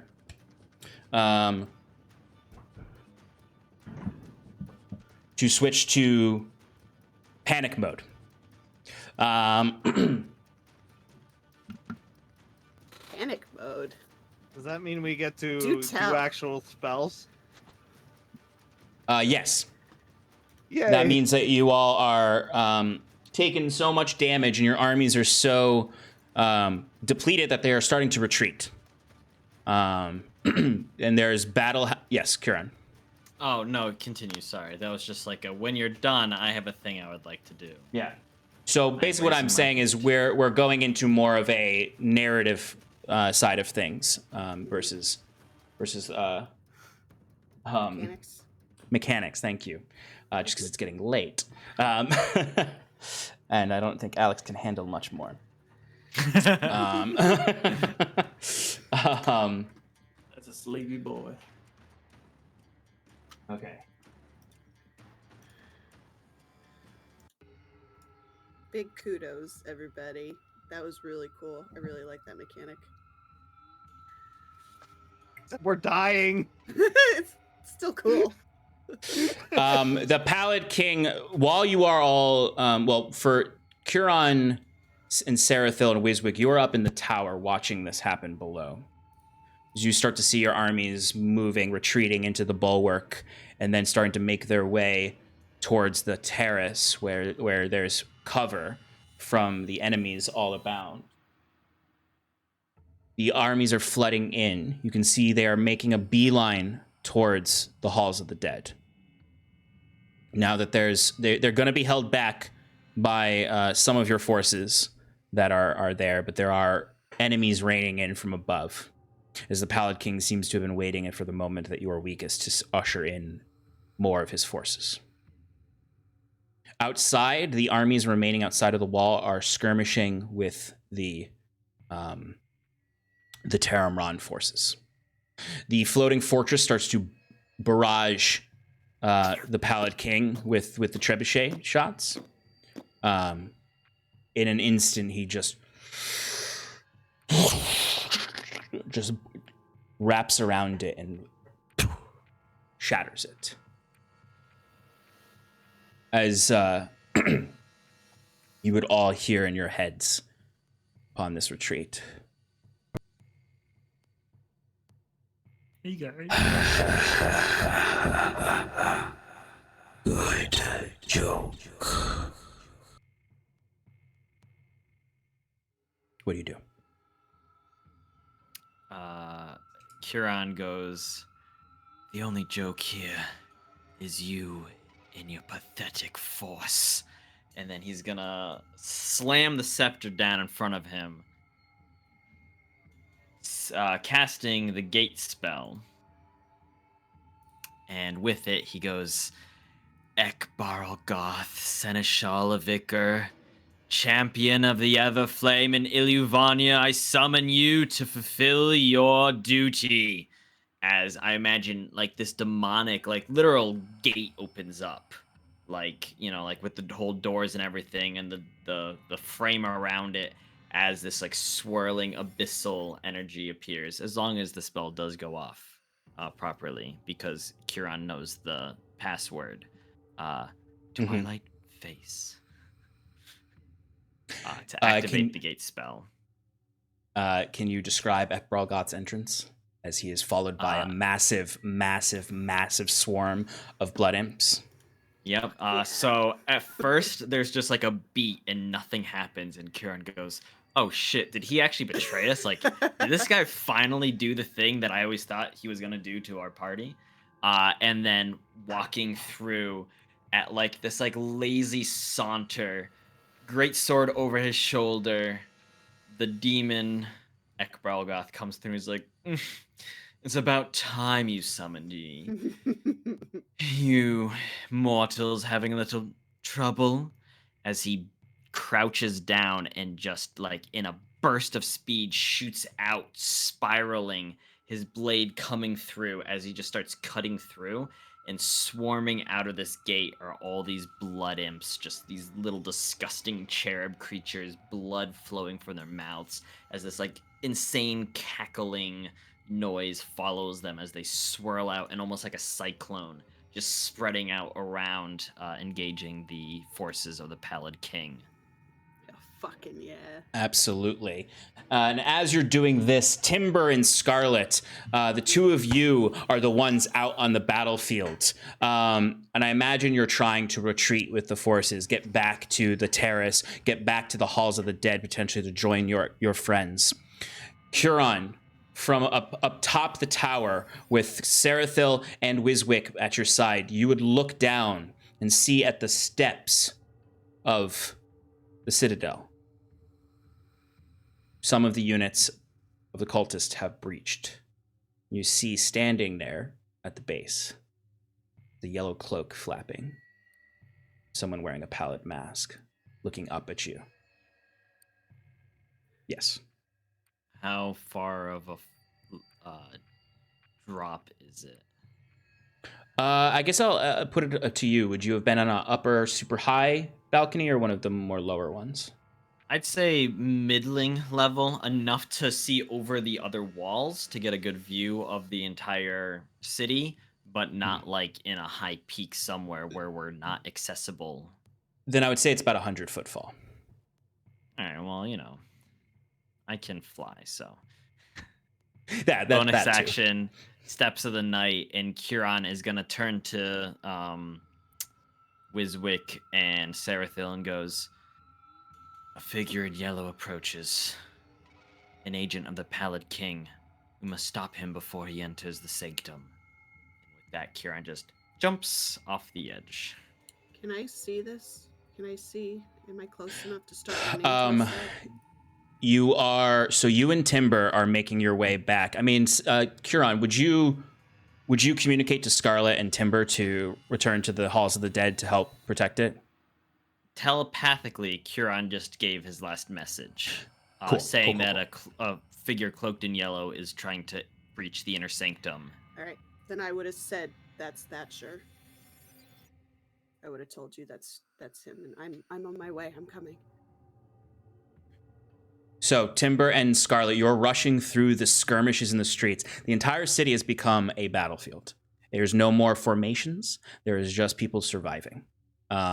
Even the Zverwoldian troops are like getting attacked by some of the spawn of rot that are coming down. As Scarlet, you rush into a street and you see this massive hulking Fomorian who has been corrupted, covered in fungus, almost zombified, and just brings this maul down and as it's just ripping through some of your soldiers. What do you do to get past?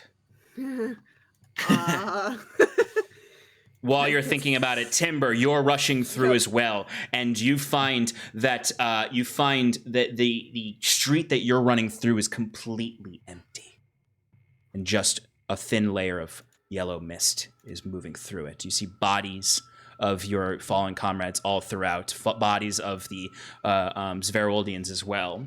You need to get through this street to get to the next point to rally up with Huron. What do you do? I turn around and find a different way. I do the old school trick of taking the clothing that I have and wrap my nostrils and just sprinting through there. Yeah. Yeah. Okay. And hold my breath as well. Yeah, as you start to run, like every single body you pass, it just suddenly comes up and starts chasing you. Scarlet, what do you do in your situation? Can I get some height and make an acrobatics check? Yep. Okay. 25. Okay. Timber, also give me an athletics check. Or, I'm sorry, athletics or acrobatics, up to you.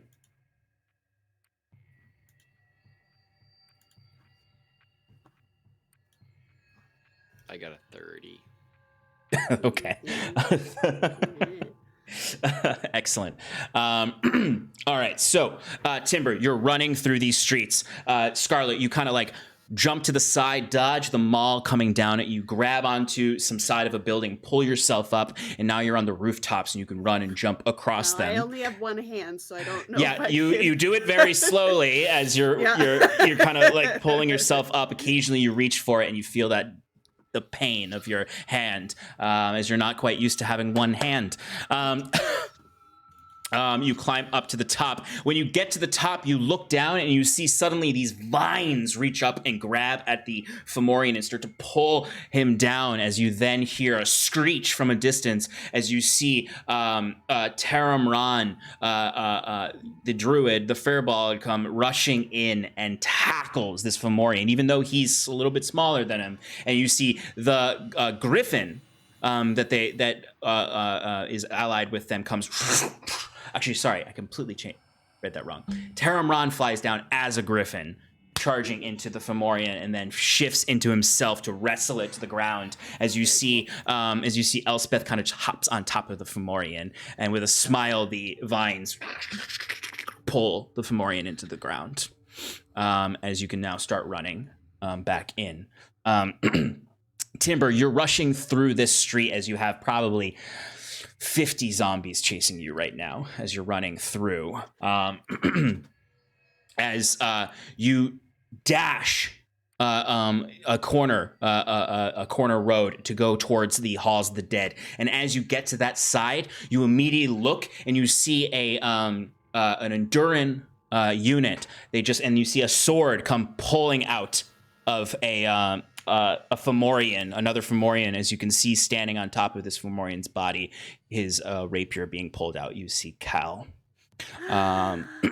He's a little grislier. He's got a little bit more fur on him. As the last time you saw him, he was under the curse of glue as well. And he looks at you, nods, and the zombies come around, and you see these Endurance charge past you to protect you from them. As Cal just kind of has this brief moment with you. I'm not going to RP for Tim, but you just have a moment with Cal if you want to say anything to him. You can RP with him later. Yeah. Cal, what are you doing? Run! I'm trying to do my best, Cal, Timber, actually, like, real quick. Yeah, try. Timber, like, grabs him by, like, the scruff of his shoulder, or whatever he has there. Wizik needs you at the center of the citadel. Cal looks at you, looks to his soldiers, and in a very Cal way, basically just says, "Can't leave my troops behind. End of the world, right?" And with a nod, runs back into the fray to join his soldiers, giving them a rallying cry as they cut down these bungle zombies. Timber runs back up to him and just hands him a potion of probability. 'Cause I got him extra. He gives you a wink as he downs the potion.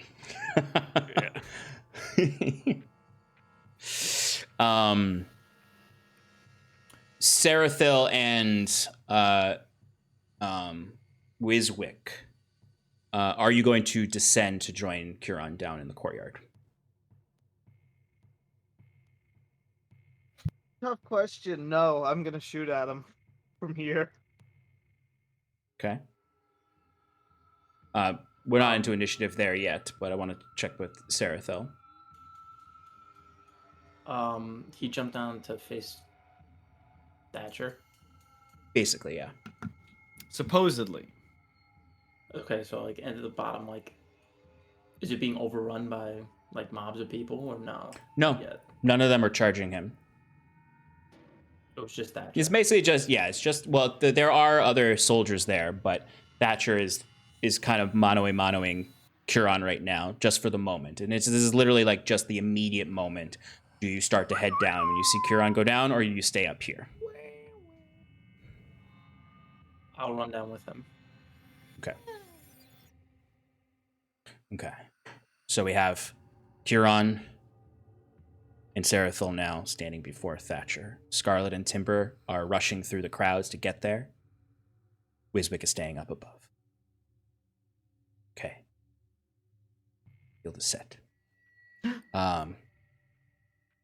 Curon, what do you say when you land down there? As you can see, Thatcher is just kind of pacing back and forth as you land. So like, I'm flying, but I imagine Curon lands with almost that superhero smash. He's got one hand on the scepter, gripping it, and like that smashes in first. And then he gets up and he hefts up the scepter and he goes, I don't know what you're expecting to find here, Reese, but this is the end of the line.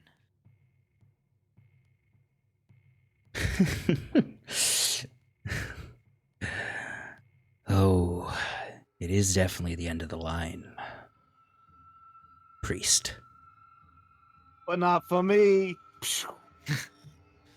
I'm a cleric! Curon yells. I'd say right as Sarathil, right as Reese had said this to Curon, you would come down and you would approach as well. You can see there are several of Reese's soldiers behind him, and they look like cultists. Like, they look very cult-like. They have pallid, they have tattoos, as well as, other markings of the Pallid King. You see there's berserker-like soldiers there that are just sort of staring at Curon and Sarathil. But they're alive humans, right? They are alive humans, yes. Scarlet, you reach the entrance here, and you see these soldiers kind of gathered there. They all look at you as you approach. Timber, you follow shortly behind. Yeah, so basically, this is the court. Yes, so this is the courtyard of the Shepherd, where you had originally found all those sheep guards. Basically.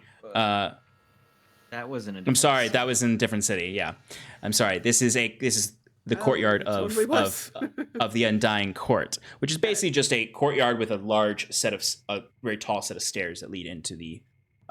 It's where you were yesterday with Ilyavanya and Curon, but basically it's a much smaller courtyard than the courtyard of the Shepherd, and the gate that leads into it. There are Thatcher's soldiers are all clustered in there. And on the other side is the courtyard where Curon is with them. Okay. Timber, you come up behind Scarlet as Scarlet approaches. Can I just it's not a very powerful spell, but as I'm approaching, I just want to be like, get out of my way, and just do an earth tremor and try and knock him over. Yeah, absolutely. I'm not even going to make you do a roll necessarily, because as soon as you say get out of my way, the earth tremor goes off and some of them trip and stumble and fall to the ground, but most of them just listen to you and they just step aside. Oh no, create an opening for you to walk in. That's not a good thing. That's not a good thing. Scarlet, your hand. Yeah, I'm aware. Not right now. And I'd storm in there, and I want to. I imagine the way that I'm seeing it, I'm coming up behind, like I can see Curon and Sarathil, and Thatcher's back is to me, but I want to go. I want to go around and put myself between them. Yeah, so it's exactly that. This ocean of soldiers parts for you, and you walk through, and you can kind of see like the sun beating down on this courtyard as you walk in, and you can see that billowing yellow cloak, and then you kind of walk around and can place yourself in front of Curon between them. Thatcher would look to you, and he has the pallid mask on. the silver line one. He has one hanging around his neck as well.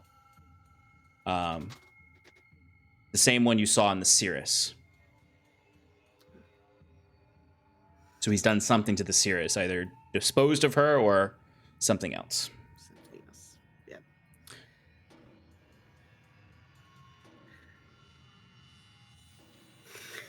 So we just stare at each other. This is as far as you go.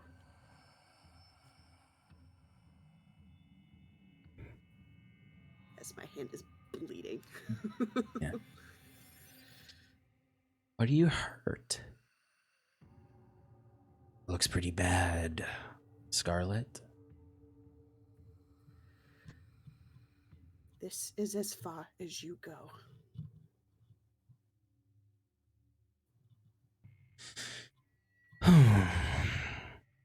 Timber, if you tried to follow Scarlet, the soldiers would reclose their gap. What? And they would just Looking kind at of all look this at from you with above, their Sean? weapons. Yeah. Get out of my way! You see, like, I imagine like two of them like step forward, Timber, as soon as you say that, and they go to attack you, but I'm not even gonna make you roll for it. You just kind of like do some dope monk shit and just like break one of their necks and hit the other one, stunning them as they fall over. Hell yeah. As the soldiers just kind of look at you. And I said, move over! as they part for you. And as you walk through, some of them just kind of snarl at you. As you see, one of them does kind of like go for an attack on you as you're in the cluster, and you just kind of, yeah. What do you do? No, just let him kind of like flow him into the direction that he was going and let him fall on his own face. Yeah. Or Yeah, some and sort. like several of them do this, but each time it happens, like it cowers the rest of them, and they're like, "Let's not attack the wolf man. He's we might be filled with bloodlust, but let him pass." Halfway through, I just blink on the other side. Yeah, yeah. And you can like even see like they start to close in on you, seeing that you're doing this, and you just blink through them and appear on the other side. Join your friends.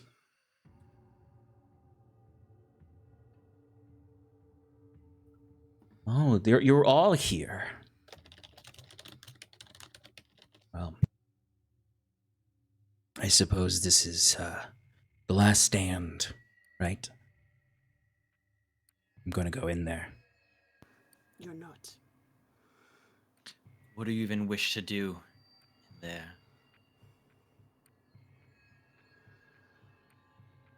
I hear there's a font in there that needs influence. It needs to be restored to its new purpose. No, we did that already. It's been restored. It's true. I think you misunderstand me. There's a font that needs restoration to its new purpose. No, I understood you perfectly.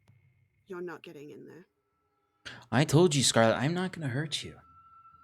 And you're not going to hurt my friends either. I'm not letting you in there. So No, if you that I wanna go can't in- promise at all. And Thatcher turns invisible. Everyone roll initiative. Fuck!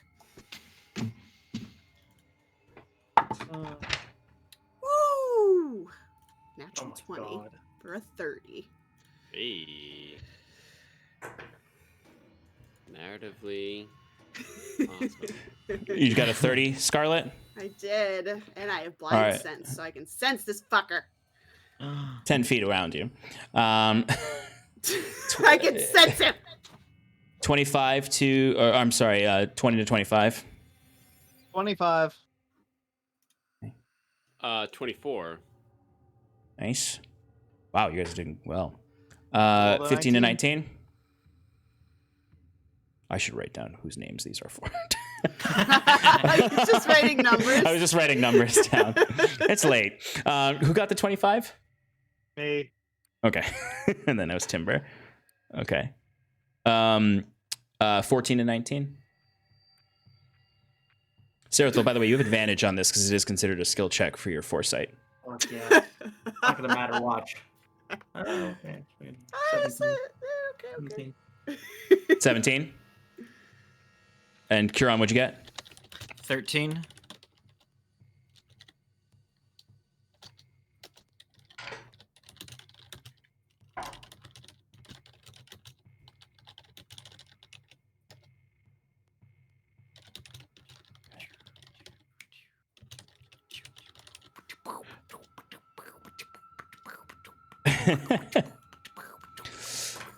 Okay. Scarlet, you're up first. While you're talking, I'm gonna create a mock battlefield for you all. It's just a courtyard. There's not really places to go. Okay. If I may, just, as the battle, he turns invisible and everything, and, he's saying that, like, he's not going to kill you, Scarlet. Kieran will go, well, luckily, he says, looking to Scarlet, she's prepared to kill you, locking eyes with you. And and just giving a nod. And I give you a nod back. All right. So I'm 100% bonus action raging. I'm beyond pissed at this point. Sean just tripped on something. I hope he's okay. We've killed the Pallid King. We did it! Yeah, Sean face plants, and we're like, oh, okay. All right. We beat the DM. Sorry, I just want to make, it look somewhat like a battlefield. Plastic Sean. Dedication. We appreciate it. And now just roll all that dice, and that's the first round of damage. Yeah, right. No. No, don't do that, because I don't have Those a are all ton like the left. little warrior guys. Yep. All right. I am blind sensing. Is he within 10 feet of me? No. You would have seen him invisible for the first second, and then he moved. All right. Well, then, using my movement, because I have 30 feet of movement, and I want to have the blind sense up. I just want to move, trying to sense him, and then if within my 30 feet, let's see, where am I? 30 feet. I'm gonna go.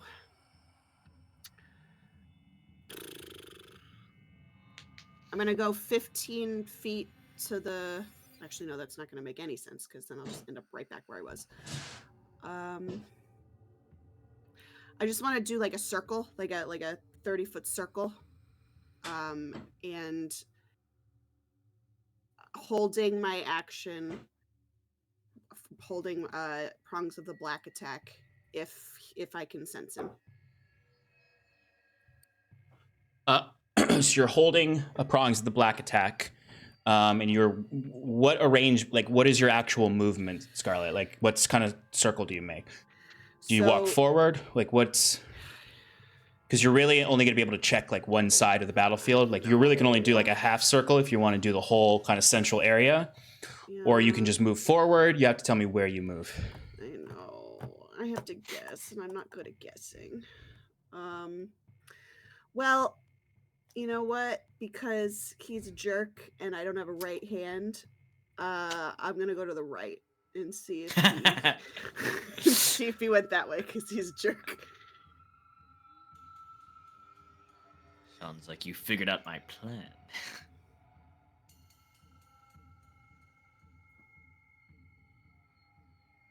You do see him.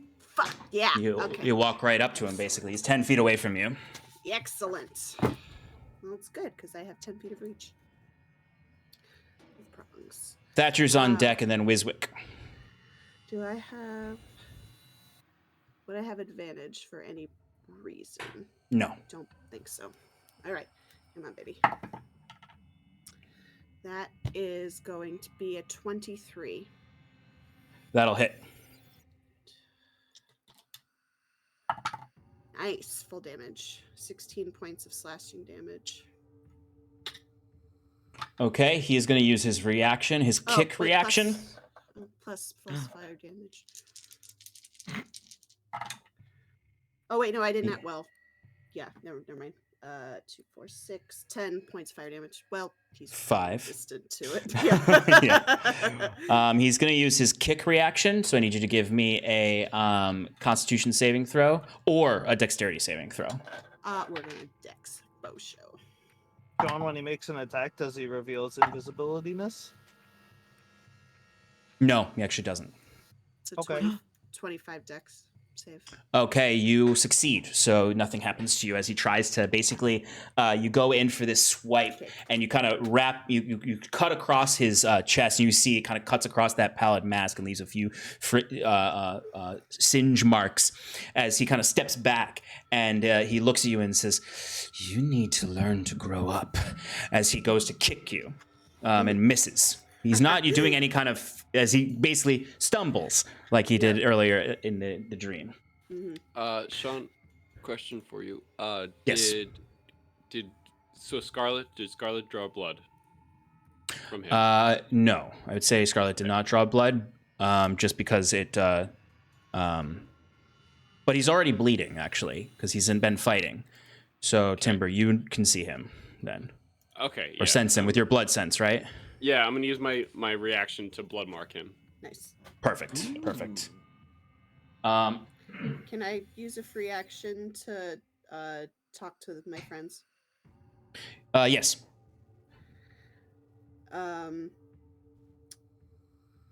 If you get him within an inch of his life, leave it to me. There's no like verbal confirmation, but you just get the sense from Kieran that he's like, I understand.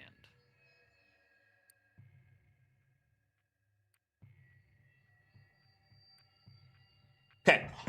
At the end of Scarlet's turn, he's going to complete his legendary action.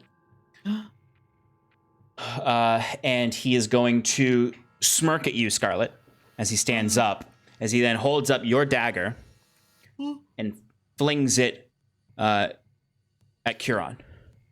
Hey. This is a specific legendary action. So if Kill this the hits you, cleric. Kieran, if this hits you, it was an auto crit. Okay.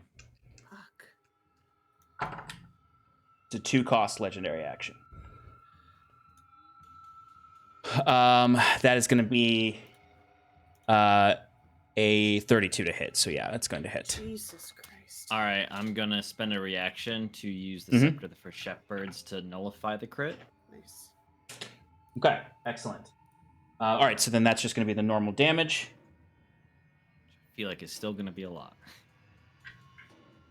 Have you taken any, Kieran? Yeah, we've all taken quite a bit of Yeah, damage. that's fair. That's fair. I forgot about the exploding magic items. That's 15 magical piercing damage. And Kieran, you have 1 hemorrhage point. Oh, I am Fuck. hemorrhaging. what are those rules again? When Thatcher hits a creature with a weapon attack, they receive 1 hemorrhage point. Magical healing. Well, that part I won't tell you about. Creatures without blood. Nope, sorry. Nope, take that back. Creatures without blood are immune. Kieran, you're fine. Kieran and Sarathil and Wiswick can't be affected by the hemorrhage points. So it's just me and Timber. Yeah. God, why did I give you all bloodless characters and then make a boss whose entire thing is blood? You didn't technically give me a I know. Okay, so you just killed take the me. damage. 3 times. But Thatcher appears now. He's no longer invisible upon doing this attack. That is part of this particular Phantom Strike legendary action. Phantom Strike. We're gonna Is he a phantom rogue too? Ooh. Ooh. We're gonna move back to some battle. All right, so but it's Thatcher's turn now. Oh. Oh, because that Thatcher's gonna. That was the legendary action. When do layer actions come in, Sean? 20. Initiative count 20, which would be after Okay, Timber. that's later. Yeah, okay. Okay. Okay, this is just something for you all to be aware of. Actually, we'll wait until something happens for that. Love that. Thatcher uses his bonus action disengage. Damn it! Fucking rogues! He's a good guy. Ugh. Do I have something that ignores that? I don't think so. I don't think there's any ability in the I can hope. 5e rule book. I can hope. Sentinel. Called restrain. Oh. It's Sentinel. Sentinel, yeah. He says to you, Scarlet, before he darts over to Timber and says, I'm not going to hurt you, but I can kill your pet. And he is going to rush over to Timber, make a few attacks. He's going to use his flurrying stabs, which is going to be a reduction in his chance to hit, but he's going to, but he can deal more damage. He doesn't have his advantage. Hero's Feast give additional AC or no? No. Okay, thank you. Your max hit points should have been increased a while ago. Yes, I did get that part. Thank you. Okay. The Twilight Sanctuary out? Nope. Not yet. His turn hasn't come up. Timber, that's a 21 to hit? Yes, it does. Okay. Okay, so basically he rushes up to you and just does exactly what you saw earlier, Scarlet. He goes in and just goes for a flurrying stab into Timber. Timber, you have 2 hemorrhage points. Ow.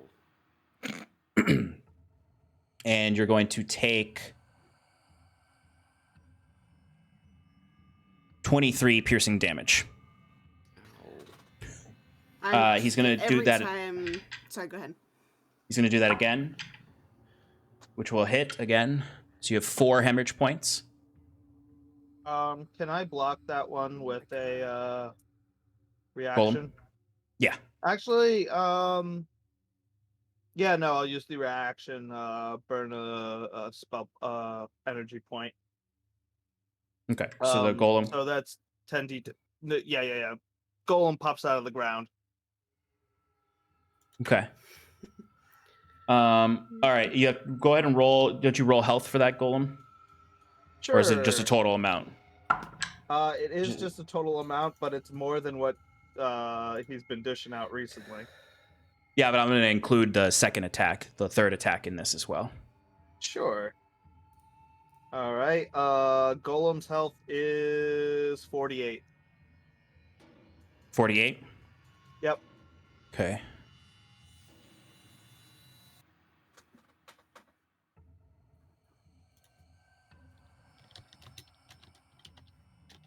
Rolled pretty well. Yeah, you watch as Thatcher comes up for these next 2 stabs on Timber, and the golem blocks both of them and shatters to pieces. Oh. As Timber, you kind of like felt that first stab into your chest, and he kind of is holding onto your shoulder and whispers to you, "Is she really worth it?" And stabs you the 2 times, and then the golem pops up and pushes the 2 of you apart as it takes the last 2 attacks. And that is the end of Thatcher's turn. He did his 3 multi-attacks. Wiswick, you are up. Timber, you're on deck. Okay. So he's visible right now, right? He is visible, yes. Let's go with my favorite, Maximilian's Titan's Grip. Let's grab this boy.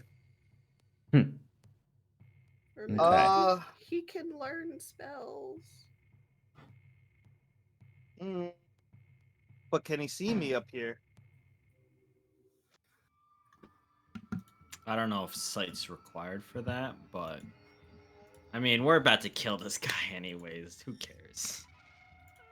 We better kill him. If I don't cast any spells, then nothing's gonna happen. Yeah, exactly. So I might as well hit him with something good. This isn't the best spell I have. It's pretty up there though. You can at least hold him in one place. Yeah, that's the plan. Strength saving throw, please. Sean's looking for his hands. Does he have any hands? I don't have hands. I tried to buy hands recently, but they were out of stock. So we have trees instead. Okay. What a DM thing to say. All you have to do is look up Goopy from Dragon Warrior Monsters. I I'm sure could they have also minis print of some them. hands. He fails, but he's gonna use a legendary resistance to pass. Good. Waste it. And he now knows how to cast the spell. Okay, but he's still gonna get smacked around a little, I think. Failed save takes blah, and they're restrained. Oh, is there no damage, or is it half damage? If it doesn't say half damage, there's no half damage.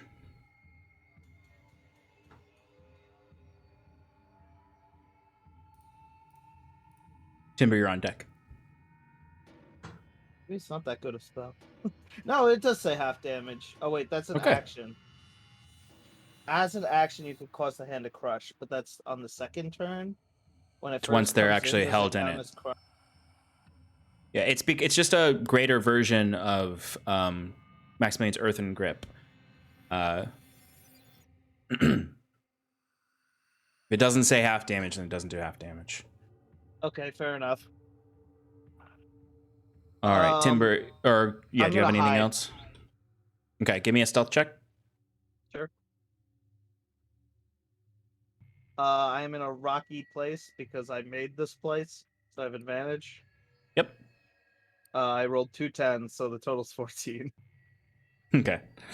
All right, so you see these two hands, and they try to grab at Thatcher, but he's able to resist them. Timber, you're up. Thatcher's right in front of you. He just did the stabby stab to you. Go for it. Looking up at Thatcher holding the wound in which he just stabbed me. I'm going to reach in my back pocket with my other hand, take out the orb, spin it in the air. And as that's spinning around me, I'm going to take out my Aeon Spike with my hasted action. I'm going to, Mercurial Shroud. And as I duplicate, and with my bonus action, I'm going to point my Aeon Spike forward and towards him, and you're going to watch as the black color of the kunai within it loses its color, and a shadowy mist goes over towards him. And while pointing and holding the wound with his other hand, you hear an echo from all the shrouds. Yes, she's worth it. Anything away from your toxicity. Timber, before you do any attacks or anything, you had how many damage points did you have? You had 2, right? 2. Okay. So I need you. Actually, no, not yet. So at the start of your turn, you were going to take some damage as you're bleeding out. Okay. You're going to take 16 points of force damage as blood is gushing out of the wound. And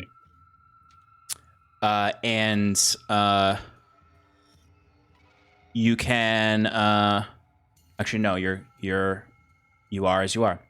But you can go ahead and take your turn now. That was everything. Oh, okay. Great. So just getting everything up, basically. Charging up and then basically spitting in his face with that comment. He does just kind of grin at you.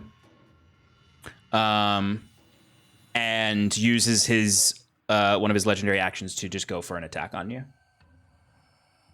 Okay. Yeah, that's a 31. So you're gonna take two more hemorrhage points. Hold on.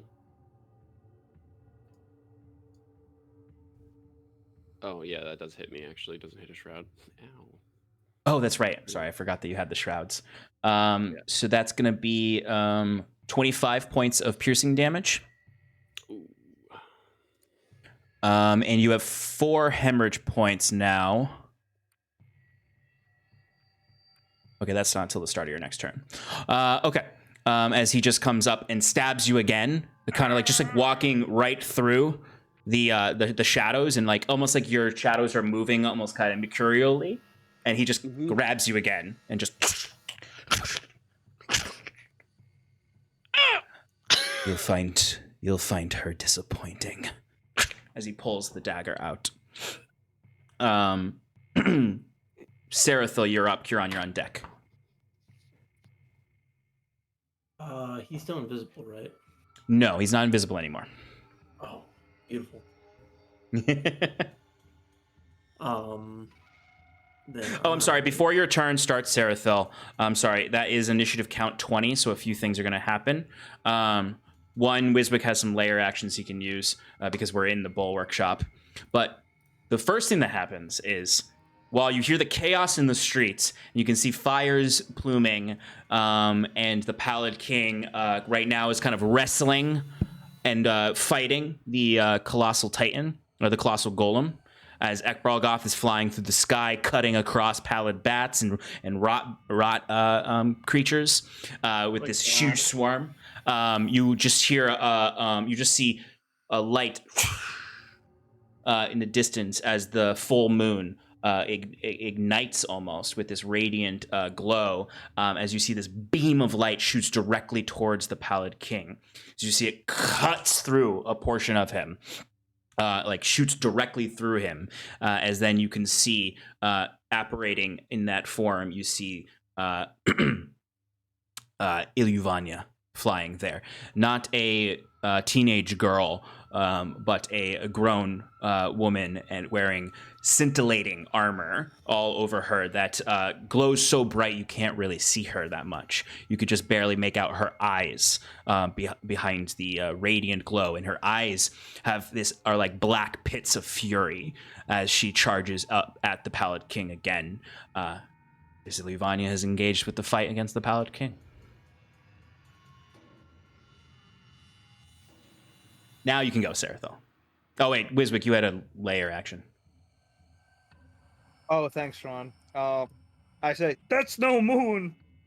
As I see the laser beam shoot across. Let's switch to full battle music. It's a space lady. What is your layer action? Vice grip. Strength saving throw, please.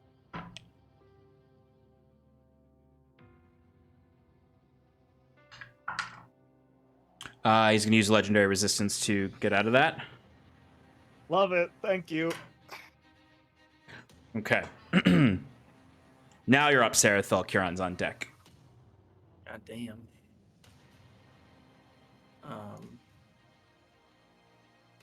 He's just somersaulting through the earth right now.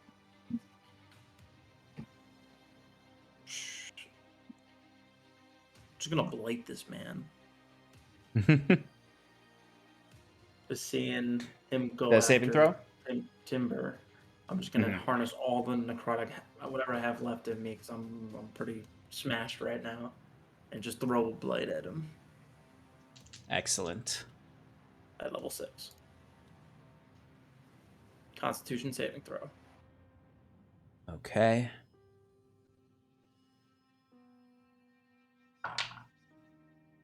He got a Constitution. He got a 23. 4. Is it really? I forgot you got your souped up intelligence. Okay, he'll take this damage. He's not gonna legendary resistances. Then Scar can come in and be like, 42 points necrotic damage. Okay, it does not quite deal as much as you expected it to. So it is halved.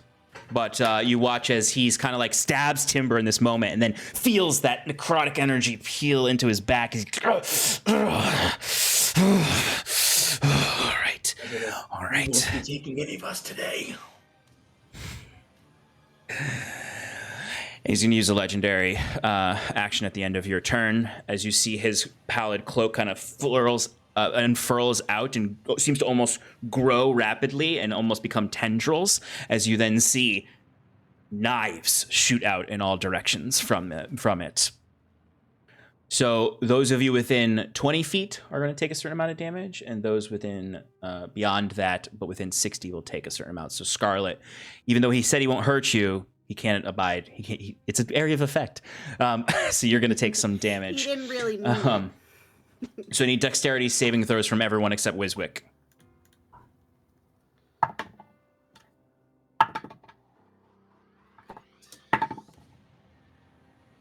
16.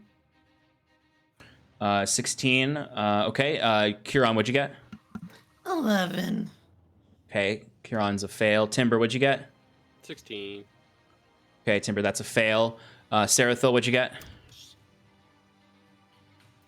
Dexterity save. With advantage? Yes, because you have foresight. 5. Okay. Everyone failed except for Scarlet. Scarlet's DC was lower for the person further away. Oh, okay, cool. Okay. So I'm going to evade and take. That's what I damage. thought.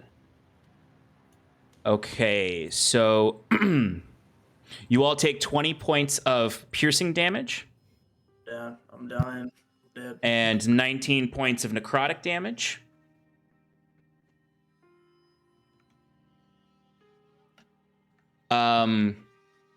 Timber, you have another point of hemorrhage. Ow. Jesus. So what are you at? Christ. 5 hemorrhage now?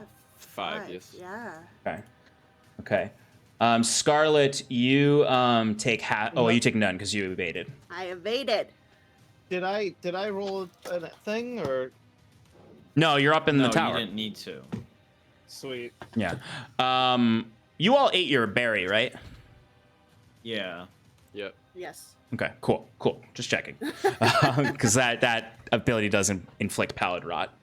But basically just these daggers shoot out in all directions. They're rotten daggers. They don't look like metal. They look like they're crystallized versions of that vermilion rot water that you walked through the other day.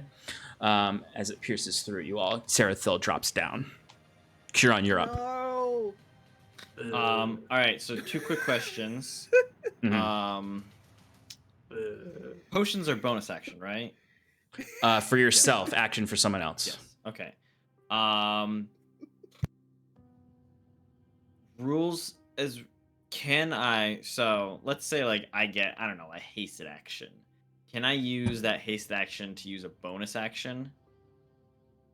No, No. it can only be used to do actions. Okay. Well, all right. Oh, sorry. Third action or third question. Mm-hmm. So we've been playing it when a spell has things like, oh, it affects like fiends, undeads, fae, stuff like that. It's now affecting aberrants. Yep. Looking at fucking Thatcher, does he seem aberrant or humanoid to me? Does he seem more pallid man or man pallid? He is more aberrant now. All right, cool. I'm going to cast Holy Aura. Divine light watches out from you and coalesces, blah, blah, blah. 30 feet radius. You all are now radiating dim light in a 5-foot radius and have advantage in all saving throws. And all other creatures have disadvantage on attack rolls against you. In addition, when fiend, undead, aberrant, whatever, hits an affected character with melee attack, they have to make a Constitution saving throw or be blinded. Nice. So, Holy Aura. Woo! Gonna get that out. Then gonna pop that Potion of Speed. Mhm. To get that hasted action and everything. And then actually run over to Sarathil and pop a Potion of Healing in his mouth with that hasted action. You are going to get an attack of opportunity on you from Cool. Thatcher. I'll take it. But he is not Yeah. going to elect for it. Oh. What a pansy ass. What a gentleman. Bitch. What No. a gentleman. What a little bitch. All right, so that's... Sorry. Sarathil, you get healed. For how much? I'm doing that. 5 Wow. hit points. You pop back up at 5 hit points. What a guy. And then if I still have the movement available, which I should with haste, Yeah. I'm gonna get back so that I am within flanking with Kaze. Yep, you can do that.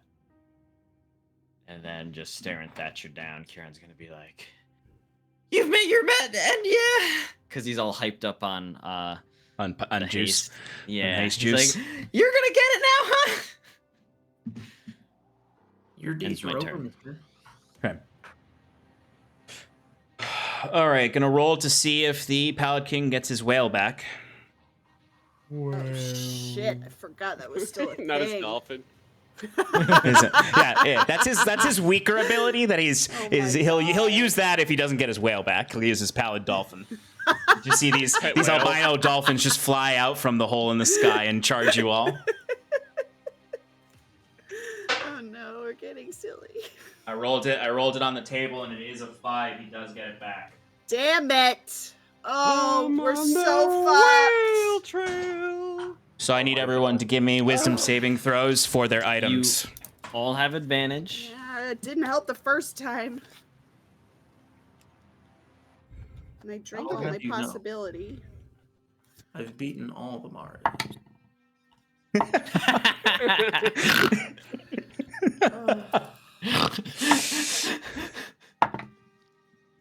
Oh no, Sarathil. Oh, How many ones am I gonna no. roll today? Campaign 2, you need to just buy new dice. Wait, do Or I? may- I'm maybe- gonna buy you. campaign You have 2, we should- advantage. You have advantage Yeah. on all of these. Campaign 2, someone else has to roll for you. Okay, I Yeah. got a 20. I got a 20. It's okay. Okay, you only have one item left, right, Sarathil?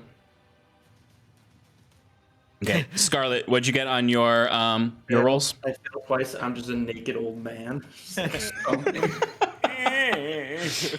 Scarlet, They're both They tried under- common they're- clothes. They're both under 20. did they receive damage before? Yep, they're all broken. Prongs and the armor. Scarlet, give me a Constitution saving throw. Is this you have advantage? It's a On saving con. throw. You have advantage. That's good. 22. Yeah. 22. So your other hand does not get cut off. Right. When Isgoth absolutely has a meltdown, and the prongs of the black shatters, dealing Damn. shards of metal, hot magmic metal, fly into your face, across your body, creating lacerations as you take 28 points of force damage. And the prongs of the black is destroyed. Isgoth is a messy puddle on the ground as you see this oozed figure kind of clawing over towards Thatcher, trying to fight. You're also going to take damage for the armor, of course. Yep. Hold on, I'm trying to see. What do I have? That's a lot of Against- not force damage. Not force damage. 22 points of force damage. He ain't gonna be number shower 3. As make sure you unattune to those so you don't get their benefits. Yeah, I'm working on it. Did anyone else roll lower than a 20 for their pieces? Okay, so you three are okay, but Scarlet is lost quite a lot. Well, you have magic items. To I have a dagger. spare. 2 daggers. Okay. Okay. Scarlet, you're up. Okay. I am. Oh my god, just bleeding everywhere. My shit's exploded. Just. Ugh, so angry. I'm going to down the potion of speed that Timber gave me, so I now have haste. And I'm going to run to Thatcher. Mm-hmm. I don't think I can flank with anybody because they're both flanking. I could maybe shove Kieran out of the way or shove Timber out of the way. I like Kieran. It doesn't matter. I'll get sneak attack if I hit anyway. And I'm going to say to him, your fight is with me. Enough. And then just, I've got a dagger. That's all I got. So 2 attacks with that. Just perform hemorrhage. Keep I can't do that. I can't learn things. Motherfucker. That first one's gonna miss. What was it? I rolled a 2. It's Okay. a 15. Second one, that's a 27.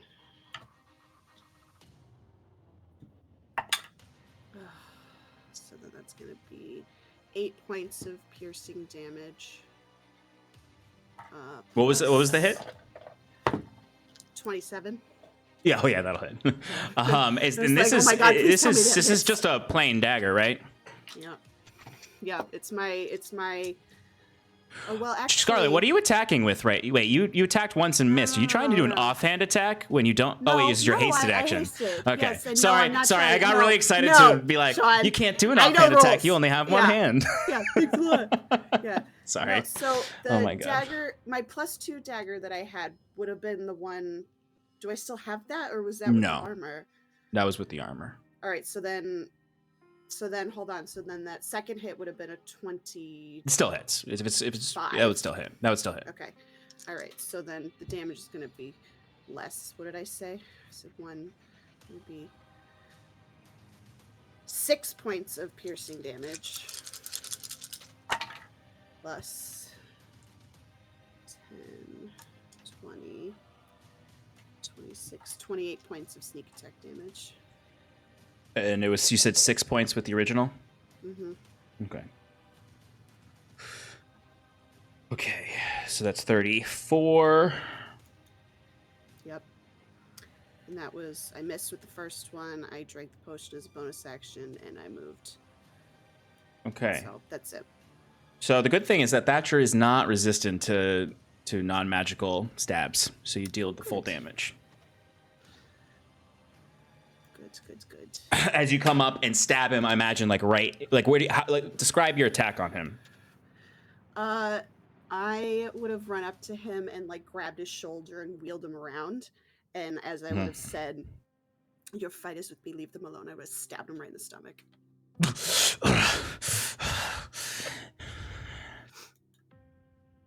Scarlet. And he tries to kick you. Give me a dexterity saving throw. Who's the one that needs to grow up now? Advantage. Yeah. I always have advantage. I just like Against to kicking. yell it. Thanks. 21. It's a failure, actually. Really? Yep. You are knocked prone, and he can move up to 10 feet without provoking an attack of opportunity. Little shit. He's a little shit. This little shit. And from now on, he gets kicks of opportunity. Ugh. He's the only thing he'll use against Scarlet is the kick. He moves 10 feet towards the stairs to try to. He's still gonna fight you, but he's still moving towards the font. Mm-hmm. The end of Scarlet's turn, he's gonna use his last legendary action to throw the dagger of return at Timber. That's definitely gonna hit. That's a natural. It's just a 19 on the dice. Ow. Rude. Can you catch it? I can catch it. You can catch it. So go ahead and give me Well, your. Aaron, if he Yeah, catches but- it, It depends on the damage you're gonna do to me. It depends on what, how much damage. Yeah. So what's your threshold? I think it's like. Give me 1 second. It's been a while since you've had to use this. Been a while. I guess actually you used it a few sessions ago when you. It's 20 plus a 1d10. So 20 automatically, and then No, yeah, I you use catch for it. You 1d10. catch it. You catch Okay. it. He dealt 16 damage with that. I'm Back, gonna go throw it back. back at him. Go for it. Or can you throw it to me? I can't No, catch you it. throw though. it back at him, and then it returns back to Timber, because that's how that works, right? Right, because it's a dagger of return. Yeah. Technically speaking, he is correct. Rules is 20? written. That's true. Oh, Yeah, that'll just hit. I'm gonna just right in his swipe his ear. That's what I'm gonna do. Or you can. Yeah, well, except he's throwing an actual throwing weapon. Look, he's trying to burst his eardrum to mess up his balance so he stops dodging our moves. It's that There simple. we go. Yeah, Show me 11. your moves. 11 damage. 11 damage. Okay. So yeah, you see that dagger goes and it does hit the pallid mask. And you see it does kind of fracture some of it, cracking it a little bit as it does slice across the hood and kind of like pulls the hood back. So now you can see Thatcher's kind of shorn red hair all about with the mask over his face, with just the blood coming down his cheek from where the dagger swiped across, dealing the 11 damage. And it does come back into your hand, Timber. Yeah. Yeah! Woo! Much rather he has it than you. Okay. It's Thatcher's turn. Thatcher does look at you, and he was very cocky as he was stepping up the steps, kind of walking backwards up them mockingly, and then you hit him in the face with it, and he's I don't have time for this. And he's going to actually, let me roll to see if he gets the Fan of Rotted Knives back. He does not, so he's going to use his other ability, Beguiling Strings. So he is going to target Curon. Give me a charisma saving throw.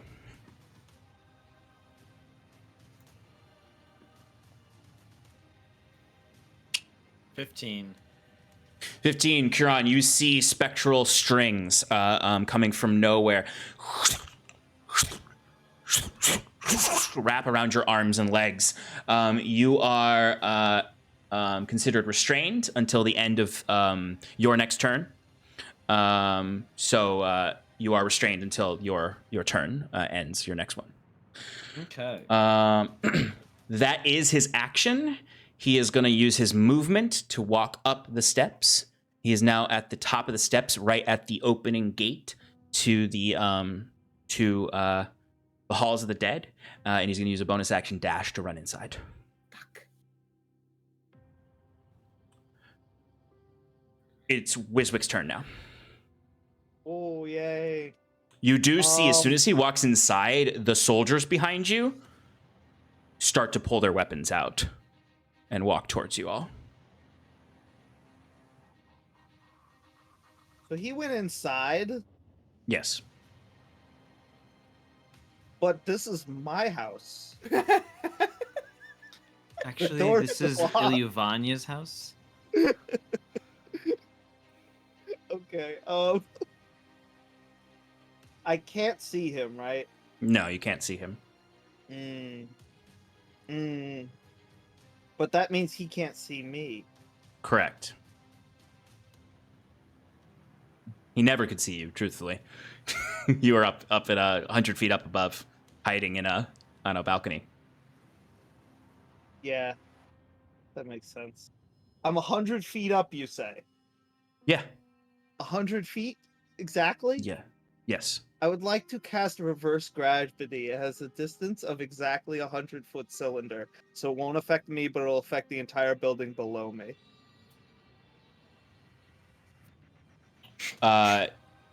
You've upset the DM. Well, I'm just like, can you just cast it where you can't see? I mean, it's an area, so I just cast it at the bottom, like at the. It does have a visual component, but it's an area, it's a range.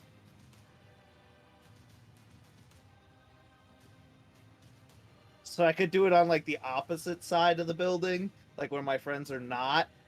So it just gets the insides of the building where he's at.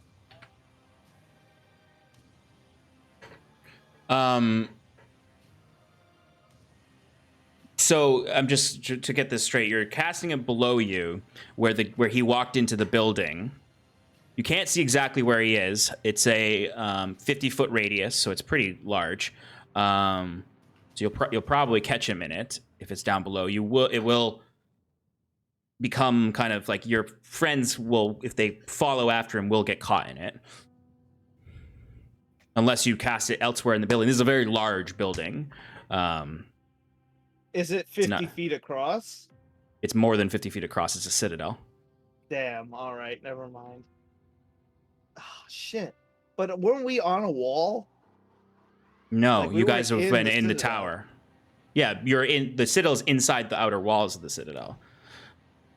You're you were in the tower watching the battle below from above. That's where Kieran jumped down from and Sarathil descended from.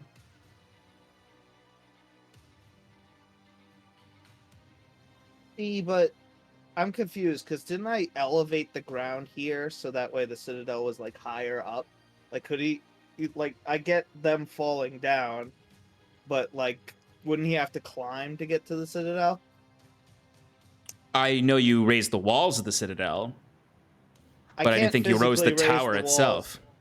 Yeah, I can't physically raise the wall of the citadel. I can only move the ground. Yeah, no, I know. And you said you raised it beneath them to try to lift the walls higher. Right. But the walls is where we're at. Like you said, the walls are attached to the citadel. The walls are around the citadel. You are in the tower in the middle of the citadel, as the picture of the city shows. It's too confusing. I'll cast a different spell. Okay. I will...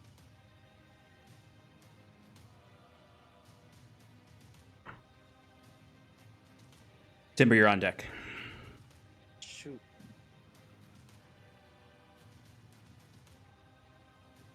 Can I go in the building and try and find him? Like, what's below me? I should know what the building's layout Yeah, is, you can right? start. You can start descending down to try to catch up with where everyone is. Okay, so I'll start descending down, and I'll do my full movement. Where do I like estimate he's gonna be? Like, Somewhere in can the I main, like the main vestibule. You can move 50 feet basically downwards, which would get you, halfway to where the first level is. Okay. You know that you know from Kieran's message that he's going for the font. He's going for the font. If that's the case, then I should stay up top. How many entrances to the font are there? Like, is there one exit on the other side of the building that he's just gonna like go through? No, the font chamber has two entrances. The one is the front gate, and the other one goes to the lower levels. It's just the same battleground that you fought Queen Ayla in. So which entrance is he most likely to use? The front entrance. If I see the front entrance? Yeah. You're not going to see him, though. You're not going to be able to get there with your dash. You're just moving 50 feet down from where you were before. It'll be the next turn that you'll get to the first floor where all of this is. But could I dimension door myself? Yes, you could. Font? Yes, you 100% can do that. Okay, that I can do. That is what I will do. Perfect. Teleport your turn. I can't. You don't need to see. You can move up to me, right? 500 feet. There's no one with you, so yeah, you teleport into the font chamber. Okay, I teleport into the font chamber, and I start barricading, I guess. No, I'm just gonna I'm gonna use my legendary action to barricade, but sorry, my layer action to create walls. But in the meantime, I just Do you have any bonus actions you can do? Because you already moved. I lock the doors. That's easy, right?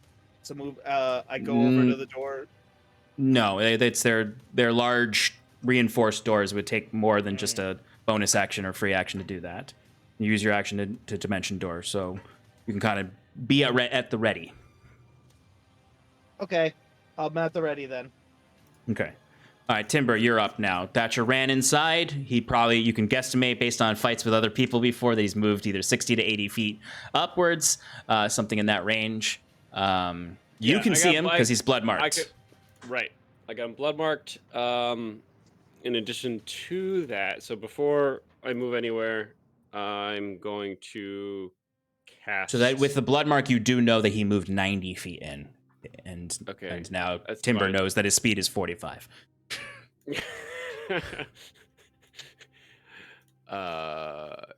He's quick. I'm going to cast with my main action. Mhm. Do I wanna do that? Yeah. I'm going to cast Aid using my spell wrought tattoo. Oh, okay. On 3 of us. Who's looking most? Sarathil is the harshest. Yeah. All right, you get to increase your maximum hit points by another 5. And who else is? I'm down. Oh to wait, 46. I could get all of us actually. I think no, only 3 people. Yeah, I'm fine. I have plenty of backup healing things. Yeah. Okay. So everybody except Curon. Well, Okay. not everybody. Just me, Scarlet, and Sarathil. And then you also heal 5 in addition. Nice. So we heal 5. Yeah, heal 5. Thanks. Anything else, Timber? Yes. Oh yeah, you're Sorry. probably gonna follow him. Anything I'm else? gonna do things. Yeah. I am going to just run after him. Okay. You've got 45 movement speed too, right? I have 65 plus I'm hasted. Oh yeah, so you're that- hasted. I'm Yeah. at 30. Yeah, so you can catch right He's not up to running him. away from me. Catch yeah. right up to him. Yeah. Thrill of the hunt. Yeah. And Timber, I'd say when you get inside, you would notice that he is invisible. You can see him, obviously, but he's just a red outline to you.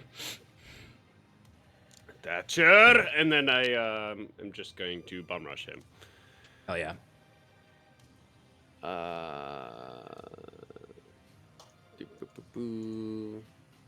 So as this kind of chasing aspect happens, this is going to be somewhat of a mixture between skill challenge and combat, where things can happen and you can, instead of attacking or something, you can do like a skill or something.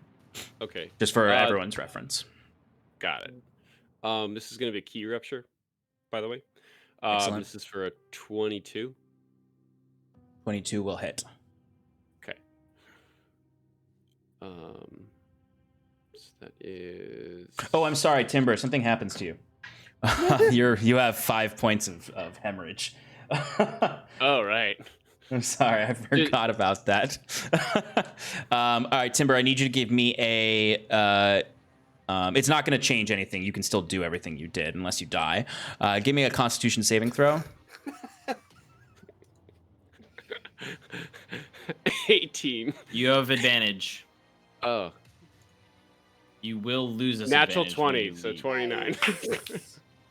Okay, so you're only going to take half damage. And you take half damage and you lose 2 of those hemorrhage points. You're back down to 3. But let me count 5 hemorrhage points.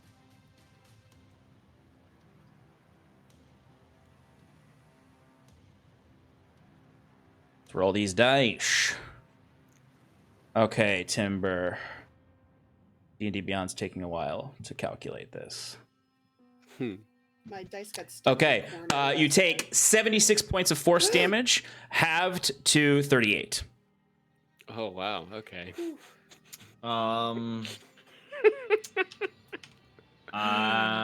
Wait. We're on Timber's turn. Timber's at the top of the initiative, right? Maybe Correct, I don't yeah. run in.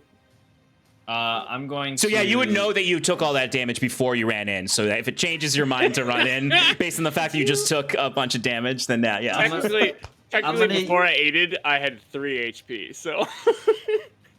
I'm going to use a reaction to diminish some of that damage. Additionally, Diminishing it by 46. Did you skip me? I had a 30 initiative.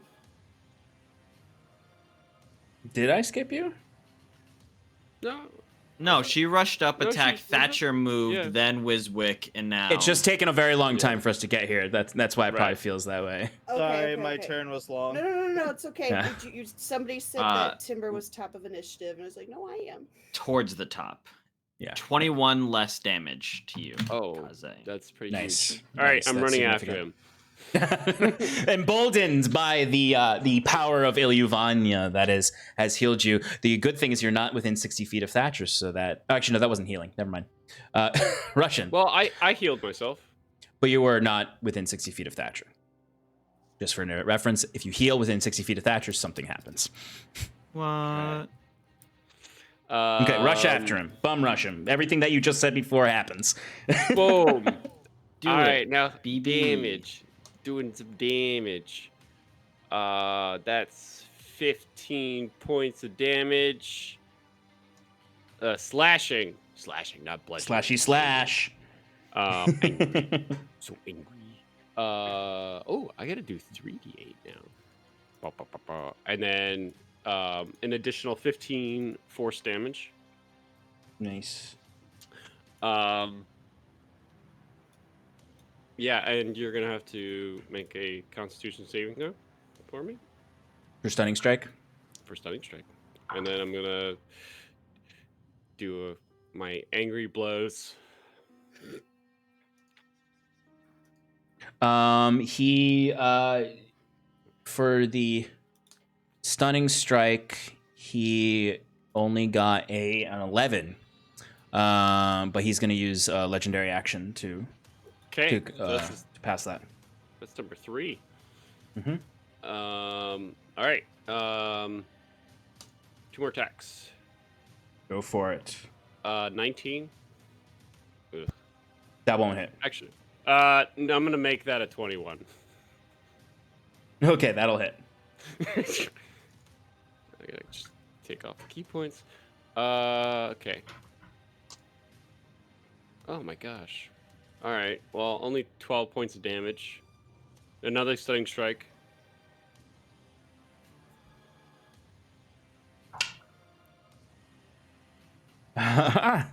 He fails another one, and he's gonna burn his last legendary resistance on that. All right. He had 4. All right, and the last one. Oh, sorry. That was 12 points damage. I don't know if you got that. I did. Okay, and Thank then you. the last attack is 23. That'll hit. Oh my gosh, another fucking one. All right, so another 12 points of damage. Oh, I'm sorry, Sean. Mhm. Sean, Mhm. add a total of 18 to all of that. I should have been adding 6. Oh I yeah. hexbladed cursed him. So No, you didn't hexblade curse. You blood, or did you hexblade at the start of this? I hexblade curse. I used my reaction to blood mark. Correct. once he- Correct. Yeah, you're right. That's just looking rough. Oh, So and he- stunning strike again. Yeah, I was waiting for it. Okay, thank you. Thank God. That's a 23. Thatcher, at the end of your turn, is going to complete his legendary action to attack you with a dagger. He has a plain dagger now, not the dagger of return.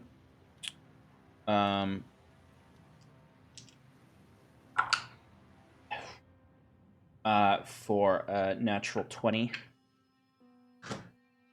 I'm gonna make him re-roll that with my last probability. Hell yeah. You natural 1. So the two of you are basically like sparring in there, I imagine. This kind of like dodge, strike, and he just kind of grits his teeth at you as you fight with him. And he just says, before we move on to the top of Initiative 20. initiative 20, he grits his teeth and just says, "Why do you fight for these people who treat you like an animal?" Because I am an animal. Nice. Initiative count 20. Those of you in the courtyard look above and you see flying across the sky. You can see Ilyuvanya fighting the Pallid King as he crashes into the top of the tower. It's a very good thing Wiswick moved, but there is rubble now falling towards the courtyard. This is where we get into somewhat of a skill challenge aspect here. The three of you in the courtyard, basically, over this next turn, at the start of each of your turns, the rocks are going to fall onto the courtyard. The good thing is you're all relatively close to each other in the initiative count, but basically, you'll have a chance to do something to either run inside or try to protect yourself in some way as these rocks start to fall. For now, just give me dexterity saving throws. Do I fail it because I'm prone, or just have disadvantage? You just have disadvantage. You have neutral Just because straight it's roll. Yep. Well, it's a fucking 2. So ooh, net 20. Yeah, net Sarathil 13. Sarathil is also prone because he came back to life. And it hasn't been his turn yet to stand up. So Sarathil, your advantage would have been neutralized. Oh, but my first roll was a 20. It was a nat 20. Nice. Okay. What did you get, Kieran? 21. And Scarlet, what'd you get? 13. 13. Okay, so Scarlet, you do fail. Those of you who succeeded will only take half damage. Basically, this is just the first round of rubble falling. On the top of your turn is when it's like, if you don't do something, you're going to be completely covered in rocks and unable to move. I'm restrained by magical strings. Oh, that's right. Oh, that's true. That's true.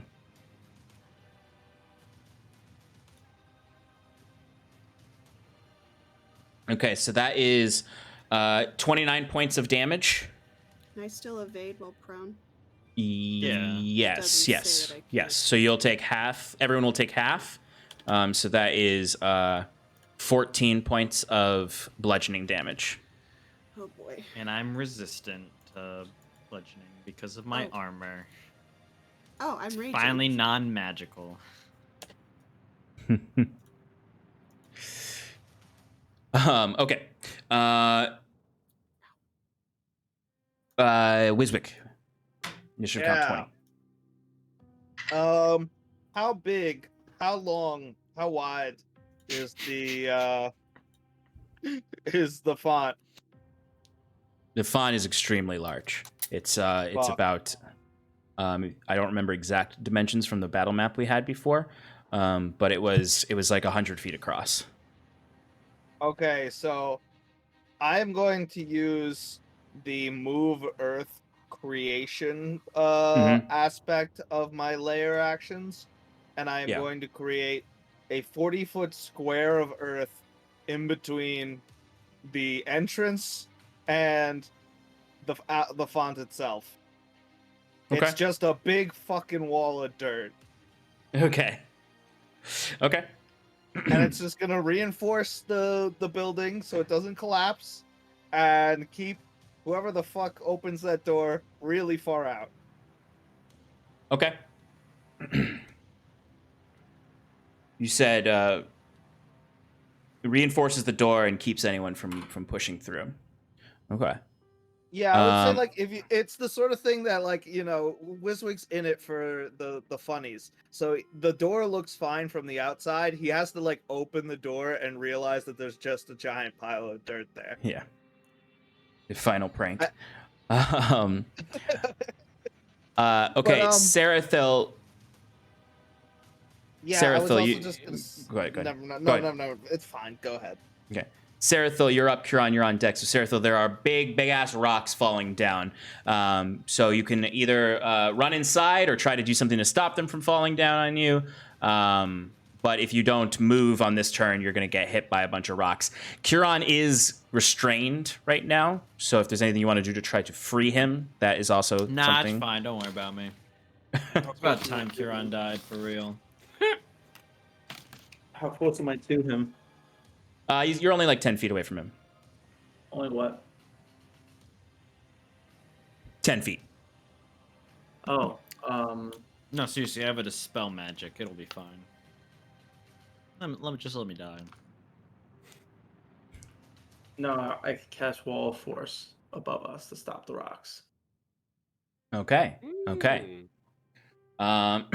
So you, Scarlet, and Huron are all within this wall of force now to protect from the rocks falling. You see the rocks just starting to falling and hitting into the Thatcher's soldiers that were kind of rushing towards you. Anything else, Sarathil? Nope. All right, Huron, you're up. Okay. Pardon my munch. Action Twilight Sanctuary. Zoop. But we all get +2 to our AC and deck saves. Plus that temp HP. Now, you say that all these guys are going to die, so that's cool. That nullifies the other thing. Kaze, I assume, would be relaying some kind of information to us as he's going through. So what I think Huron's going to do is going to cast Firestorm. I do not need line of sight to do this. It simply says that a storm made of sheets of roaring fire appears in a location you choose within range. That range is 150 feet. Okay. So basically from where Kaze kind of tells me that he is engaging Thatcher, I will create these sheets, these 10-foot cubes of divine fire, and just throw them, basically back in a line. So Thatcher needs to make a dex saving throw for me. DC is 25. So does Timber. Okay.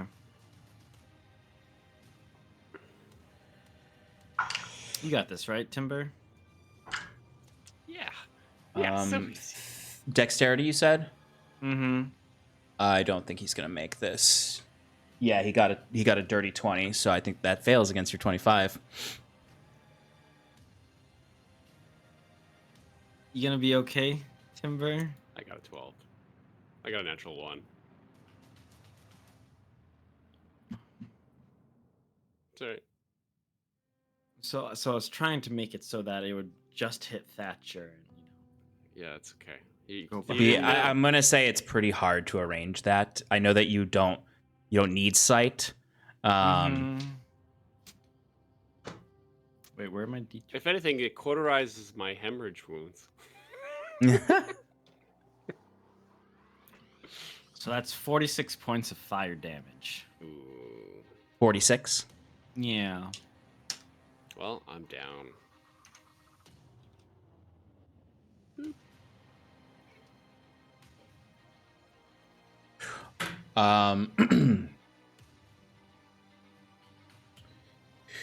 This fractures Thatcher's mask. He's reached a damage threshold where his pallid mask is fractured. Timber. You're gonna take some damage. Doubt it'll be enough to get you over the point, but it will put a death save on you.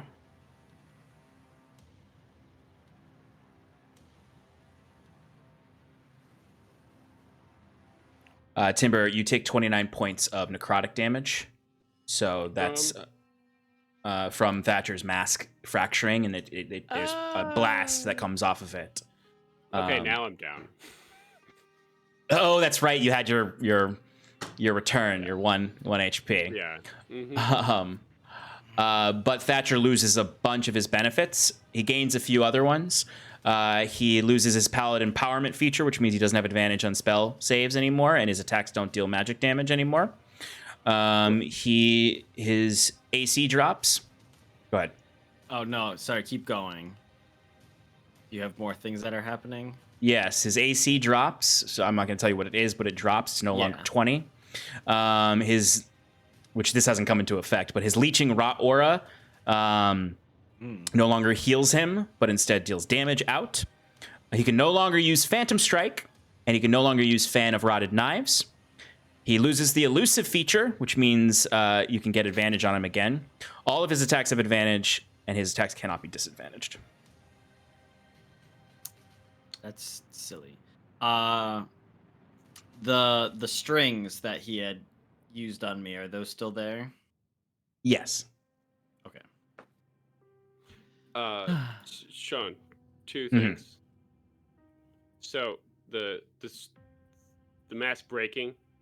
Yeah. Is that a could that hit my Mercurial Shroud?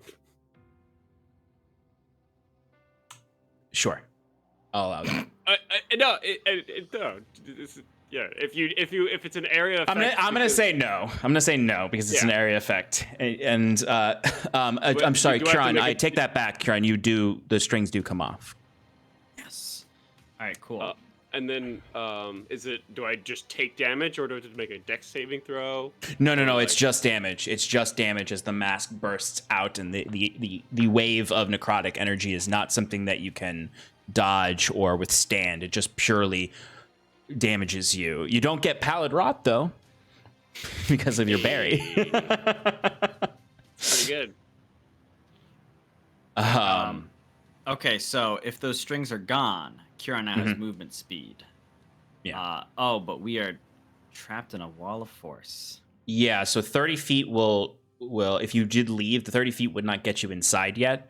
You'd have to have your dash to get inside.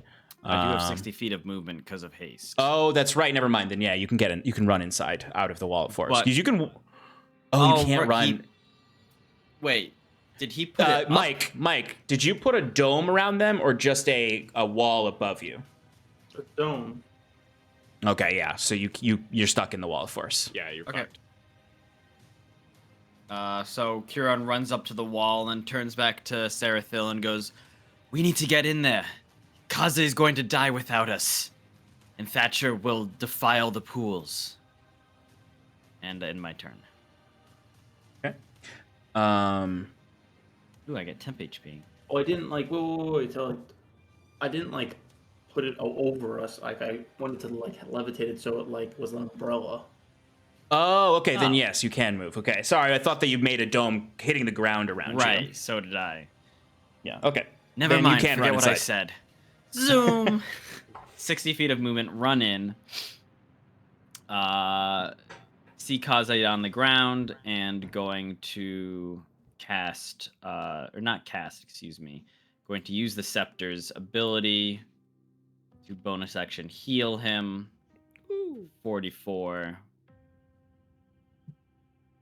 Plus my spell modifier, which is up to 8 now, which is really nice. So that's an 18 hit points that you get. Ooh. Okay. Do I lose all my concentration from dying?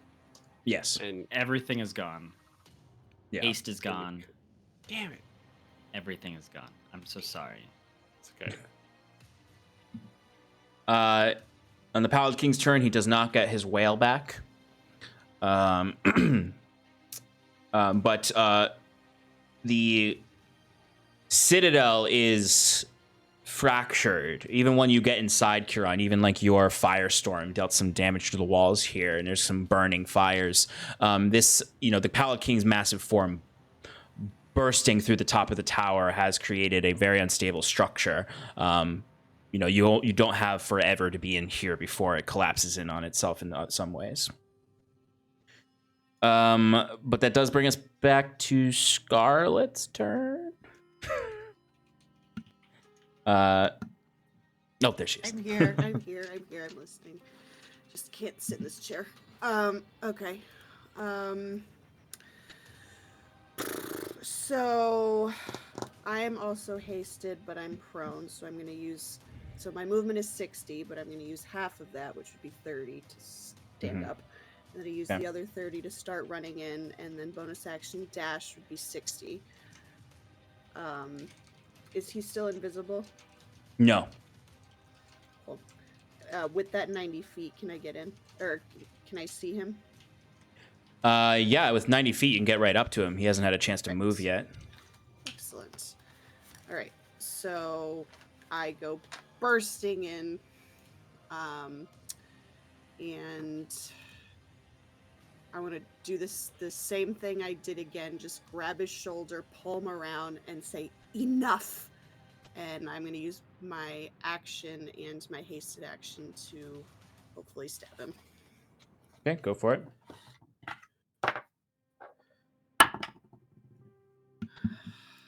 That is a 17. That will hit. 9 points of piercing damage. 4,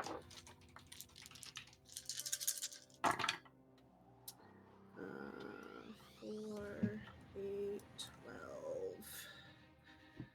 16, 17, 18, 24 points of sneak attack damage.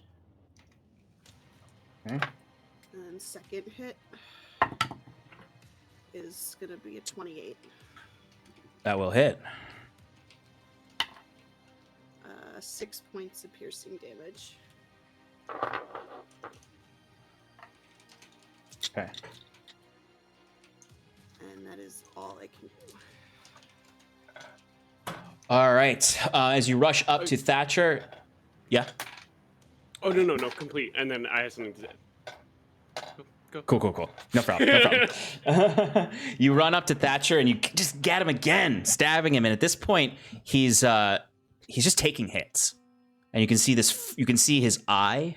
So the mask fractured, and you can see one of his eyes through it. That blazing amber, just like yours. And he clutches at the mask at his neck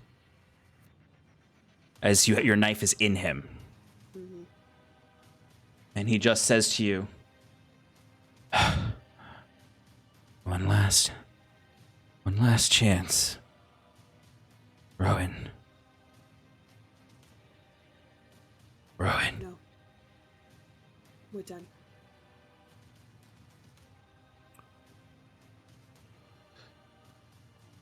And as you say that, it's his turn now. He's going to shove it on my face, isn't he?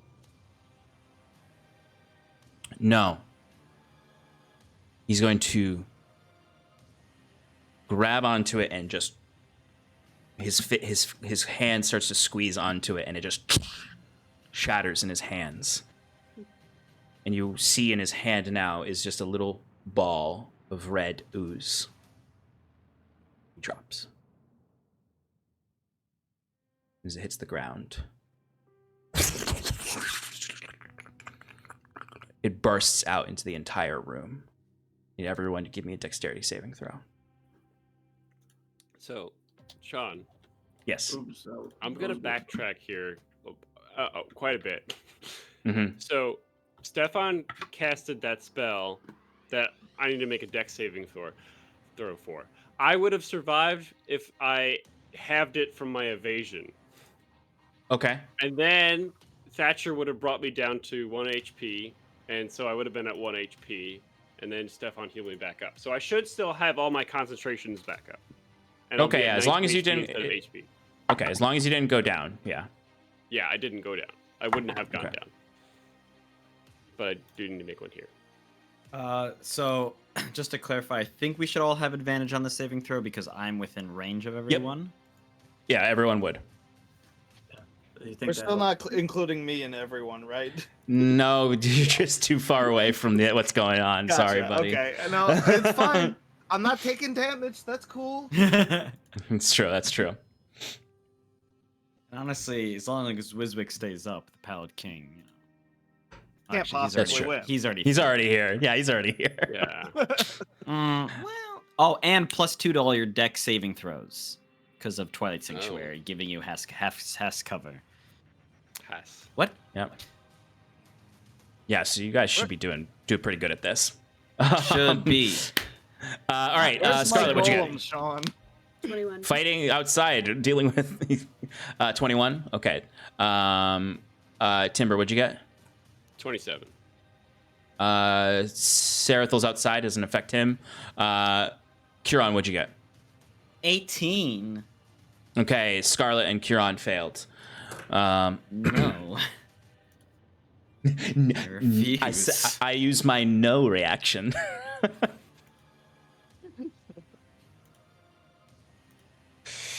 You're both going to take 32 counterspell? points of necrotic damage. Ooh. Wait. Never mind. 32, you say? Yes. Timber, you'll take half. So 16. Is this evaded? Oh, you can evade it. You can evade it. You can evade it. Yeah. All right. Oh, I can evade it too. So you'll take half then. You'll take 16 points of damage, Scarlet.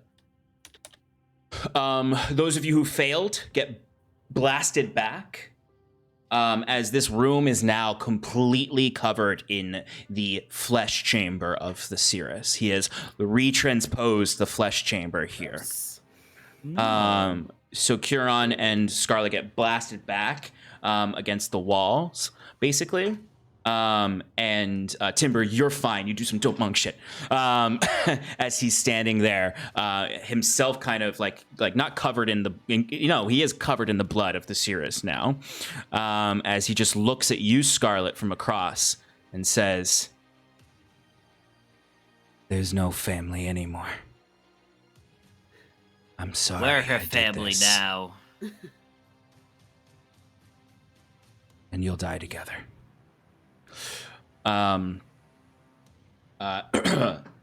As he is then going to use a spell. He has not used magic yet.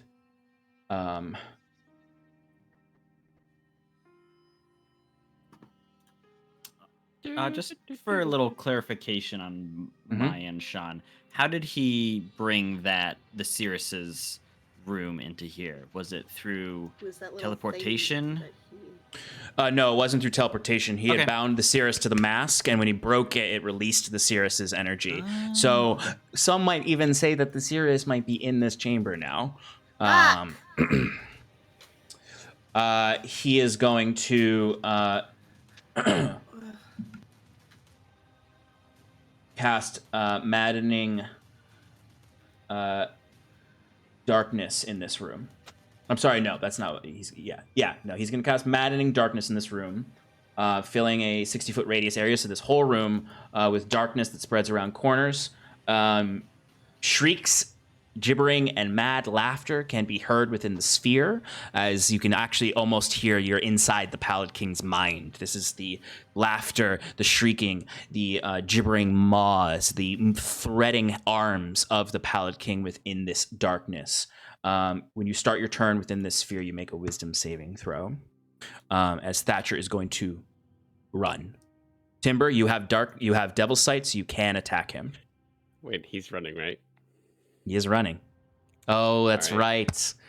That's right. I forgot about that. I forgot you. What are you guys giggling about? He takes 18 points of force damage Holy from shit. key rupture. He's still up, but not by much.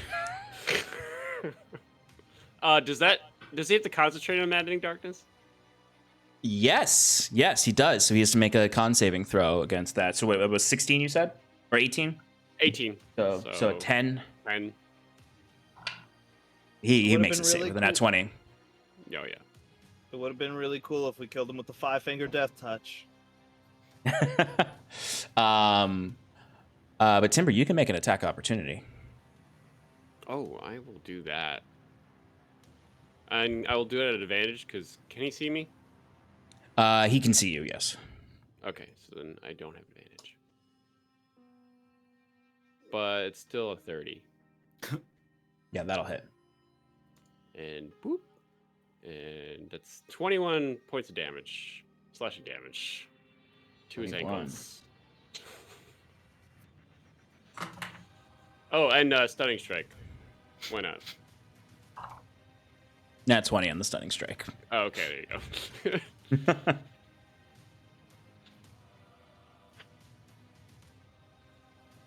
Okay.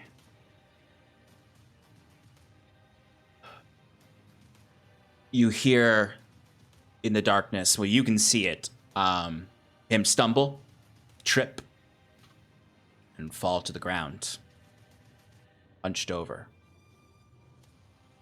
The darkness immediately fades. How do you want to do this, Timber? Would this be non-lethal? Yeah, no, this is going to be non-lethal, but it's going to be brutal. Timber still has his Mercurial Shroud up, so Timber's going to just kind of appear on all four sides of him and just start pummeling him to a bloody, bloody pulp. Breaking bones, twisting joints in areas where, shattering kneecaps. Yeah,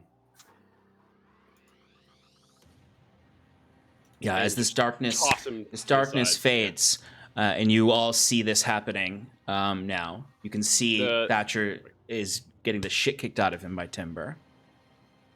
Kieran Timber's just- gonna rip the mask off and just stomp on it. One of the shrouds stomps on it. Attempts to shatter it to pieces. While you're beating his body, Kieran's just like, Kaze! Kaze! Timber, stop. You see you beating his, Timber- you're punching him in the face, punching him in the face, punching him in the face, and he is smiling through it all. He's not laughing or anything. He's just grinning up at you, eyes half open, as you knock some of his teeth out and break his nose, blood splattering out. You hear the building shake. Outside, Sarathil, you get buried in rocks. As these rocks all come clamoring down and completely bury the courtyard. You all hear that outside. This would have happened kind of while you were in that last round with Thatcher. It's just... Well, he's got his wall of force, right? But it's above him. These rocks are falling, and they're going to hit into the courtyard and bounce around. Oh. I don't have time to get out. Do you have something you can do? The thing is, I said that this happens on your last turn. Unless you do something to get out, you chose to wall of force. Oh, gotcha. Okay.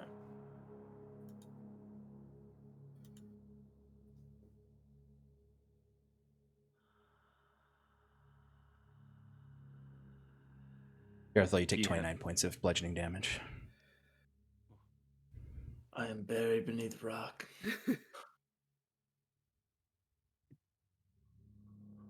You're inside with his body, with Thatcher, who's on the edge of life. Can I rush over and push Timber out of the way? And put him in my arms.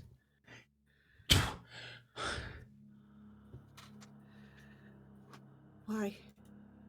You could have ended all of this. You did this. All of it. You could have stopped it.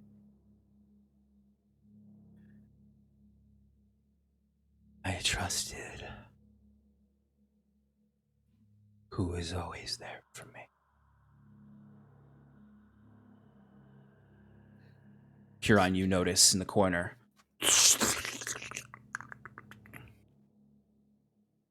Something swim through the flesh all around you. Gripping the scepter, Kieran goes, "We're not finished here. I think your old Sirius is back."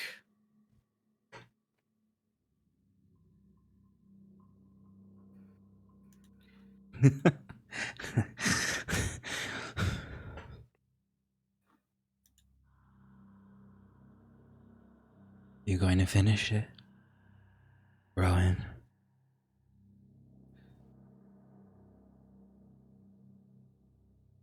He kind of lifts his neck and just like shows his neck. We could have been a family. Could I have caught up through all this Yeah. talking? Yeah, you could come out. Timber, without saying anything, hands Scarlet the returning dagger. The dagger return. As you're standing over Thatcher's body with this, Curon, you're kind of like behind them with your scepter out, and you can see the slithering. As you can sort of see this mass just coming up.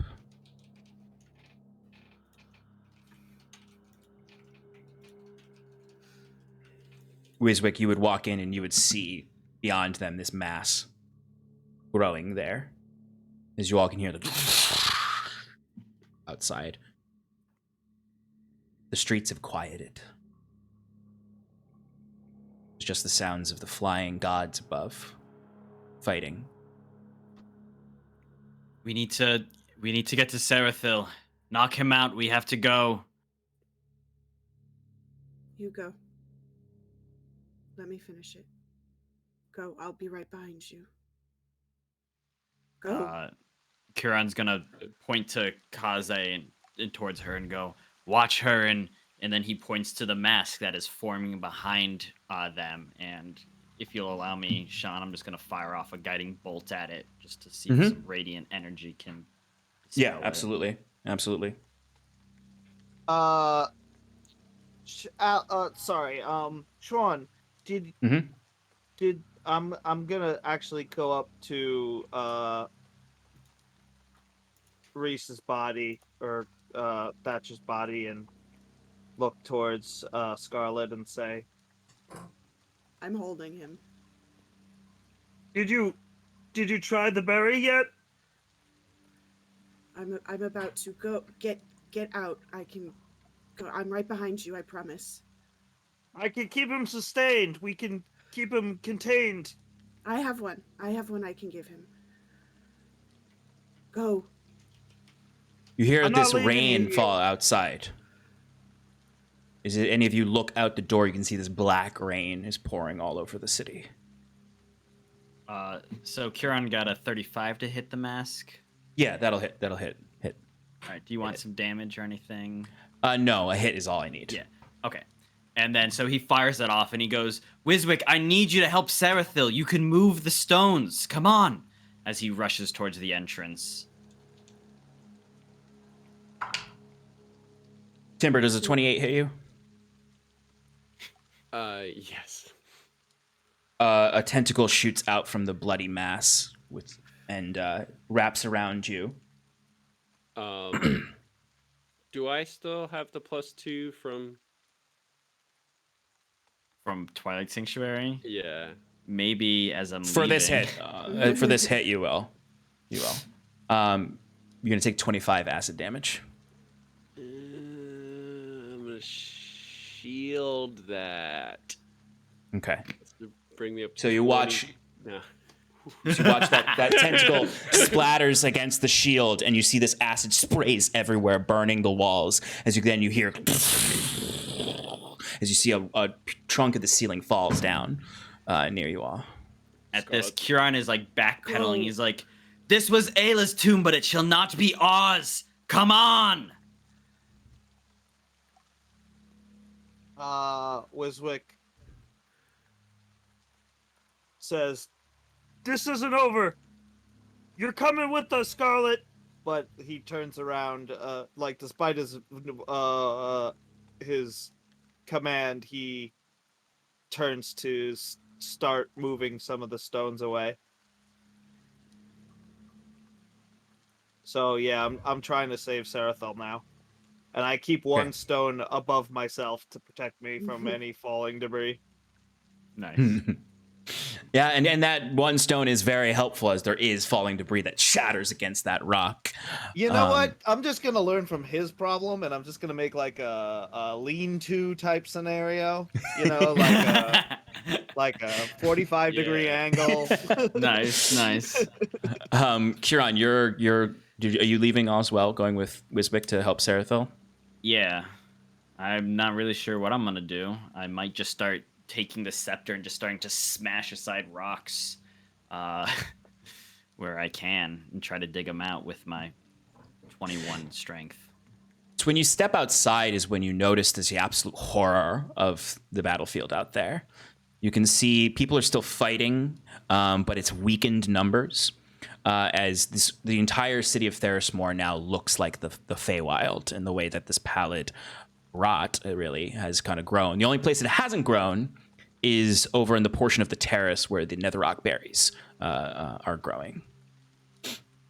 And you can see several of your forces all retreating to that location as just devastation.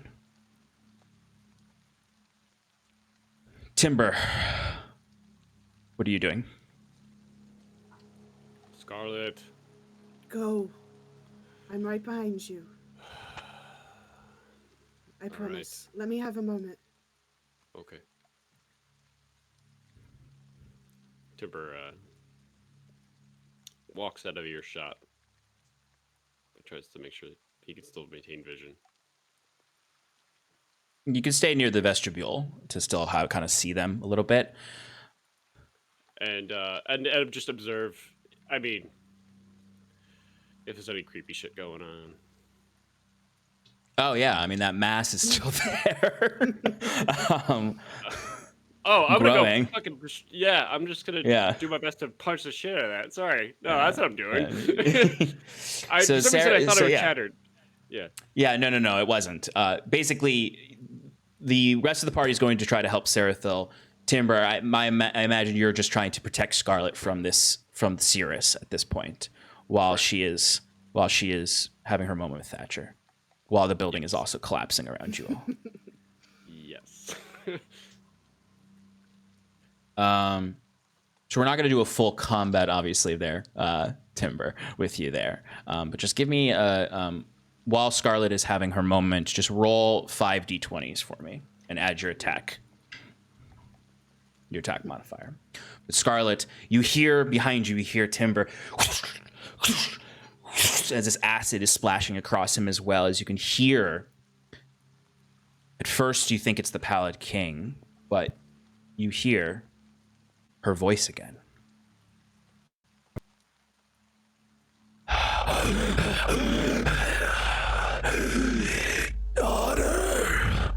Daughter, come back to me. Scratch at the back of your neck. Give me a Constitution saving throw, and then you can go into your scene. As you can also hear the rocks being moved around outside as Kieran's using his strength to try to use the scepter to knock.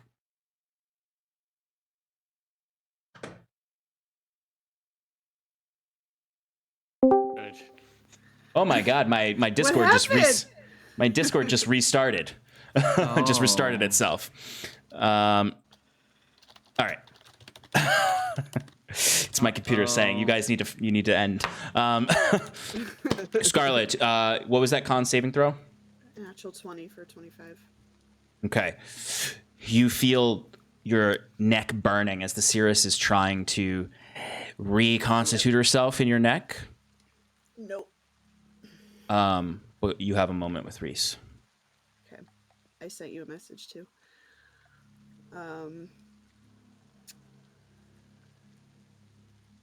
We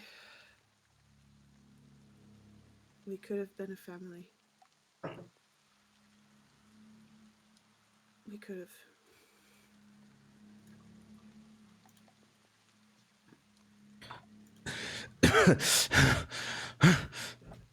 As he clutches at the several stab wounds, and you kind of cringe as you do also still have a blasted off hand. That's supporting under him. Yeah. No. We still could. No. We can leave. We can get out. You can. Go. Why can't you? I can carry you. No. Why not? It's over, Rowan. It's over. Save yourself. Go find Mother. I don't even remember her. I don't even remember what she looks like.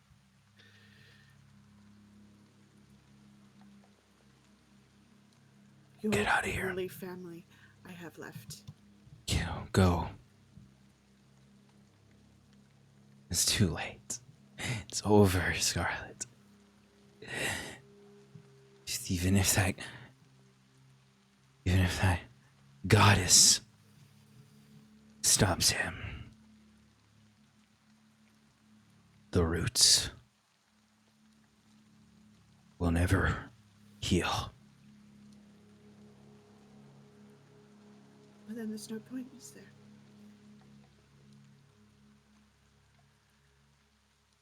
Behind you, you hear Timber. What were your rolls? I got 3 15s. I just rolled them. That means it's 32, 32, 32, and 29 and 27. Not bad, Timber. Yeah. 30, 25. Your shield, I'll say your shield's still up for that one. Okay. Another 30. Nope. Ow. Another 30. Ow. And a 32. Timber, would you stay to your dying breath here? No. Okay. No. Okay. So I'll just do the damage for that first one, and you can decide. Sure. Also, I can bonus action healing word myself. It's like, fuck. That's my healing word. So that's 25 points of acid damage on the first one. Oh yeah, I'm getting out of here after that. We're just done. We're at 1 HP. We're just done.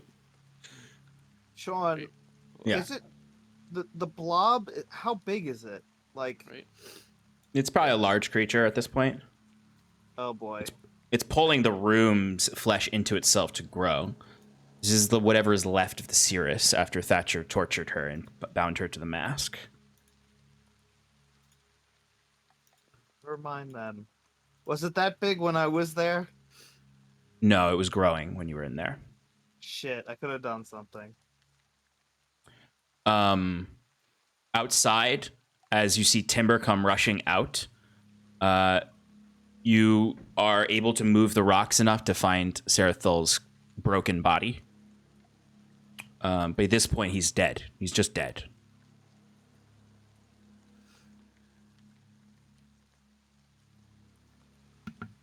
Has it been a minute since he died? No.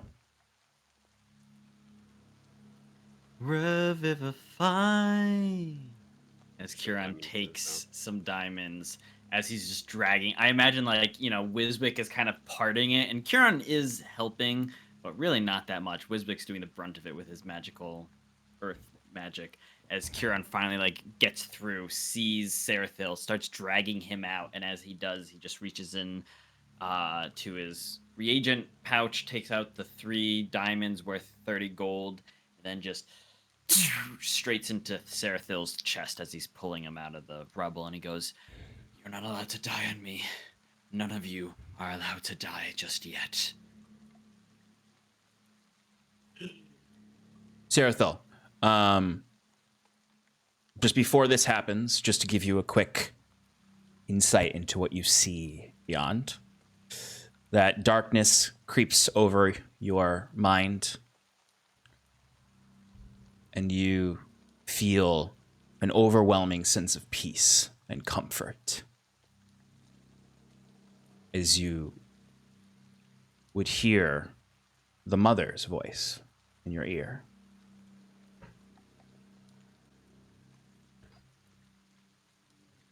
Let the troubles of your life fade away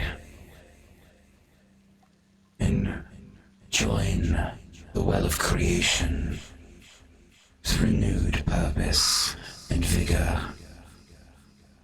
No longer Sarathil. Those memories will be stored in the library, and you will serve lost souls to ferry them and their memories where they belong. Shed your mortality and be one with Athromenos.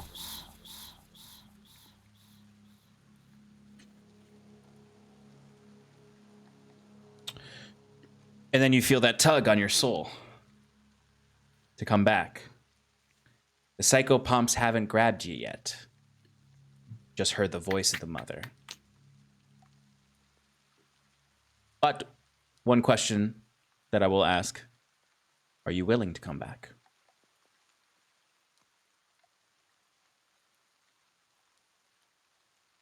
Yes. Okay.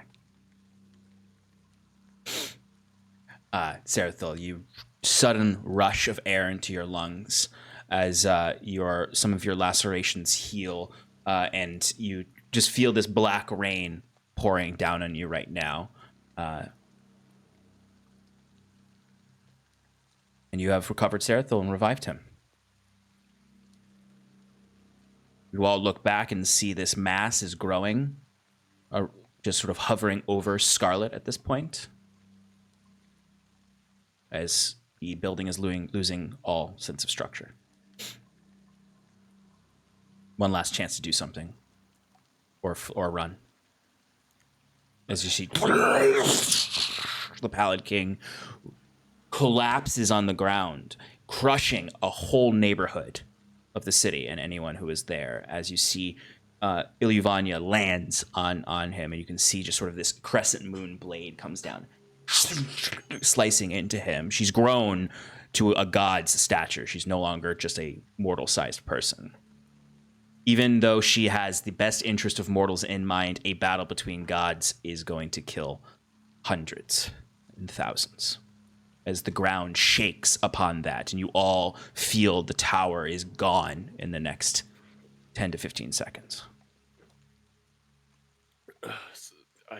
I can't defend Scarlet. I don't know what to do. Scarlet! And Kieran's gonna fire another guiding bolt at the growing mass. Okay, go ahead and give me an attack roll.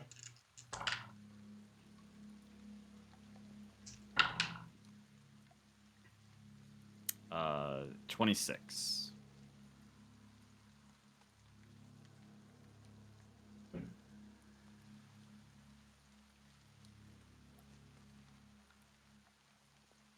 Okay, that will hit. Creature is still up, but it is certainly weaker. As you see rocks just start it does fling out an attack at you, Kieran. The first one misses. The second one does hit for 27 acid damage. This creature is hungry for Scarlet. And unless destroyed, will come for her.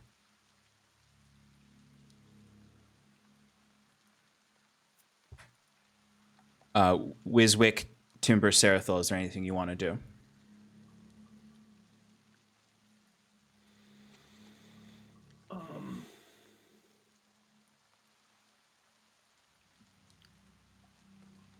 Is Scarlet just still hasn't moved at all?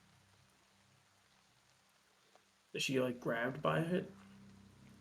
No, it's just kind of like hovering over her, like at any moment, if it has the right opportunity, it will just...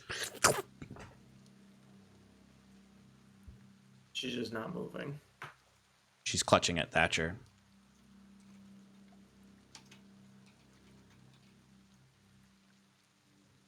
If it's like any second, Wiswig's gonna do a last ditch effort.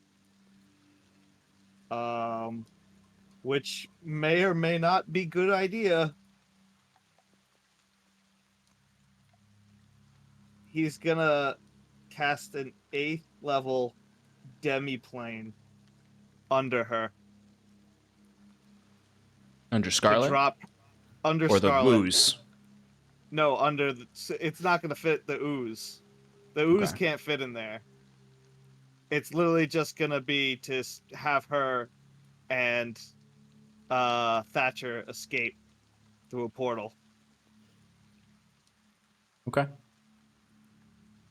It's 60 feet, so if it looks like any second she's gonna get killed, like that's what I do.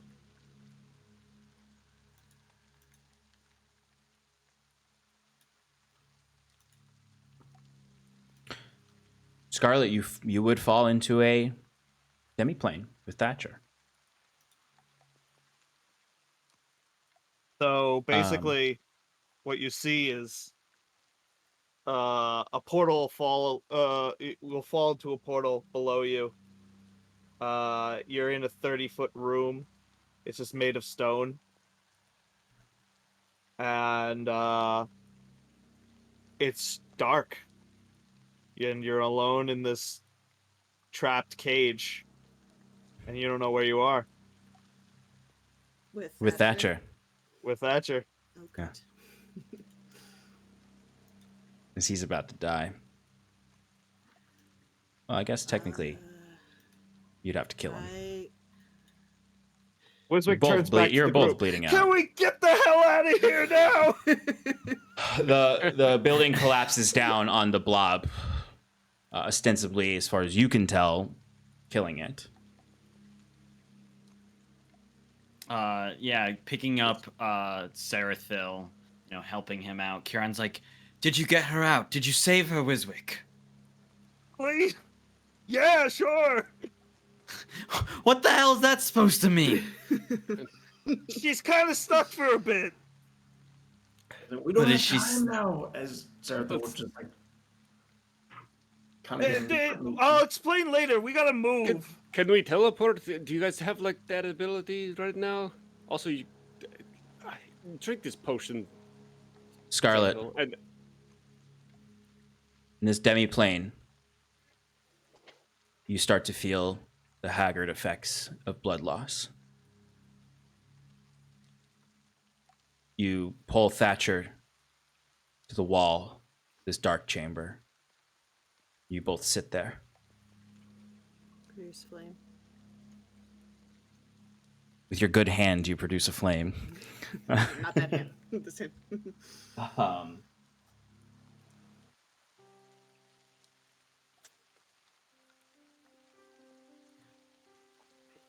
The room lights up, and it's just darkness still. It's like the impossible black paint I used for the black box. It doesn't absorb any light, but you can see each other. As Thatcher kind of coughs up some blood and looks at you.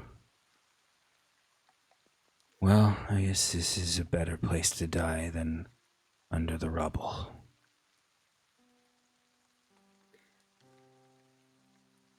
I just didn't want you to be alone.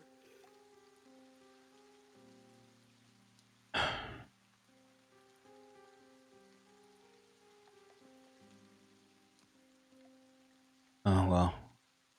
Oh.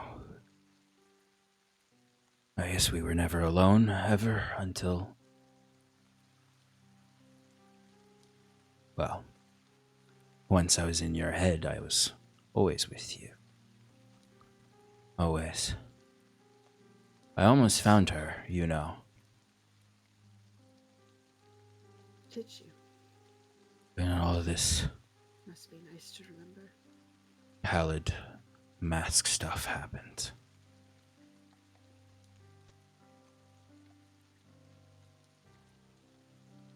Oh, well. Kind of just touches the blood on his chest and kind of weakly taps your shoulder as you also feel the slow draining of your life.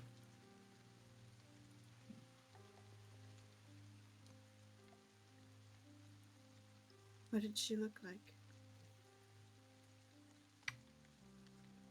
Help me remember.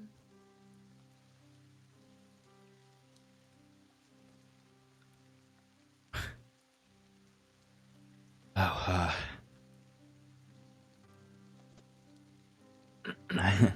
I think I can do one last thing for you, Rowan. For both of us.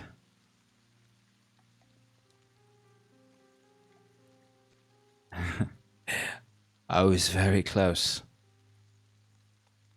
If I touched that pool, that goddess, doesn't matter anymore. That wasn't. You see, he holds his hand up, and you see the last bit of his magic and his life forms. I know you don't trust me, but I have 2 spells that can help us die with a little peace. What's that? Sleep. And something else. You see,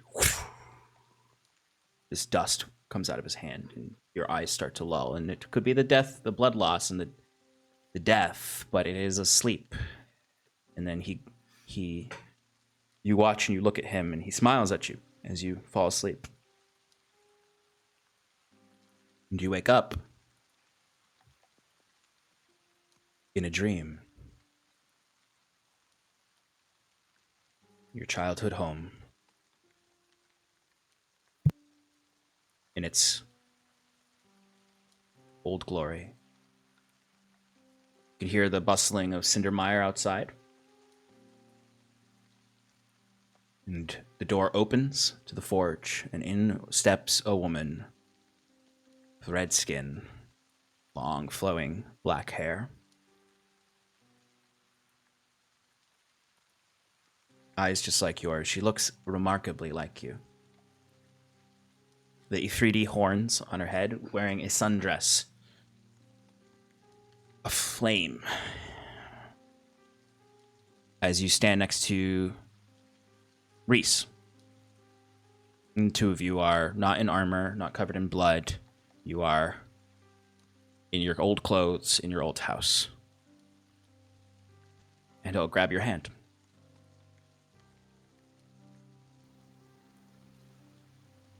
No squeezes.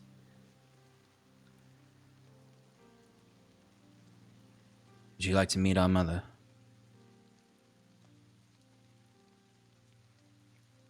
Yes. And you go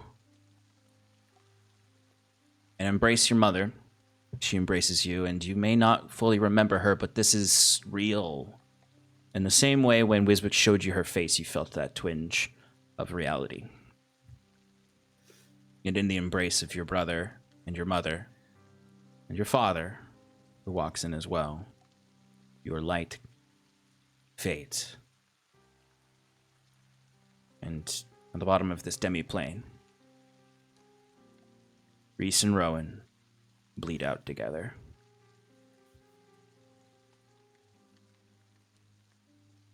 And die as that flame goes out.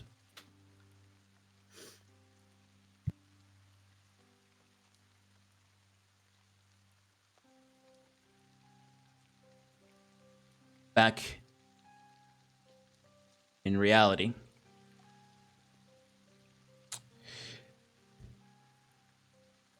you all stand in the rain. Scarlet is gone. You all feel the telepathic bond disappear as you're moving away from this location. In the distance, you can see the writhing worm as Ilyvania is about to strike the death blow. The tail writhes and whips across as this gleaming goddess brings up her curved sword. strikes down at the throat of the Pallid King and pulls it down a significant length. A burst of rotten blood shoots out and floods an entire neighborhood of the city. What do you all do? We got to move. Get the hell out of here. Wiswick, where Is there did she nothing more we go? can do to help? Where did you send Scarlet and Reese? Rowan and Thatcher, whatever they're...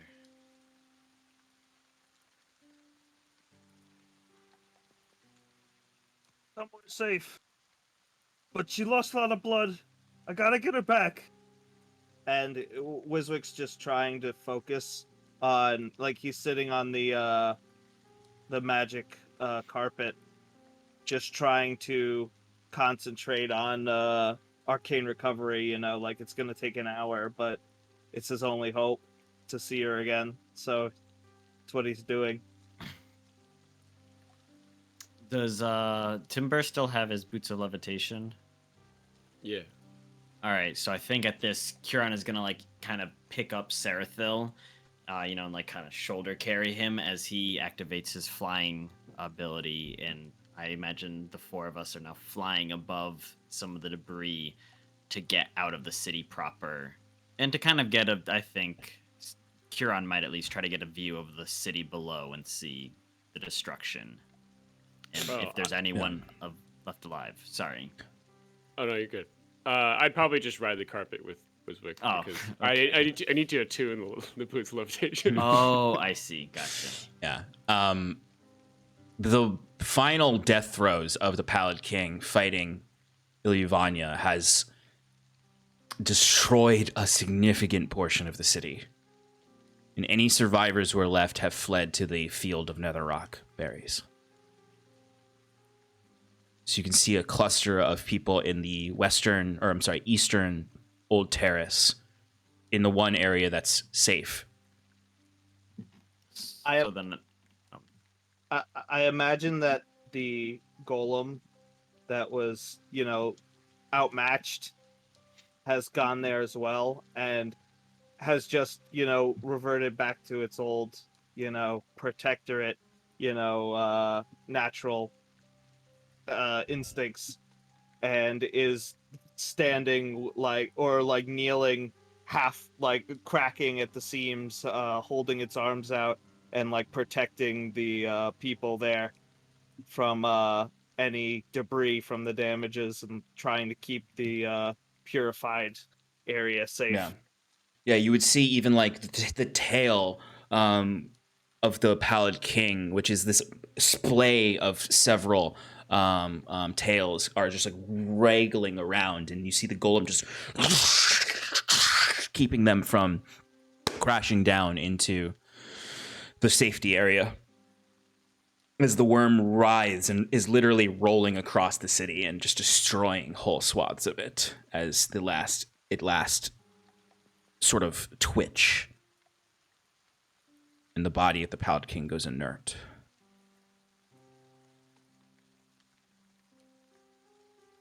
Heading towards the survivors, Kieran just kind of shakes his head and goes, "Heroes of a broken town. That's all we ever really were, wasn't it?"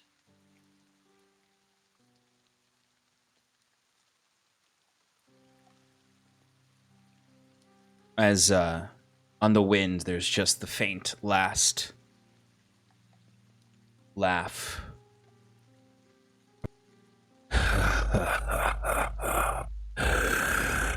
Good joke.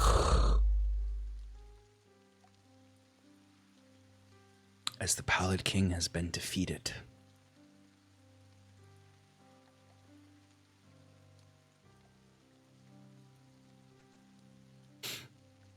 You arrive at the safe zone. You can make your recoveries. So Wiswick is literally out of ideas. He's I guess he probably could have casted more spells in order to get energy to recover the spell slot. So, If you need that. yeah, I So- know that you've done that as well. So I would like commune with Sarathil and try and do that. Much left, but I'll give you what I have. Because I'll pump an 8th level spell slot in. So I had 3, 4, 5, 6. I only have 6. I need 2 more. Then I'll give you. Huron's got some spell slots he can. It has give to you. be higher than level 5. Why All do right, you guys I keep got- touching Wiswick? He needs power. I got a level 6 I can feed you.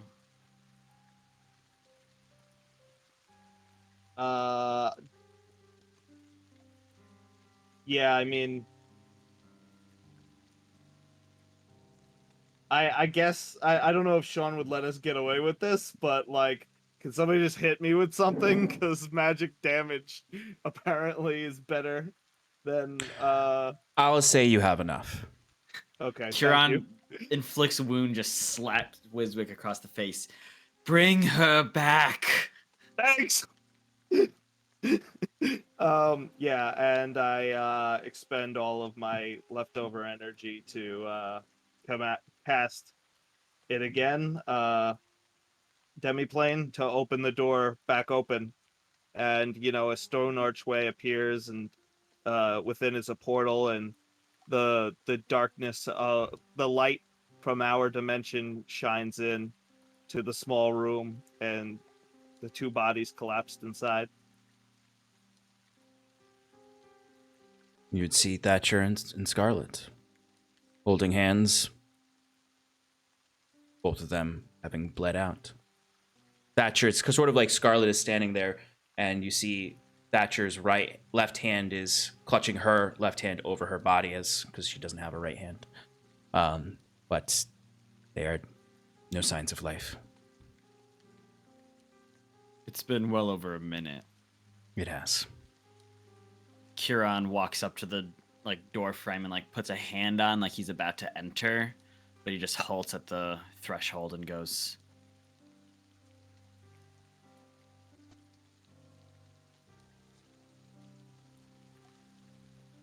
close it. He just steps away. Let them find rest.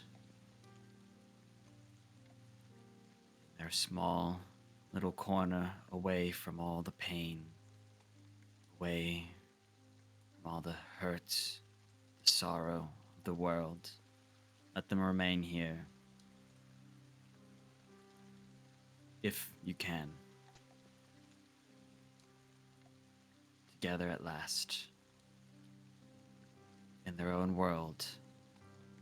Like they both always wanted.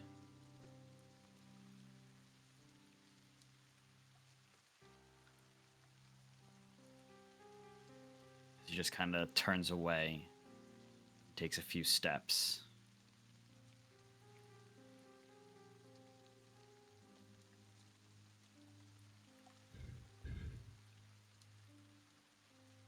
I knew she was lying.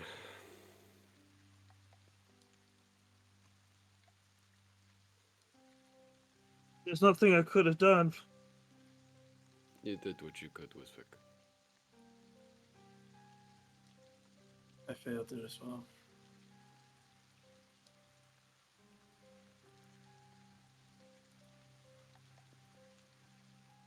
They say that twins, 2 spirits born of the same mother and father, their destinies are always intertwined.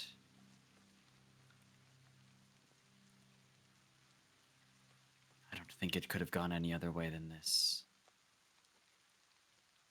Thatcher to die required her sacrifice as well.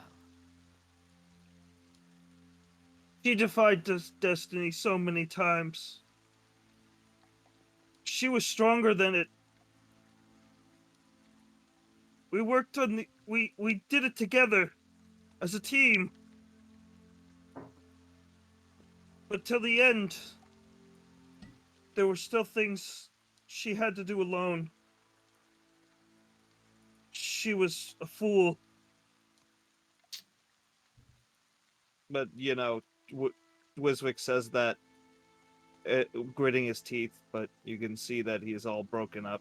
He's crying, like sobbing, and like sniffling, but he has nothing but like a little bit of resentment in his eyes.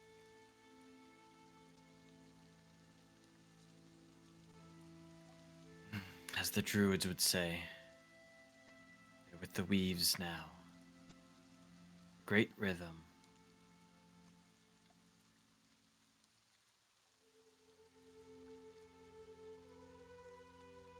The snow is long.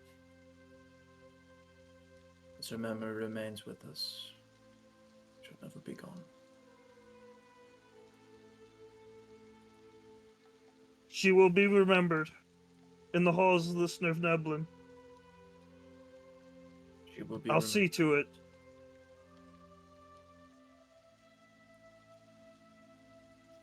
Timber's just like kind of gritting his teeth as like a couple tears are running down his dog cheek. I don't know. Dog cheek. Wiswick steps inside the demiplane. The portal doesn't close, but he kind of just does funeral rites. He'll create, he'll position the bodies empty of the, remove their belongings and keep them together next to each other and bury them in stone as if it was a mausoleum in another dimension. And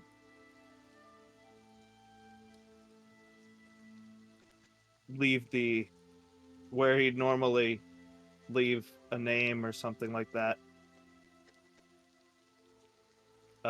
He just writes what Huron said about two souls being intertwined, destined to be together for all time, and leaves a single flower or etching, the red flower that she used to keep on her stuff. Cinderly. Thank you.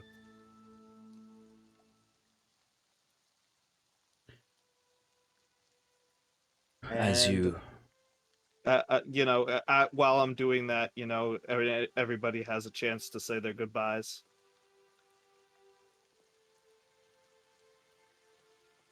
But Wiswick walks out after doing the preparations without a word.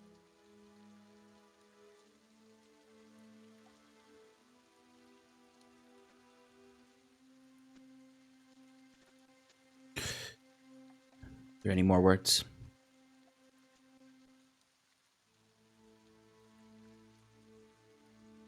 Sarathil walks up.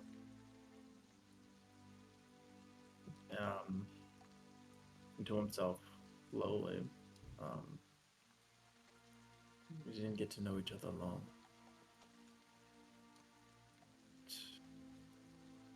In that time, your dedication and your fierce heart always remind me of someone close.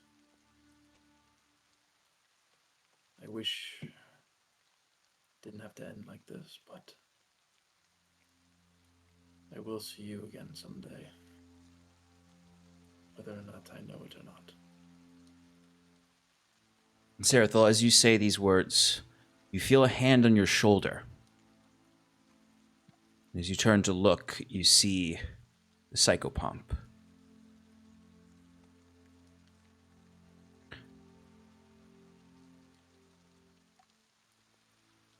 The mother heard your call.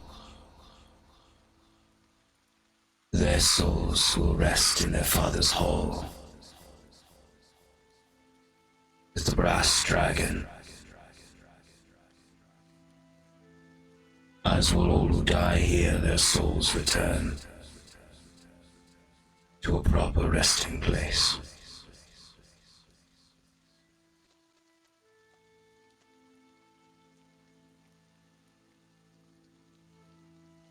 Sarathil just kind of nods his head and doesn't respond. Psychopomp vanishes.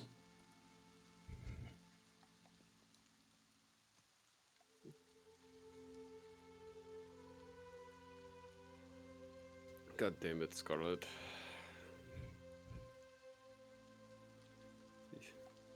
You've come so far, and now I guess you got what you wanted. To be with your brother.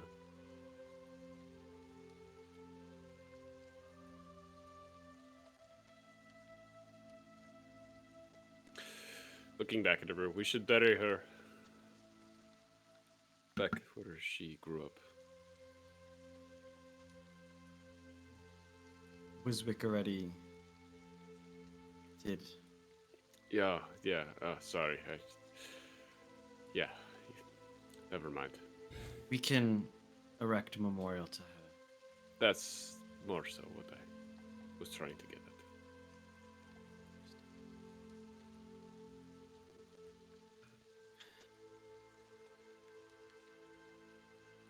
You said, I don't know, but once I learned that her mother was still alive, maybe I'll go search her out, tell her what happened to her children.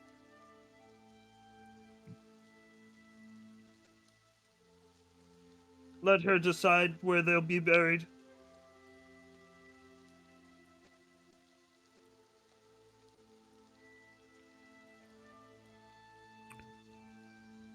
It Kieran, might do you take have a long time, though. Kieran, did you have any last words for Scarlet?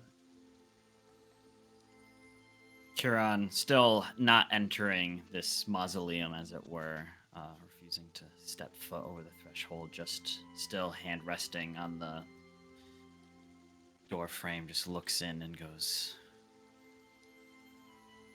I know I was the one that made the promise to go off getting killed, but I thought we had an understanding.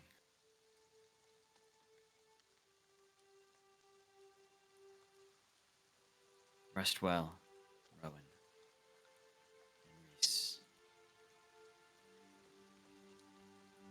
The gods are done with you now, so you may rest in peace. And as you finish memorializing Scarlet and close the door of their tomb as it is now, the people who survived begin to surround you as you start to see faces of old friends. And though the pain of Scarlet's passing is deep, there is comfort in seeing those who will live on. Fizri comes rushing up to Wiswick, covered in wounds, but as fast and spry as ever as she runs and embraces Wiswick tight. Talio steps up, dragging a sword because he's missing one of his arms from the battle.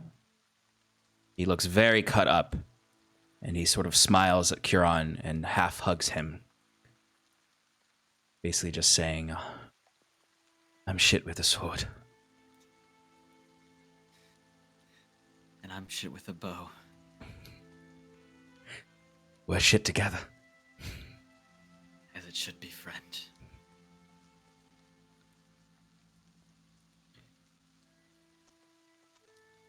You see, over in a corner, starting a fire, you see Senric working with McClear to get this fire going and helping people.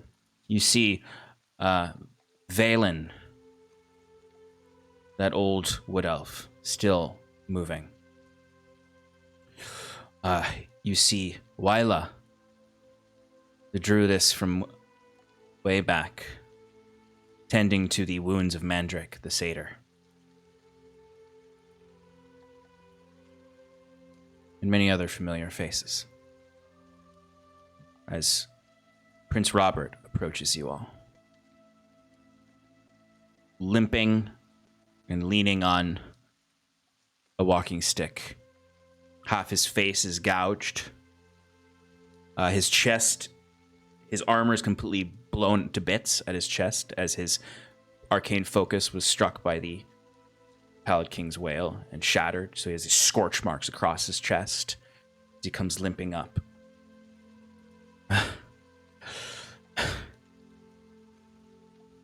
You did it. We all did it. Well, Ilyavanya, really.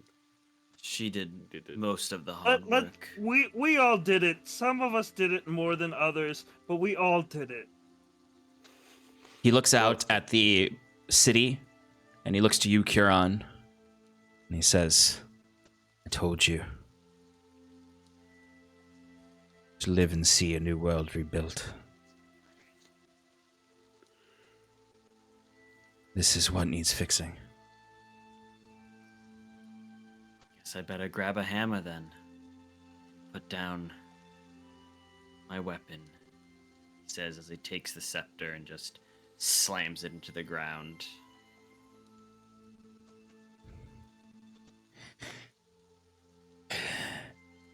It's bleak right now, he says, kind of standing up taller. But the new dawn is around the corner.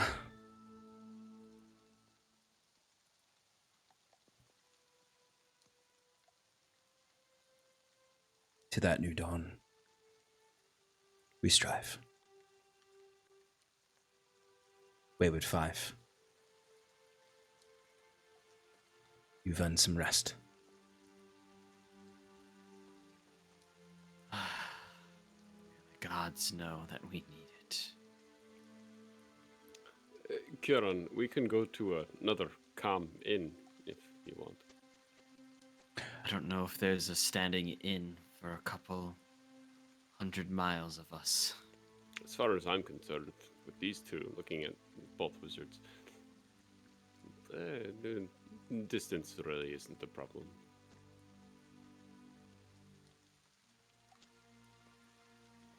Anywho, we should get some rest. Is it still raining black? Yep. Okay. It's lessening. It's lessening. Okay. But it is still raining right now. The hole in the sky. Still there. Yes. Yeah, so I think Karen kind of looks up and is like, New Dawn may want to include patching the holes in the ceiling. Where is Ilyavanya? Is she still huge and Yeah. stabbing Yeah. the She's full god mode right now, so she's just like flying across the sky. Just sort of doing what she can. She's particularly wounded, and you would see eventually she would kind of land kind of in the center of the city, and honestly like takes a seat on the rubble and reverts to her humanoid form. And as you all begin to move about, Robert does kind of put an arm around you, Curon, and says, yes, the ceiling first thing we'll work on. As you kind of, he's kind of leading you over to where everyone else is, where they're tending to the wounded, where they're bringing food out. You do look across the battlefield, and all of you may as well, to Ilyuvanya. And you can see her in the distance, and she is looking towards you all.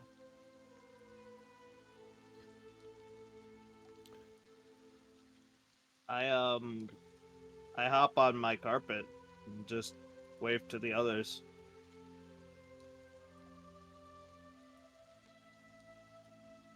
Make a little bit more of an effort to get over there. Sarathil's just gonna kind of fall and collapse, just lie down, looking up at the sky. The only reason he ended up deciding to come back is because he wanted to make sure that we won. So he's just gonna rest. Yeah. Hell, like, even if he let his eyes close, he can just probably just drift right into the mother's hands. Being guided by Robert towards the rest of the survivors, Kieran, looking over at Ilyuvanya, just raises a hand. Then with his other ones, he takes the mask that she dropped, puts it on.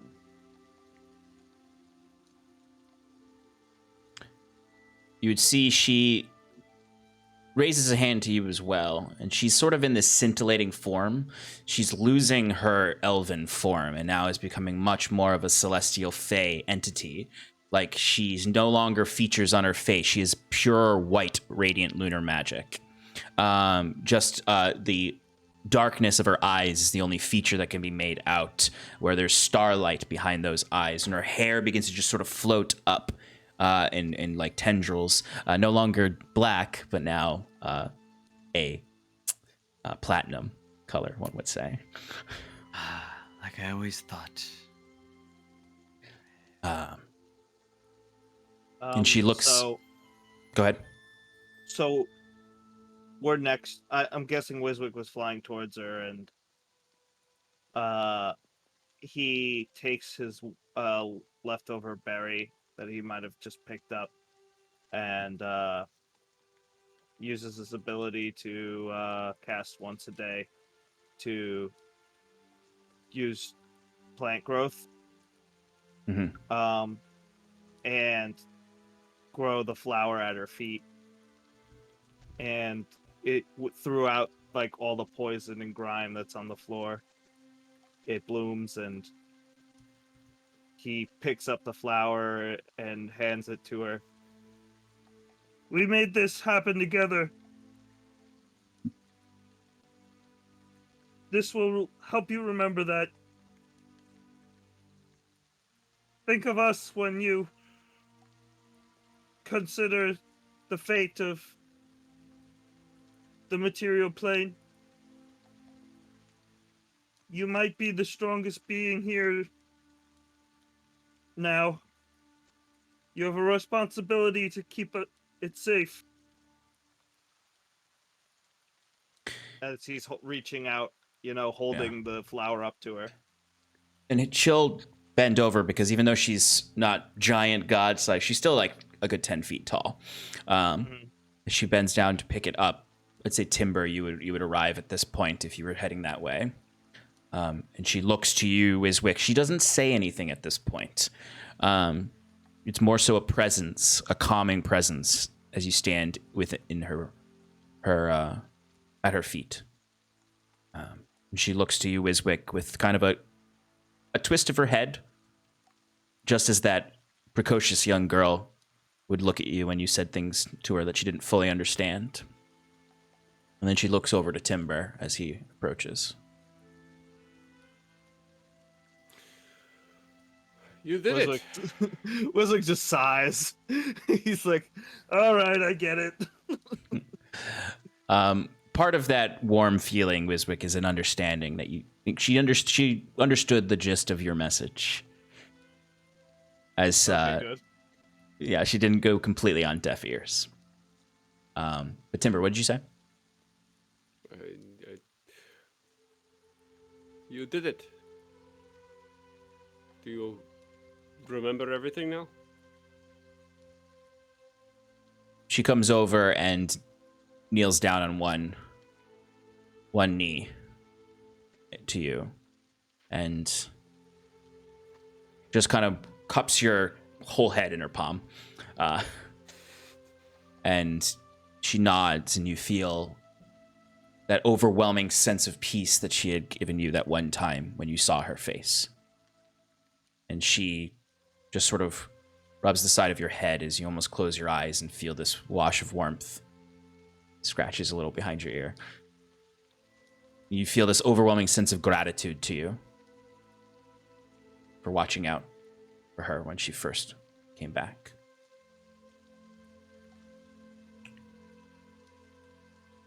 And Kieran, go ahead, Timber. Oh no, that's it. That's the silence and that action is enough for it. Just a low. It was my response was a low. Mm-hmm. Yeah. I think at this point, Wiswick's just not getting the cue here. He's like, So, what now? Are you gonna hang around as a big glowy lady or are you gonna go back to the moon? She looks down at you someday. and then looks over to the moon, and she bursts into 1,000 stars. As the moon kind of lights up, and then the moon bursts into 1,000 stars. Ooh.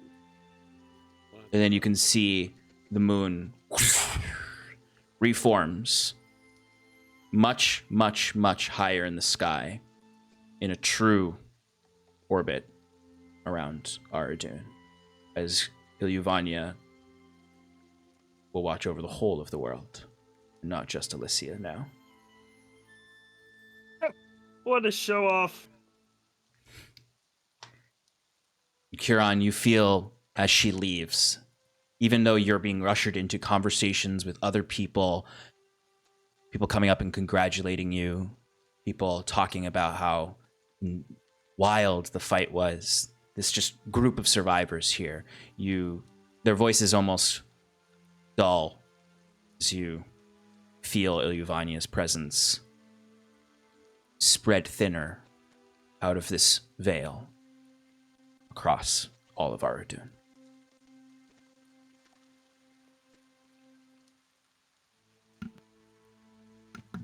And behind his mask, he just smiles.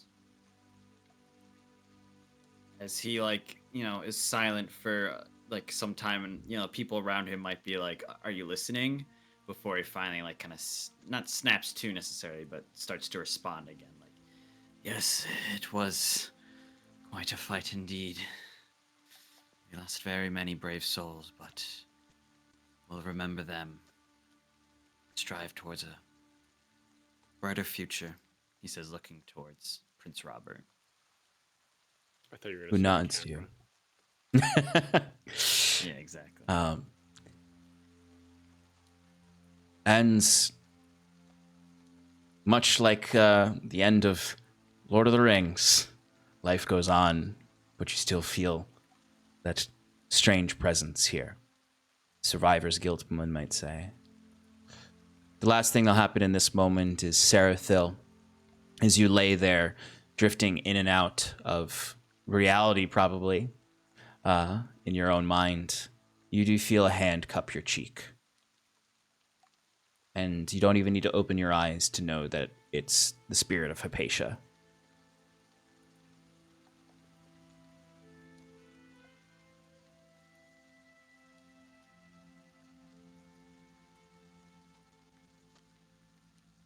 Complete now. We have done our deed.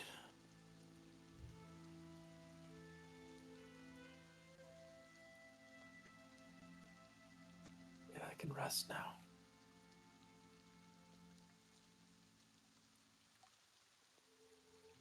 Although this may be the last time we see each other.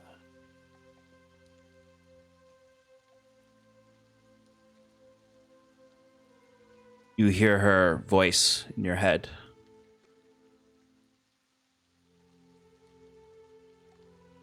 But will you rest?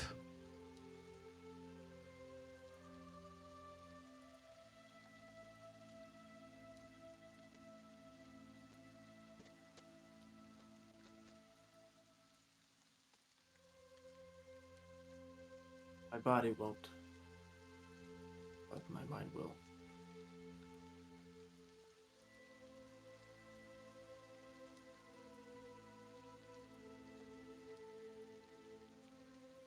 You feel a sense of peace pulling at her as she tries to linger with you.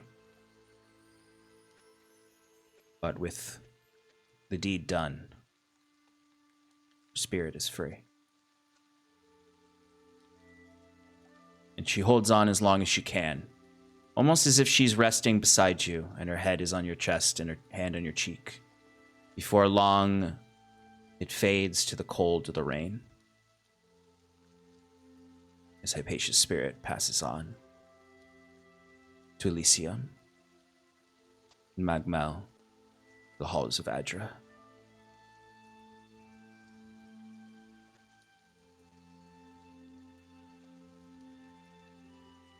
And it is finished. Pallid King defeated, the world ready to recover, with a new guiding moon in the sky. As Ilyuvanya watches over Aradun, and the Wayward 5 who remain have a life to live now. Somewhere in the distance, the moon shines bright over the rest of the world. A shattered continent. There's a few folk scraping together a life, look up and see a new guiding light beyond the darkness of their existence. A tower floats above a ruined city. The pale moonlight glittering across it. At the highest platform stands a figure. Blackened skin, green veins all throughout. As the Harbinger looks to this moon above.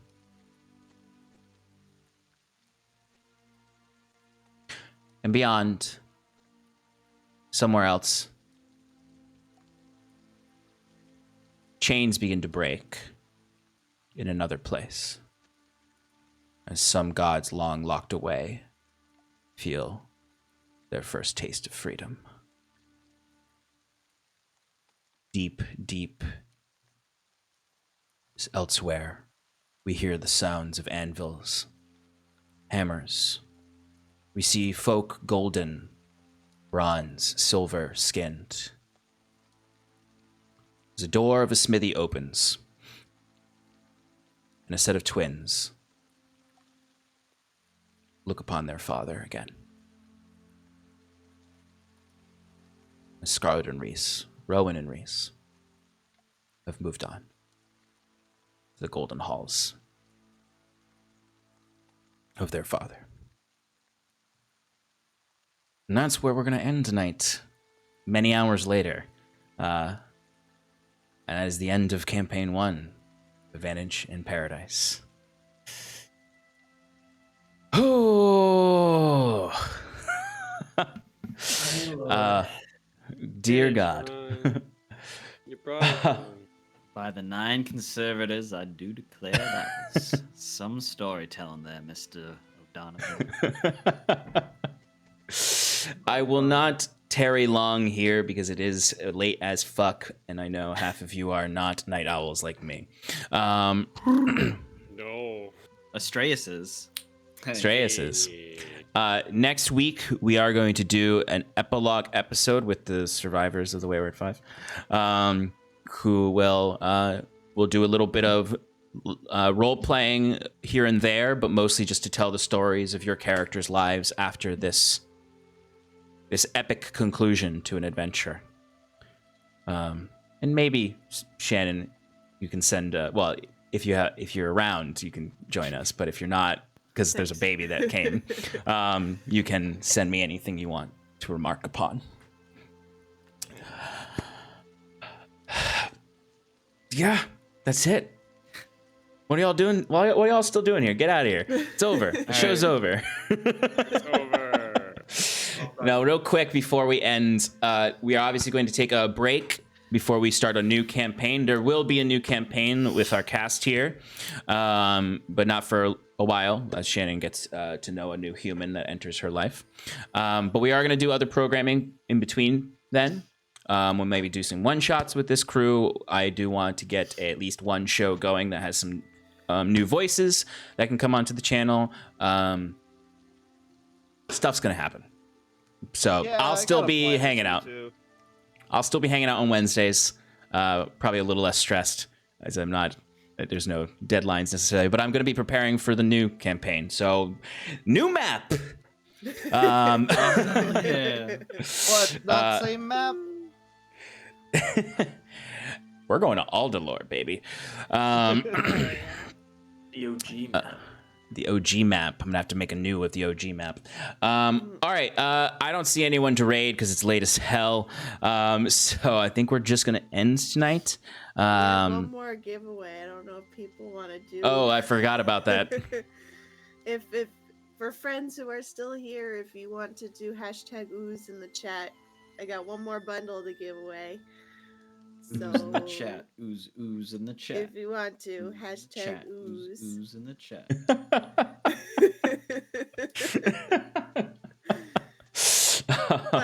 but or you know what else we could do? I could host it on Twitter and do it like do it as a Twitter giveaway. Oh, You know what? Or Duval next put a week. #ooze in. There we Let's go. just give it to Duval.